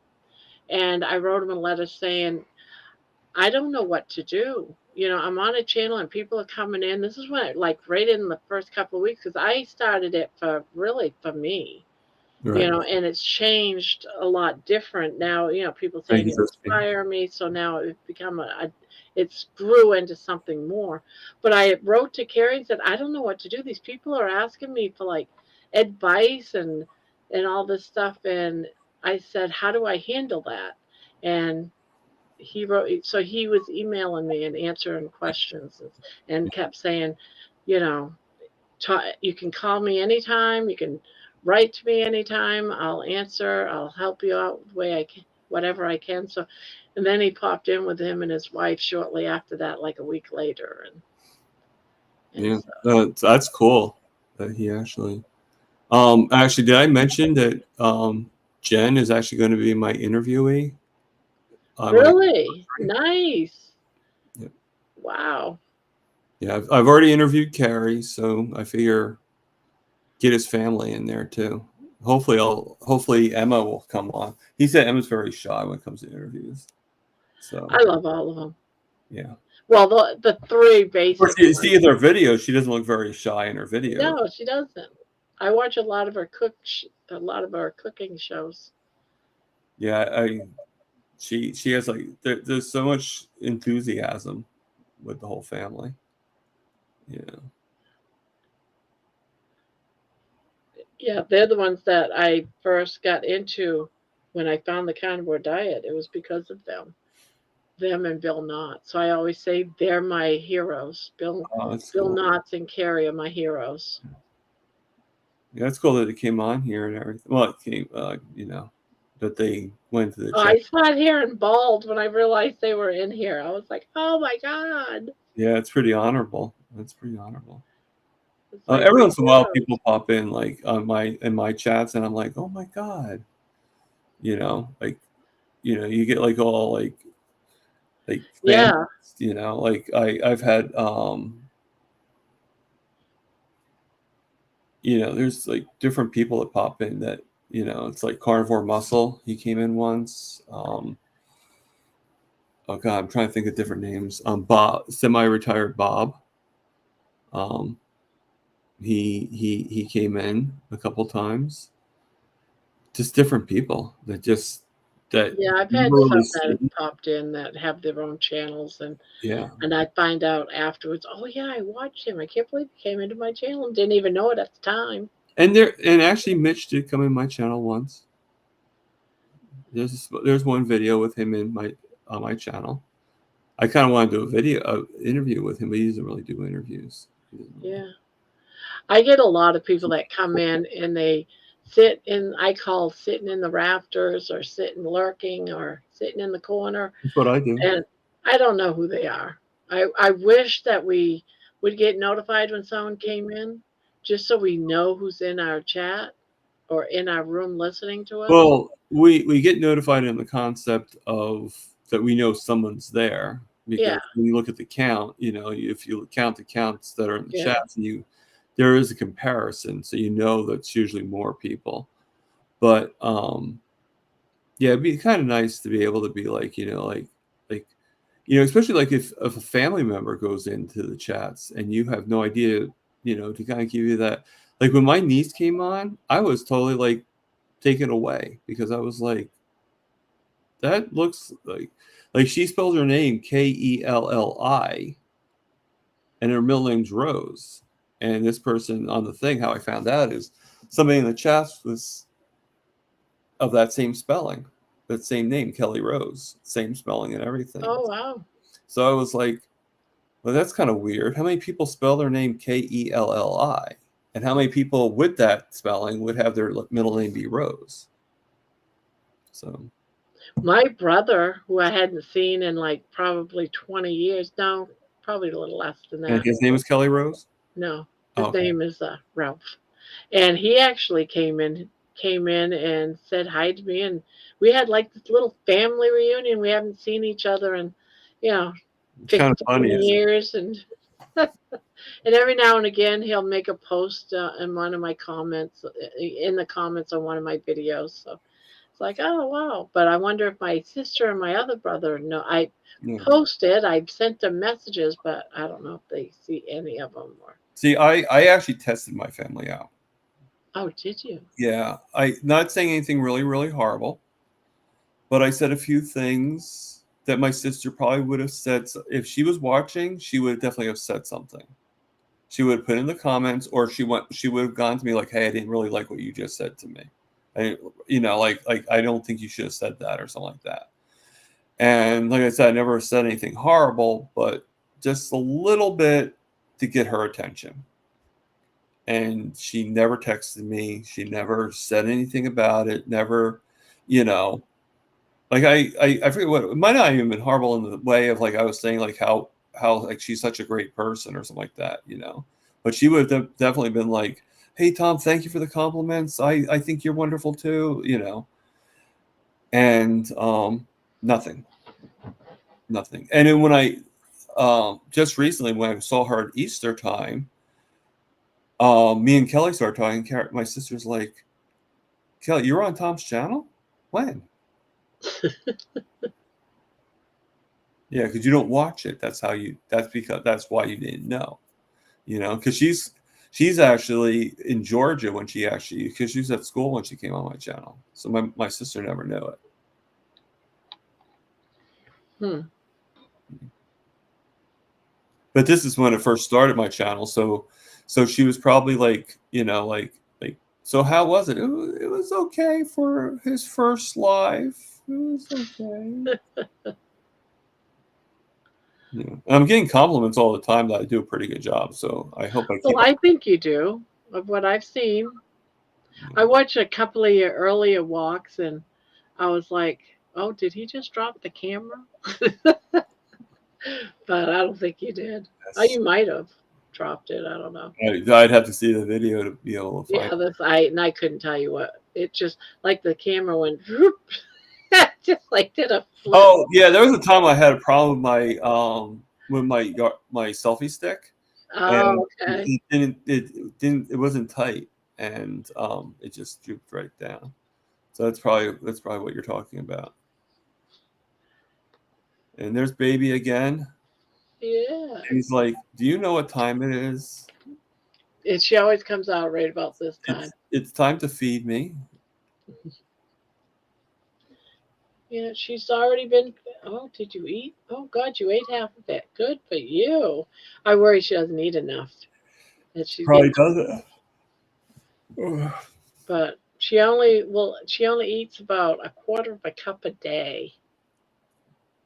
A small, tiny belly. We got to get you more food there, baby. You know, that's what the doctor said she should eat. Quarter of a cup a day. It's not very much. I No. try to give her more than that. I give her about a half a cup of chicken, and I offer different things throughout the day. She just I mean, I agree with that concept when they eat the bad food, like when they eat when they eat the carbohydrates and stuff like that. I agree that half a cup probably would be better for them. But when they're eating ancestral of what they're meant to eat too, the meat and stuff, then I think that they could probably eat more. You know? yeah. She has it. She has the ability to have more if she wants it. Yeah. But she is a carnivore right with me. She eats the same things I do. Well, I mean, don't Chihuahuas kind of have the tendency to be nervous a lot? So Yeah. maybe that nervous energy just makes her like all over the place, like almost like a 3-year-old. Like think about how a 3-year-old eats. They run around. You put the food on the tray, and they go around and they pick the food and they eat it. Like they don't sit. Like That's like her. that's the way. That's kind of, if you think about it, that's the way we were. I have to get up in 2 hours. Yeah. No, I might get up a little bit later. If I don't wake up in 2 hours, I'll just eat a little bit later.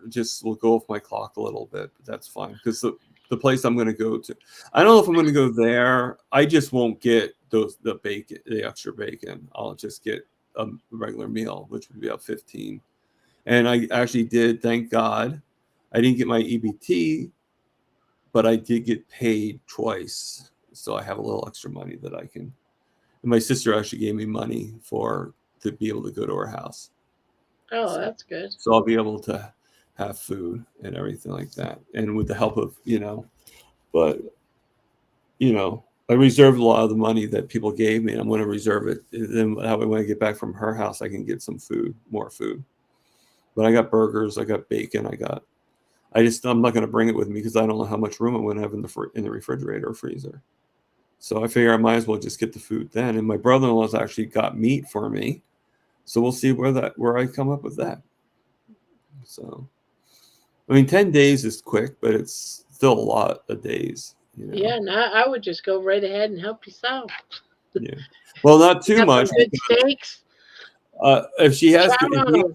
good food, then yes. But if I can't go dive too much into it because a lot of the food's going to be like oranges and apples. Oh yeah. I wouldn't think they would have a lot of that because if they're going to be gone for 10 days, No, they'll still have it.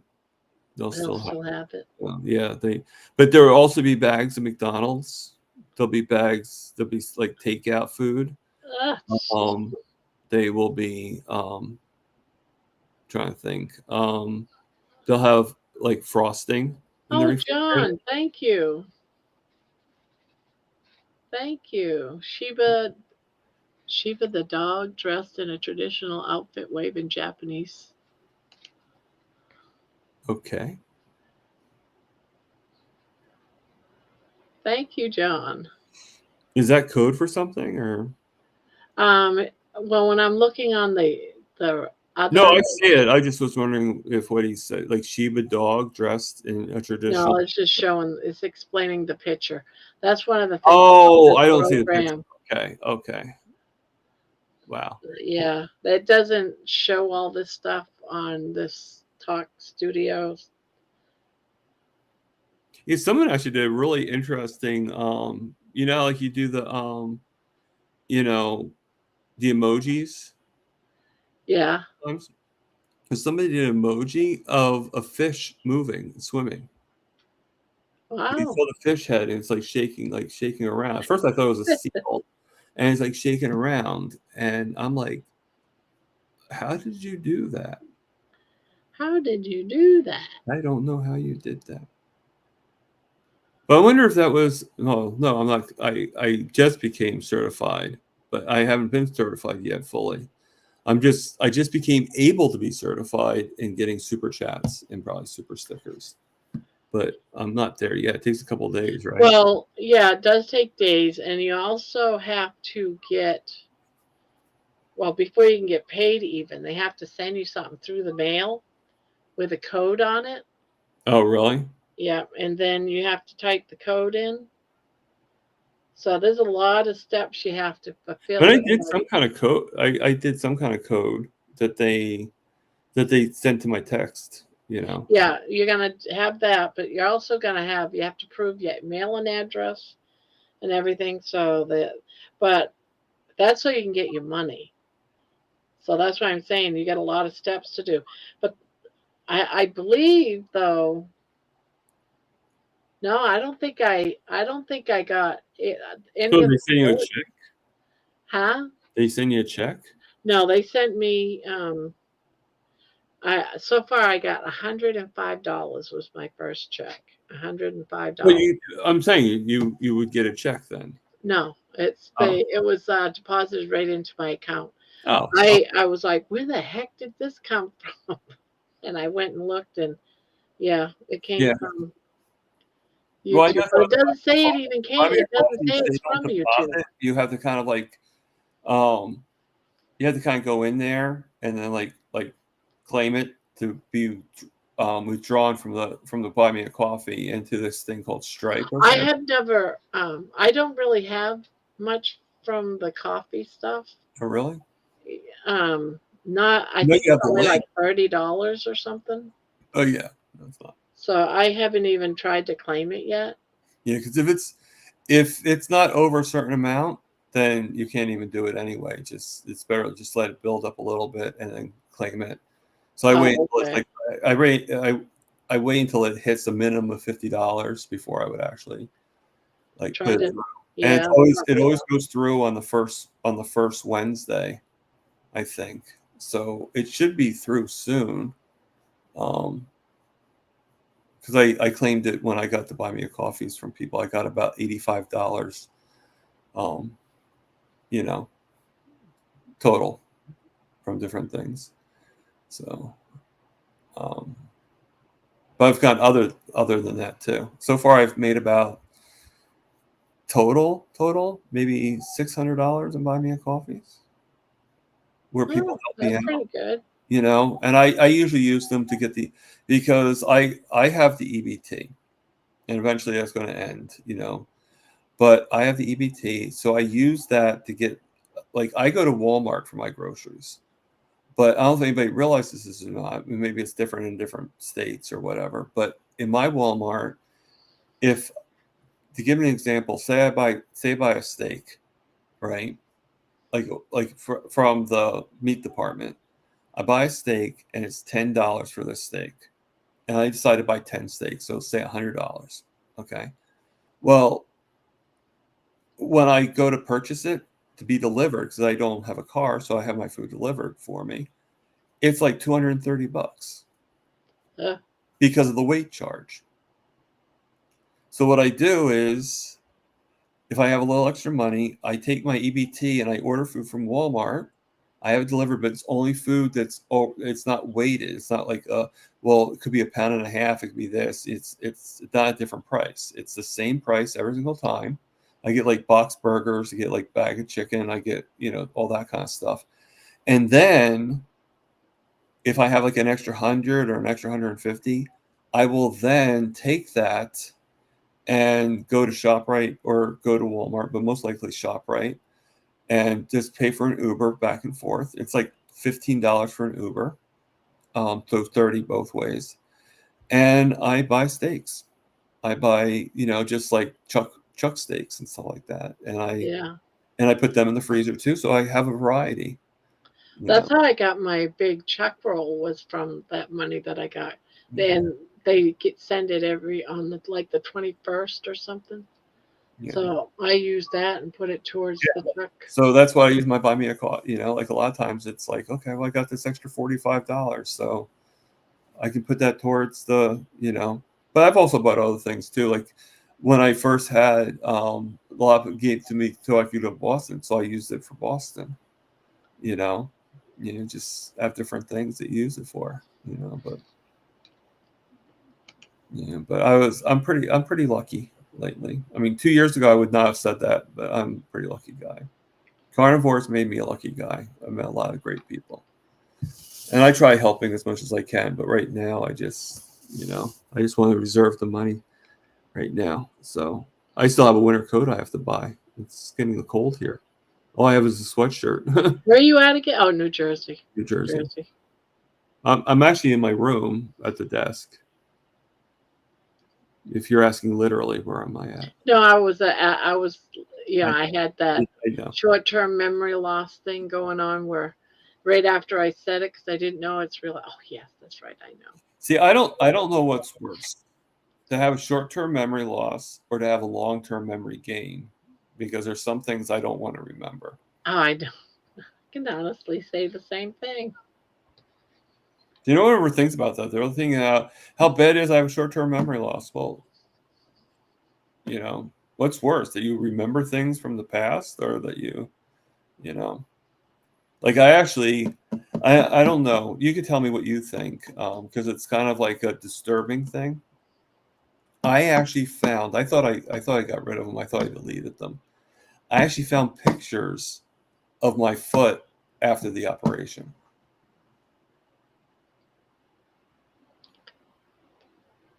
I'm just wondering how many people would want to see that. Well, you can. I would definitely, because it is because of your diet, and it, hate to say it, but it's because you were diabetic number 2, and it's all part of that journey. Why not? Yeah. I was actually thinking of showing it on one of my lives. If you don't take care of your health, right? This is what's going to happen to you. Yeah. And it's funny, just to give you guys, if I do, like, I probably will show it. But when I show it, it actually reminds you of ground beef, like ground hamburger meat. I've seen that kind of stuff before. I've even, because I used to work in an OR room years ago. So I seen a lot of that stuff. So you know exactly what I'm talking about. Yeah, I know exactly what you're talking about. And believe it or not, it did not make me not want to have meat. I still want burgers. So I don't know. I don't know if that makes me disturbed, but No, but I definitely think that you should add it to but let them know. I'm going to show a picture that some of you guys may. Disclaimer.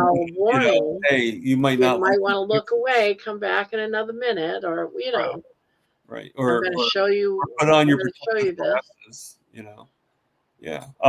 I live in Wall Township, Vince, which is like right next to it's like over by Belmar or Asbury Park, and Asbury Park is where Stone Pony is, and that's where Bruce Springsteen played. Which supposedly Dr. Kilt is related to Bruce Springsteen. Really? Or something. Yeah, that's what I heard through the grapevine. So it's funny, like simple. Dustin's in the house. Open panel. You want to come up and say hi? Yeah, Dustin, come on. Come on up. I'll stay on a couple extra seconds so you can say hi to me, because I know how much you wanted to see me. You click on. Baby's looking like up there. Baby's like, no one wants to see you. Are you kidding me? You talk too much. Click on that right there. That's pinned, and come right in.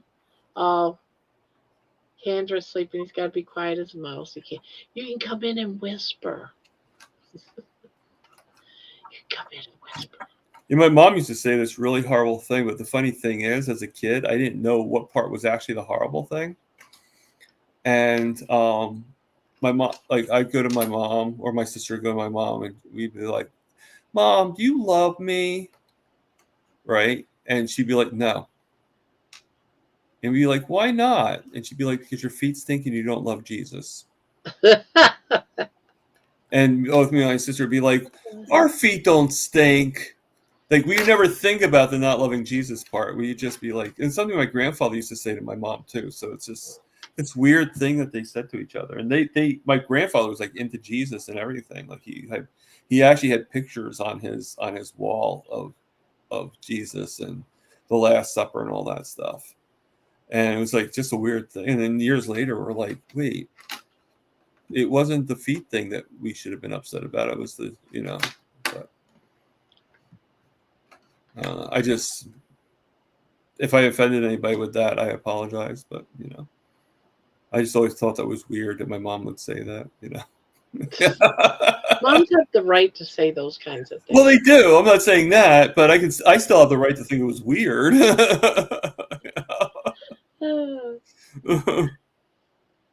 See, that's the beauty of things. Like, I could still think it's weird. I'm going back to sleep.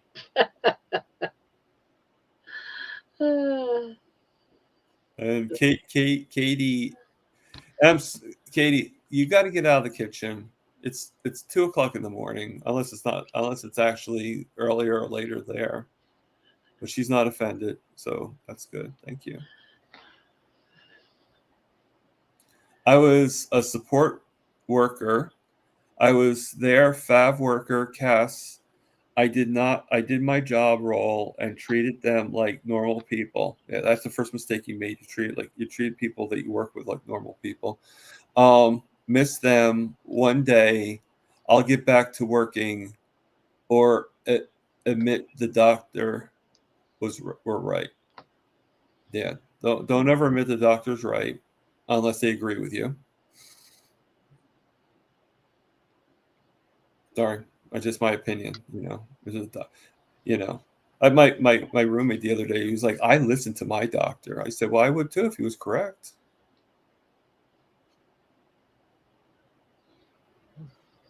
I listen to my doctor if he was right. When he's wrong, I don't listen to him. I'm sorry. When he tells me to eat the crap food and take more medication and take statins, I'm not going to listen to him. Yeah. My doctor gave me statins too. Oh, he tried. And then I got a message from my insurance company because I didn't get the prescription refilled. Right. Saying, you need to take all your medication. It's important.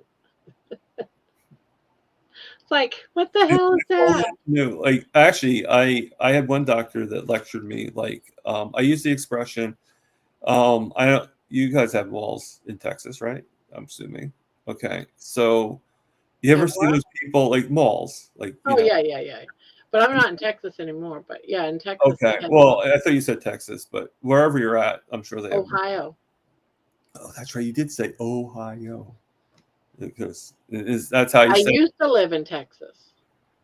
All right. Well, either one, you had malls, okay, and a lot of the malls have these people during Christmas shopping that they're almost like salesmen. They're like these like overpowered salesmen. They'll do anything to make a sale, including cutting off their own left leg in order to do it, And this one doctor was more of the sales type than he was a doctor, and he was like kind of like pushing the statins on me. So finally, I just said to him, I said, "Okay, fine, write me the script." Did the script. He actually called it into the pharmacy. Did the script. I said, "How much is the pills?" They said $5. I said, "Okay, here's $5." Took the pills and threw them in the trash. And then I went on and said, that's the best $5 I've ever spent. Because I had no plans on having the statin. No plans whatsoever. But to get him to shut up and to get other people, because obviously the pharmacy was on his side, like, oh, you need a statin. Why do I need a statin? Give me a reason why I need something that's going to raise my blood sugar and raise my diabetes. Give me a reason for that. You can't. Because you're idiots. And I think Baby agrees. She wants my full attention. That's why she keeps Yeah. slapping me Well, in the face. I'm going to go. I know I said before I was going to go, but it was nice. It was nice seeing you finally for the first time. Yeah. Nice seeing you too. And I'm looking forward to you being on my show. And Candy, if she's still in the chats listening, if any of you guys, Candy, if anybody wants to come an interview. I have openings like part of February and in March. So Hear that? and April and May and June. You're more than welcome. And ruin your liver. That's right. Well, for the statins. Well, thank you for popping in. I appreciate it. It made tonight's live fun.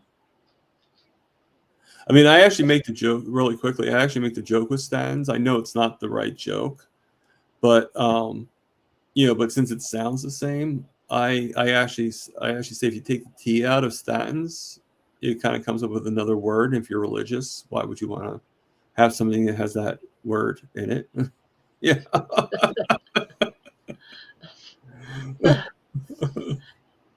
See? Yeah.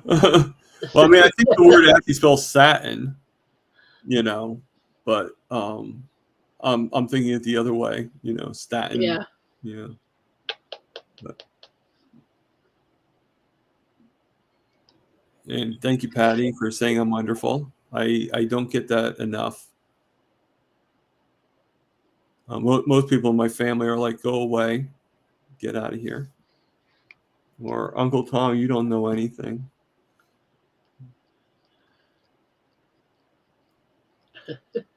All right. See you again. Thank you, Tom. You're welcome. Thank you. Well, that was fun. I already miss him. Anybody else? Anybody else? Nobody wants to come up and say hello and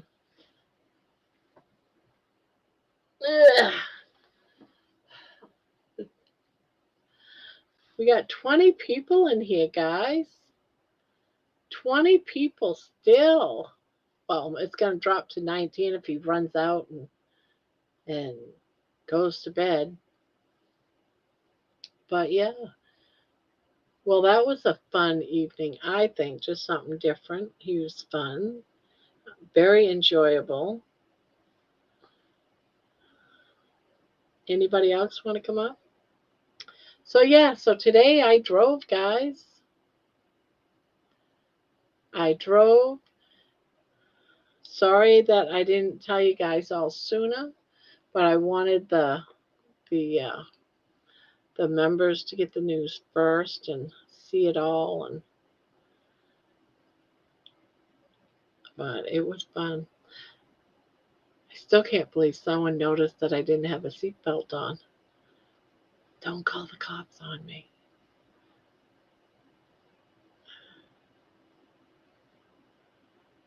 I would know what to talk about. Yeah, just come out and talk about your story.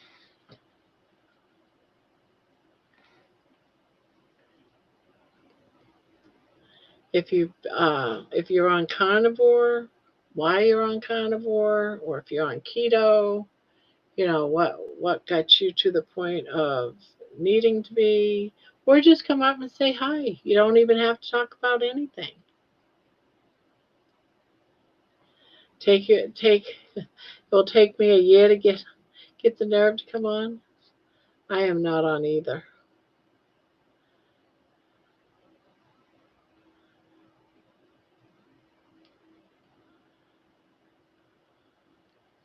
Yeah, I thought that was fun having. I think we had 3 little guests. So yeah, I think I'm gonna like these Wednesday nights. You never know who's gonna be willing to get up here and talk, and I hope I didn't upset. Paul.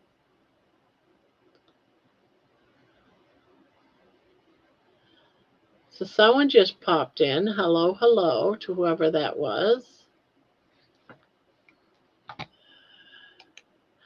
I think that's cute. Grandma, it'll take me a year to get the nerve to come on. Now come on, come on. I have guests on my channel and we sit there and poke fun at each other. Well, you're more than welcome to come up and just say hi.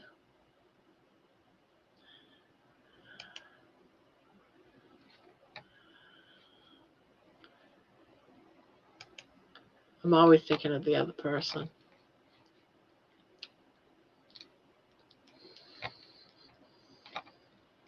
Let's see.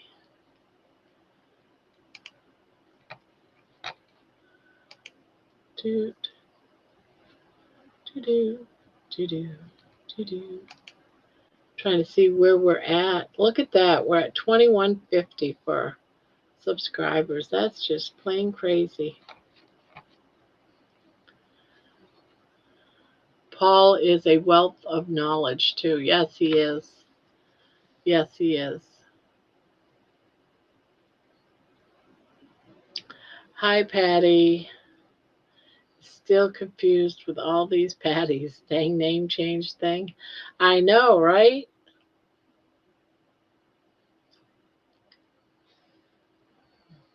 I can't believe that we've been on the live for over 5 hours and we have 21 people in here. Isn't that great? Ugh. Well, silly. Gotta go up there.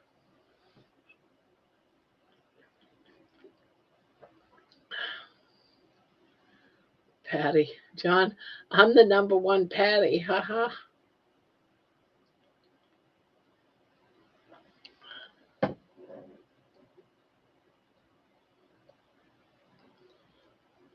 Okay, Patty. I mean, Katie.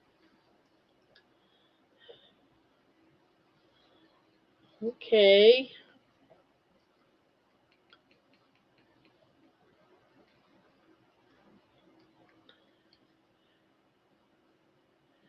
All right, what's going on here? What is going on here?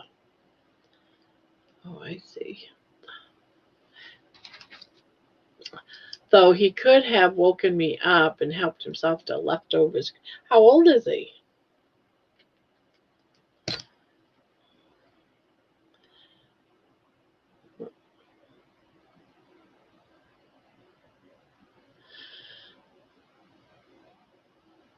Right,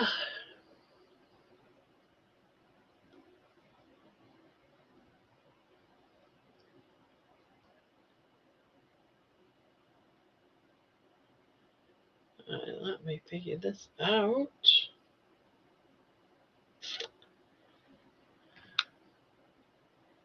Okay, okay.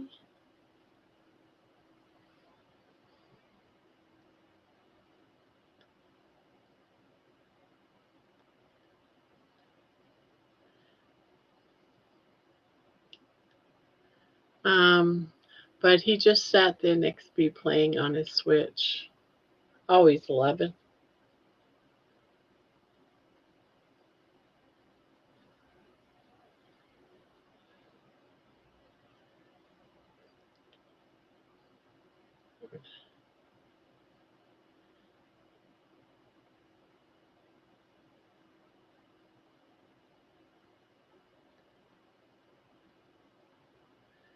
Good night, everyone. Good night, Vince. Thank you for popping in.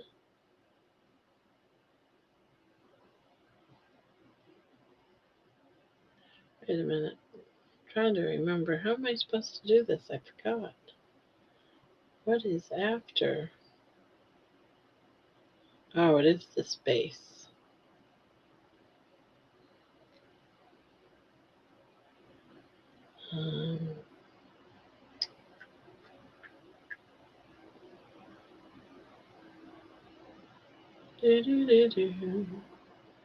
Good night. Toodles. What games do you play? I play mostly Conan Exiles. And I started playing, I opened up a channel earlier today, a new channel. So I could play the games on another channel because I started to do a live. Well, I did do a live on my grandma's Crochet Corner channel. Someone came into the live and suggested that I not play my games on this channel, that I should make another channel. So I didn't want to offend anybody. So I started another channel for the games. Of course, there's only one subscriber. Windows, damn Windows, Grandma. Windows?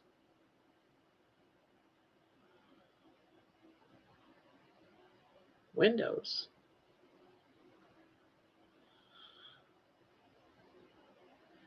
So,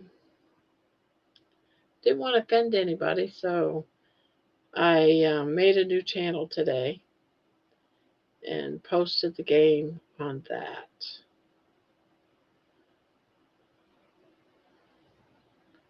What do you mean by Windows, damn Windows, Grandma? I'm confused with that. Oh, yes. Yeah.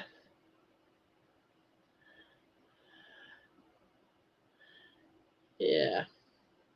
Well, I'm still working on it. I'm just faking it when it comes to the Windows and him forcing.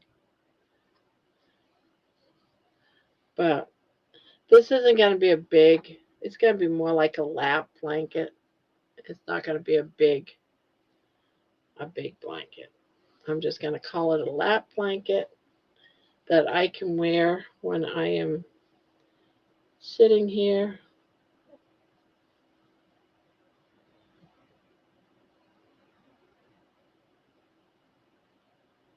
And that'll be that.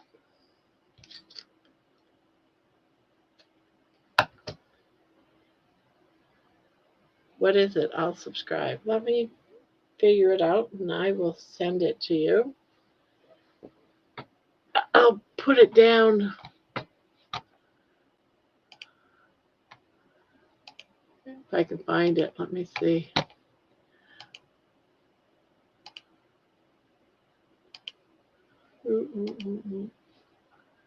No, is it over here? Ah, here it is.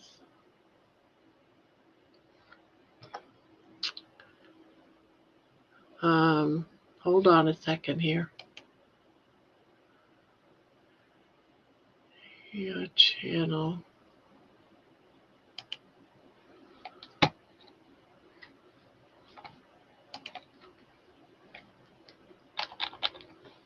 Yeah, I got one subscriber. Me. But that's going to be my gaming channel.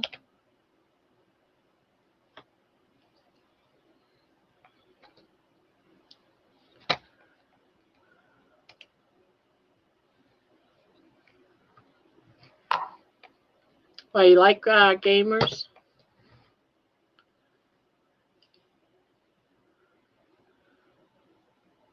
I'm back. Ate ham for dinner. Oh, I love ham. Oh, I love ham. So it's just Grandma's fun. I figured I'd use it for anything extra, whether it's games or whatever. I would just throw it over there.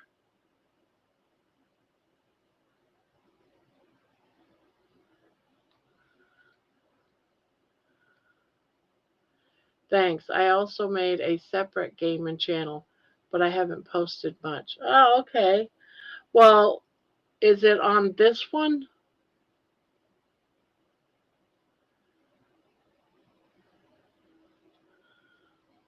And I belong to a community over there. I'm actually an admin on a modded server in Steam. And so I'm doing a lot of the videos for that channel, Discord channel. So lots of times you might see stuff that might have to do with quests. It's going to be mostly for that kind of stuff.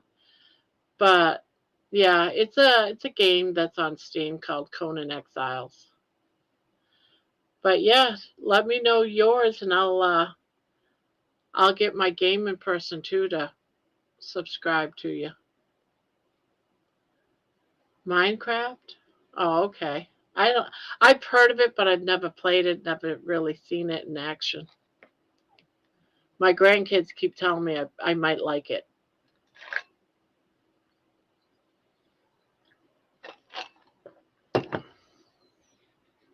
sometimes I'll play Roblox with them. So there might be some of that on it. But yeah, right now I'm doing quests and stuff on to get quest up.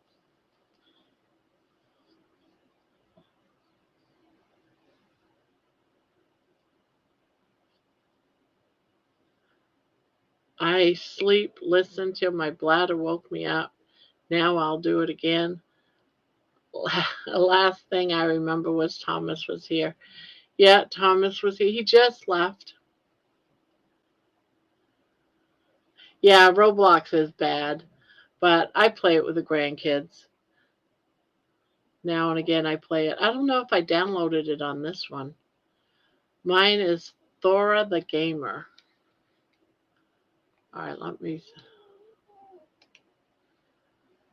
Thora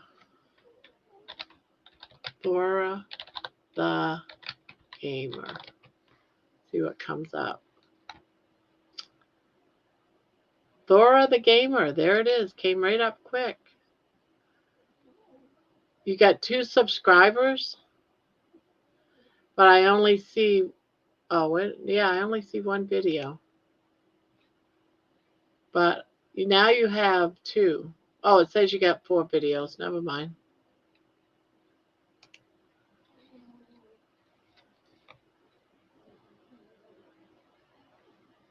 Okay, this is Katie's gaming channel. Yep, I just got to your game. Hopefully it's the right person.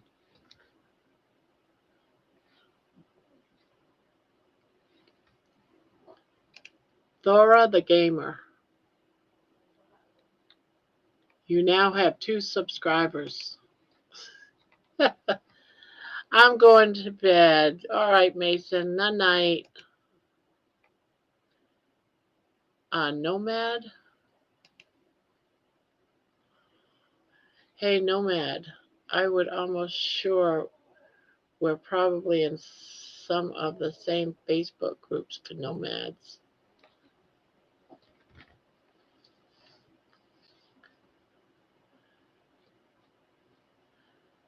Is there someone by the name of Nomad in here?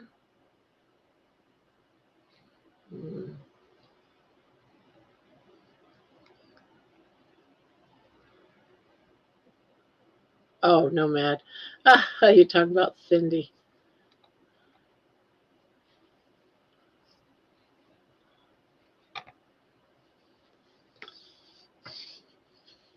Uh,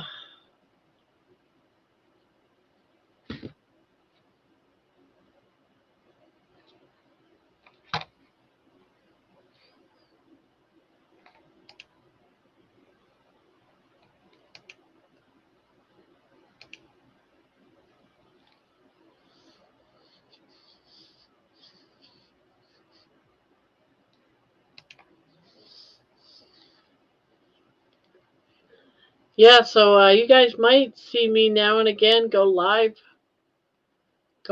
on that gamer channel if you guys did subscribe.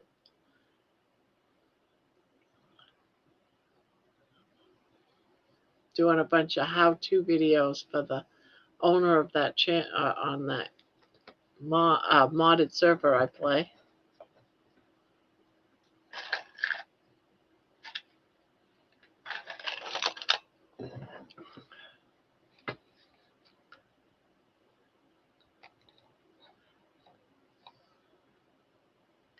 I was nomad for 5 years in a van. Finally got home.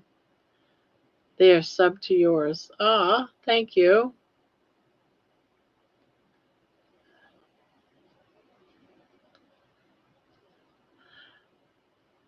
I'm a nomad in a semi and a motorhome.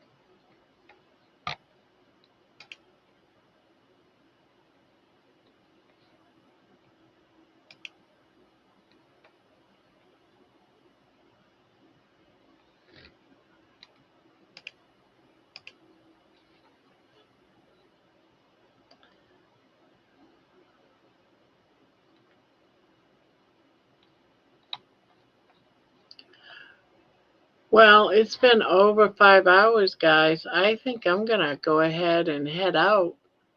Thank you for putting up tonight. I had fun. I hope you guys did. So that's going to be how it goes for the Wednesdays.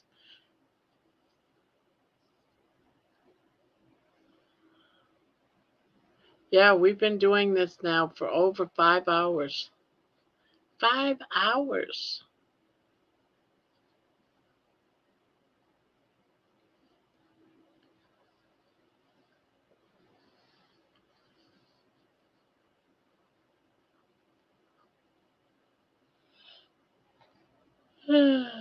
John, I'm the bitch in the corner.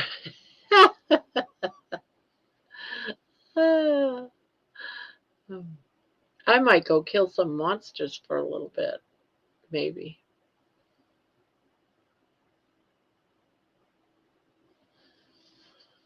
Drive carefully, Grandma. Good for you. Thank you, Cindy. I can't believe I forgot to put on my seatbelt. I was like, maybe nobody will notice, but Pania did. That's funny.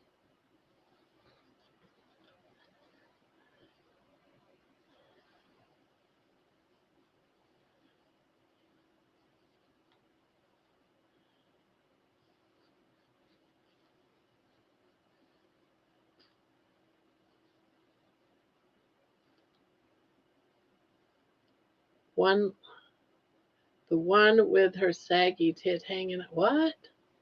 Wear your belt. I saw that, but said nothing first. I was so nervous I forgot to put on my seatbelt. Cool. I got a call from a birthday mate. He's funny. Wow, Barbara, 5 hours. Hope you sleep well. No, I'll go play my game for a little bit.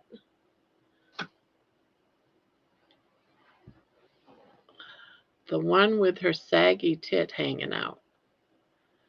Did I have my saggy tit hanging out? I'm glad I didn't have to worry about my headlights at that point because I wasn't even sure where the headlights were at.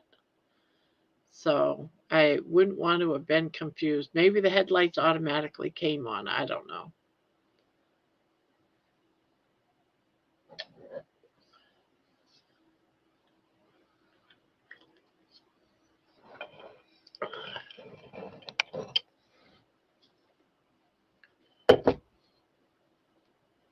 Me hanging mine in the garage.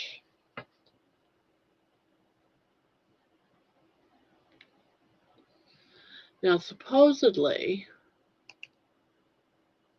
I want to see something. That's not background. No, that isn't.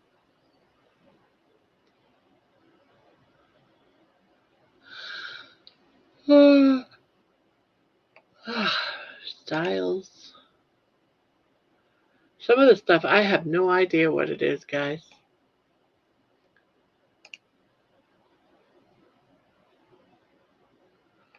Oh. No idea.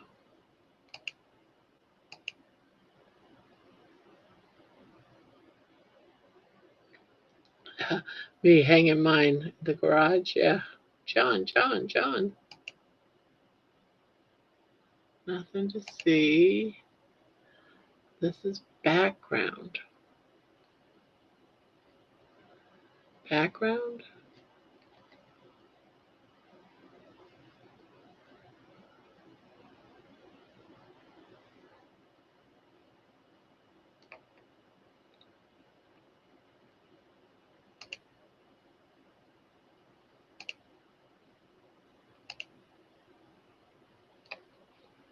No idea.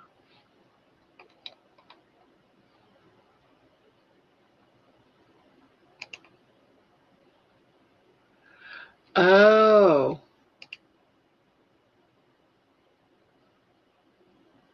I don't know how that works then.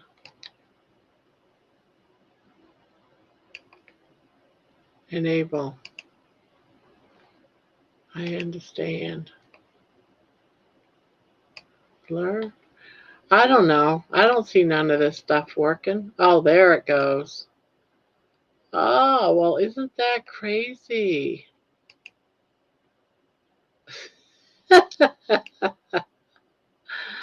Ah, that is just too glitchy. I'm at the beach. Uh, that's funny.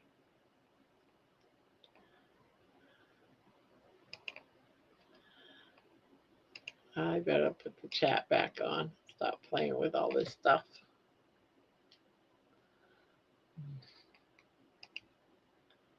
Oh, I lost the chat. Oh, there it is. Oh, um, live by your values and hang by your boobs. I feel like I'm going to be up all night because of my 5-hour nap. Probably. 5-hour nap, my regular sleep isn't even close to that.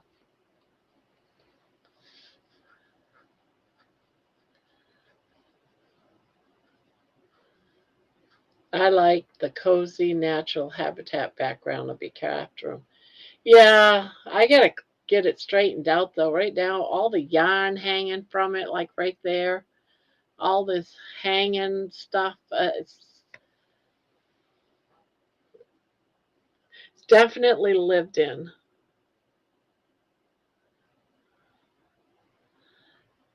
You know, I I help my daughter. She lives downstairs. There's like a kitchen, a bathroom, and everything downstairs. Well, she has like her bedrooms in the back. So she has the same space I have up here, only it's downstairs underneath the main floor. And she asked me if I would, her dog pooped a couple of spots down there, and she wanted the floor mopped. And I said, sure. She goes, Mom, I'll pay you $200. I'll get you $200 worth of yarn. So I went down there and I did it. I had to sit in a chair, a rolling chair, and mop because I'm not very good at standing up and mopping. But I did it, and I'm getting $200 worth of yarn, guys, on Friday. And I'm like, where am I going to put $200 worth of yarn? Where? But it's free yarn. I got to take it, right?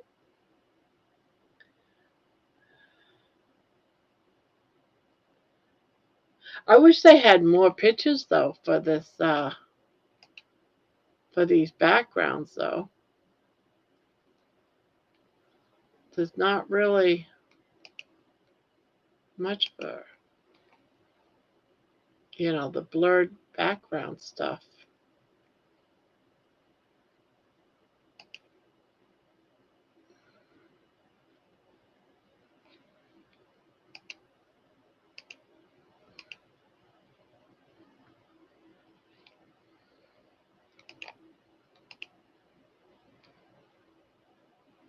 Yeah, none of them are.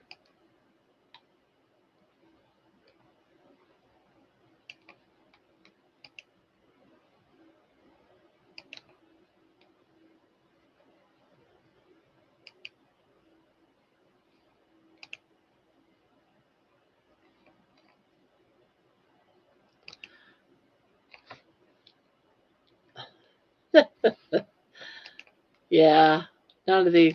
Who would want to use any of these?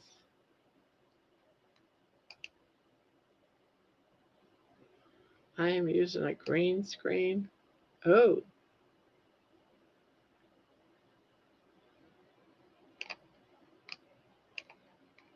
yeah.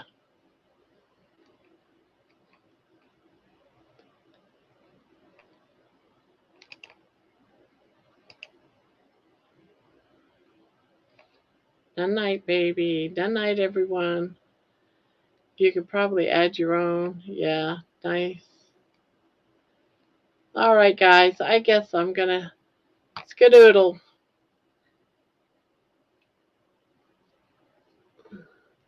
Thank you for coming by.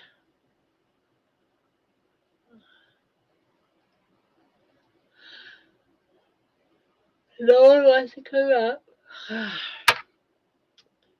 Yeah, so I'm gonna go relax and I'm gonna kill a couple of monsters and then I'm going to bed. So have a nice one, guys. Nighty night. Sweet dreams. Your hair is frizzled.